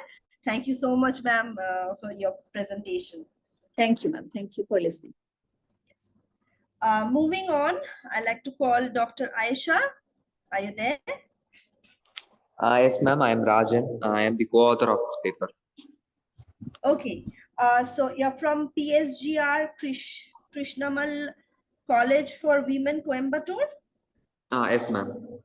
Okay. So your topic is gender perspectives on conflict, analyzing female experience and agency in brotherless night amidst the Sri Lankan civil war. Yes, ma'am. Okay. So will you like to present the paper? Yes, ma'am. Okay.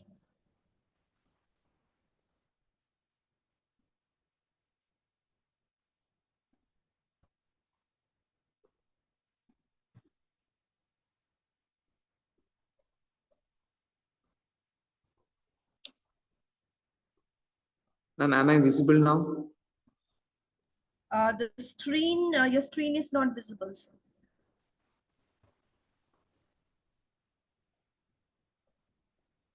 Ma'am, my PPT? No, sir, it's not yet visible.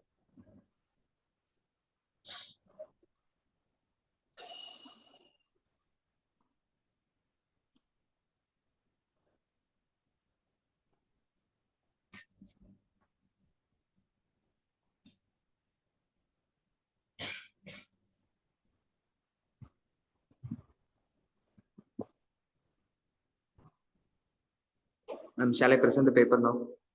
Yes, please do so, sir. Good afternoon all. I am Rajan. I am doing You my can switch on PhD. your camera if you want. You can switch on your video if you want. Okay.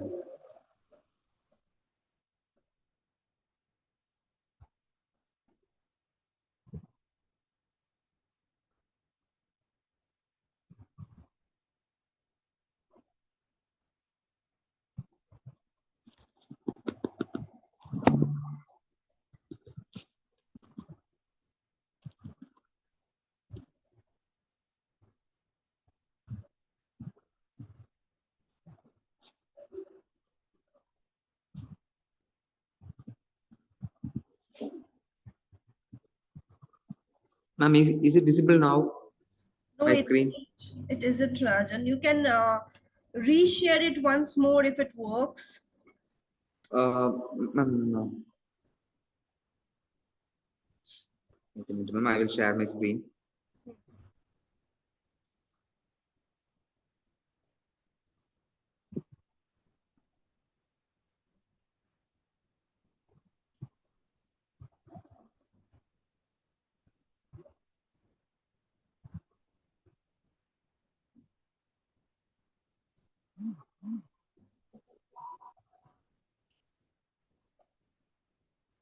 Have you shared your screen, Rajan? Because nothing is visible. Yes, ma'am. Now I share. Is it visible now? No, it isn't. You can do one thing. You can switch on your camera and you can talk about your paper and you present your paper. Okay. Ma'am, is it visible now?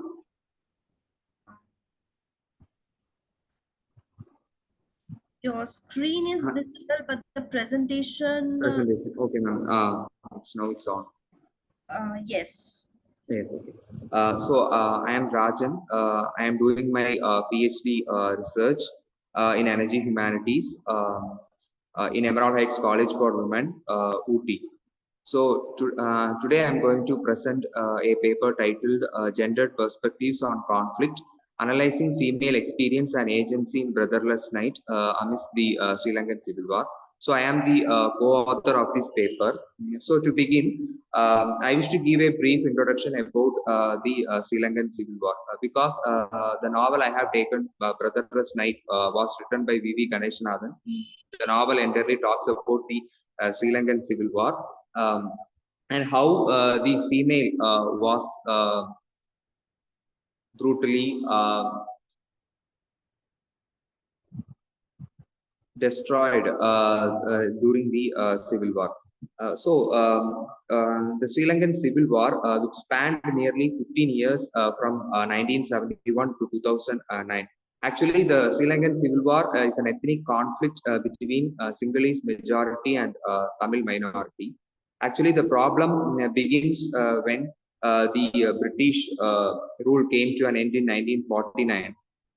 After Sri Lanka gained independence, the Sinhalese majority assumed the control of the government and began to dominate the Tamil ethnic minority. So slowly, the tension started escalating between the Sri Lankan majority and the Tamil minority, and it reached a pinnacle state when the Sri Lankan government imposed the compulsory learning of the Sinhalese language among the Tamil population. So many Tamil ethnic people started fighting against the new laws, and finally the protest came to a violent state after the destruction of the Jaffna Public Library in 1981. So this is one of the significant events which made the Tamil people to realize that not through peaceful protest we can't attain anything. So slowly what happened is only through armed struggle and getting a separate homeland for Tamil population in Sri Lanka is the only solution for this ethnic conflict. So the peaceful protest turned as an armed struggle against the Sri Lankan government. Many militant groups like LTTE, TELO, Plot started fighting against the Sri Lankan government, and slowly what happened is LTTE emerged as the significant militant group and started fighting against the Sri Lankan government, and the Sri Lankan war came to an end in 2009 after the death of many LTTE leaders. So this is the backdrop of the novel. Through which the protagonist of the character Shashi is moving. The novel begins in 1981. So Shashi is the major character I already told. So she belongs to the upper middle class family who loses her three brothers in this conflict and his entire home, and later moved to New York to continue her medical practice. The novel is unique from other war novels because it provides a unique perspective on Sri Lankan Civil War from a female point of view, vividly depicting the significant events in the war.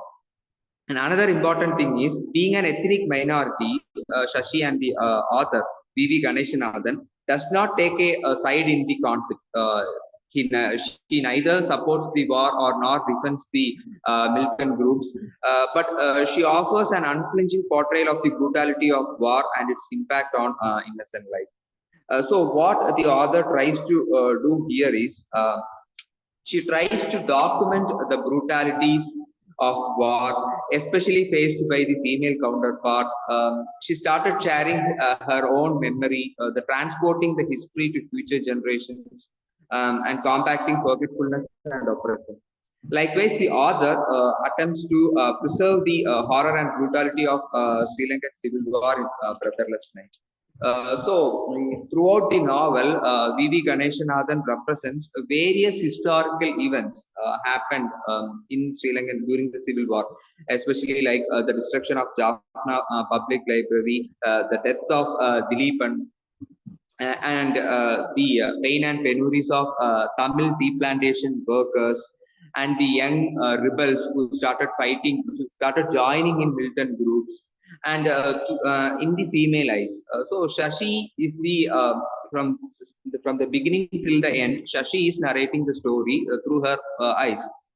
So how war was made by May, and finally characters like Shashi and her mother was thoroughly suffered throughout the civil war. For this research, I have used Tuan's concept of place attachment. Place attachment. Here, in the beginning of the novel itself, Shashi creates her own identity through her geographical space, because she was born and brought up in Jaffna in Sri Lanka. She creates her identity and she connects herself with the society through that particular geographical space. For exploring that idea, I have used the concept of place attachment by Tuan.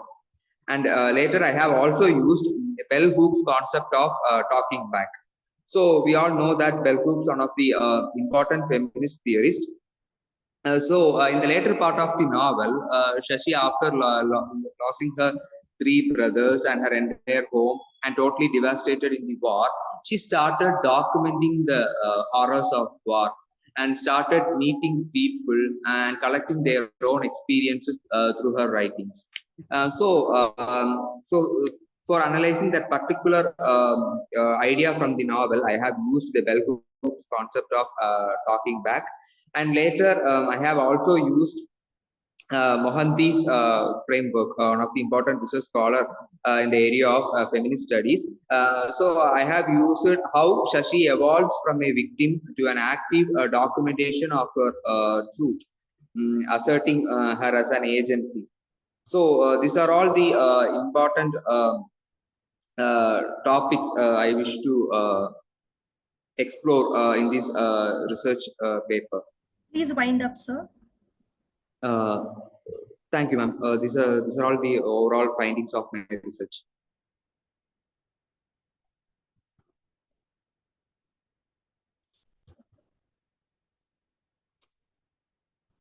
Ma'am, I have completed the presentation.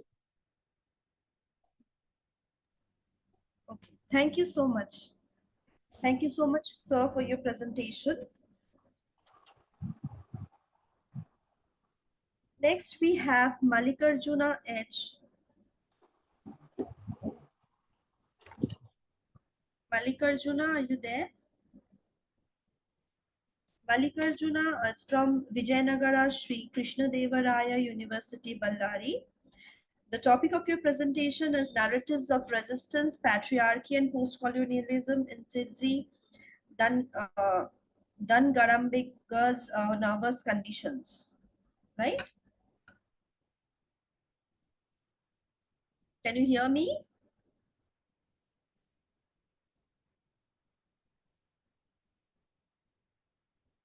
Malikarjuna, can you please put on your mic?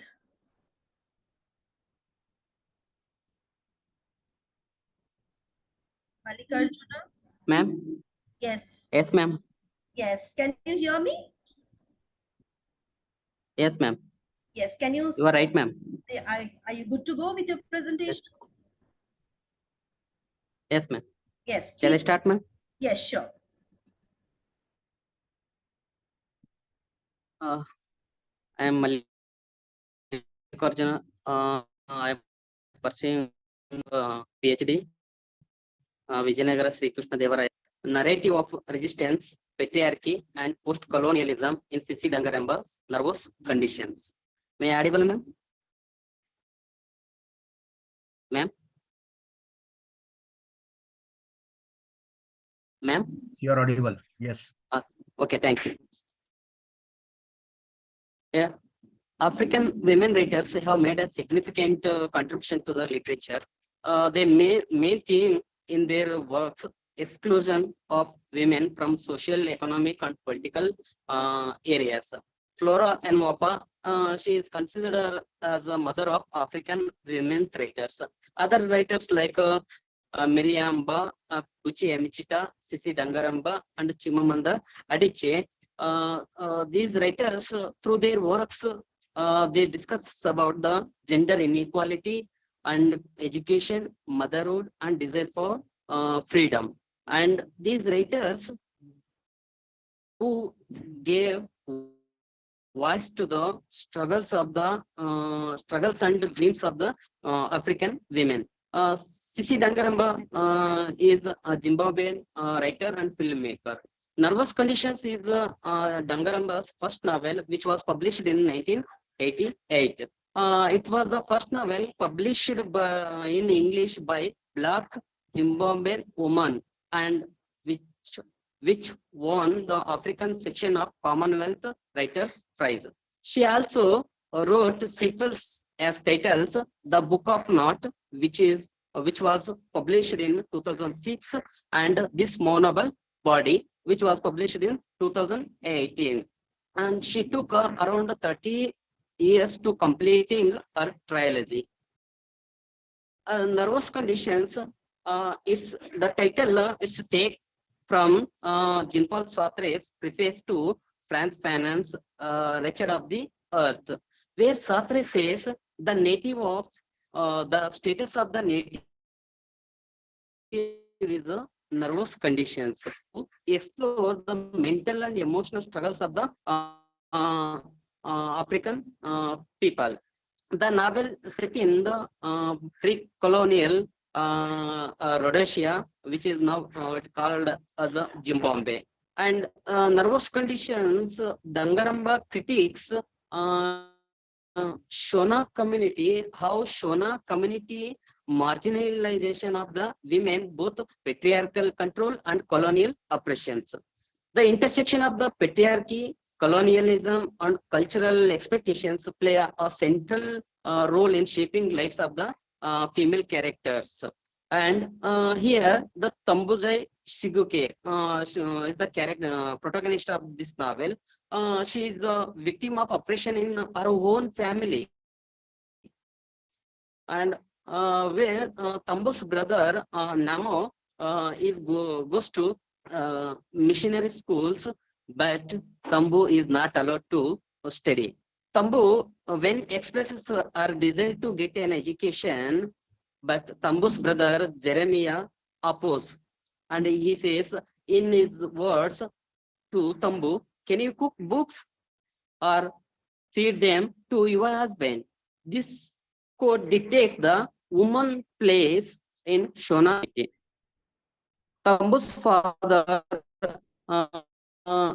education is for the men, while women are expected to still remain at home taking care of the household. In Shona community, the community that values a woman role as a wives and mothers while ignoring their intellectual and personal potential. And we can see the another character here, Baba Mukuru. Baba Mukuru is a Tambu's uncle. He represents another layer of patriarchal control in this novel. We know education is support to the man's liberate a person, and which breaks the barriers. But our uncle Baba Mukuru is a different kind of the person in this novel. He doesn't allow to her daughter Nasha to get education or read a certain types of the books, and he allows to his son Chido to get a education. Even though he is an educated person, still he picks a gender idea, and particularly how girls should behave. Here we can see the another female characters like Maiguru. Maiguru is the wife of Baba Mukuru and Tambu's mother Mainini. These two characters illustrate the Judith Butler understanding of the patriarchy. And these two characters shows how marriage, instead of women empowerment, women often stifles their identity and freedom. And where Judith Butler explained that gender is not fixed identity, rather the performance that shaped by social expectations. Sorry. And Tambu's mother Mainini said, in her words, being a block was a burden because it made you poor. Can you please wind up, sir? Yes, ma'am. Can you please come to the conclusion? Yes, ma'am. 1 minute. But being a woman was worse because that made you slave.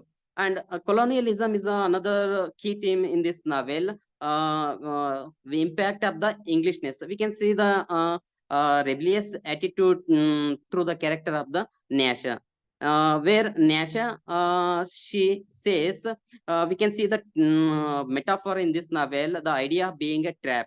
Colonial portrayed as a force not only controls the limit, but also not only controls, but also limits the lives of the characters stuck between the native and foreign culture. We can see the language which plays the critical roles in the shaping the identity and belonging of in nervous conditions.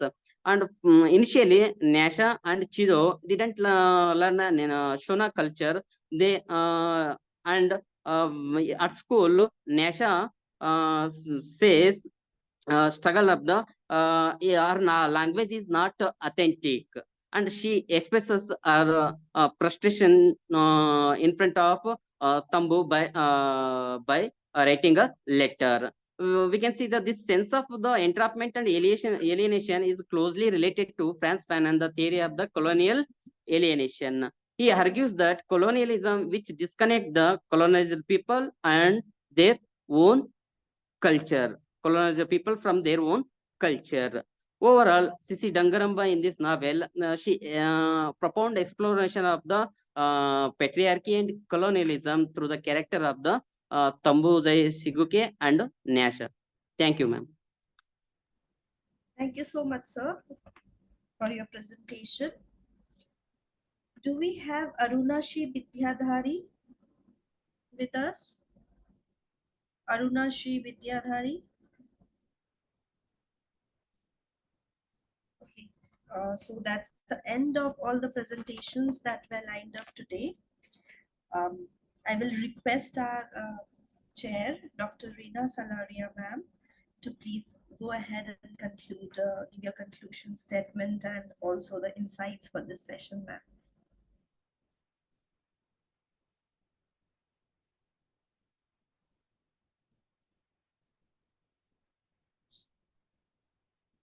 Dr. Reena Salaria ma'am? Yes, am I audible? Yes, yes, ma'am, you are.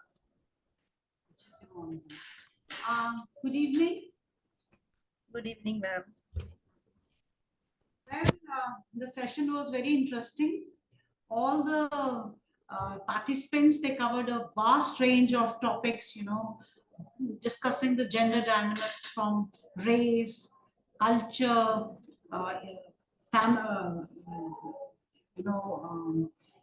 color, especially the intersectionality, then identity in the indigenous communities and sustainable development. And it raised a lot of queries in the mind also. They were thought-provoking also. And I compliment all the researchers and the presenters. It was really a very thought-provoking and excellent session. Thank you. Thank you, Reena ma'am. Yeah, it was a pleasure to meet you and have you in this session. Okay.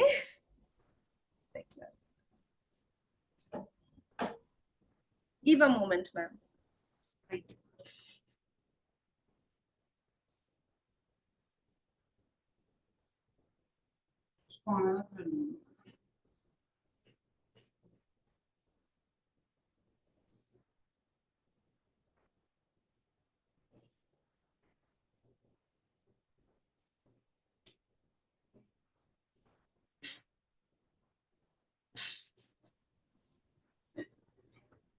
Yes, ma'am.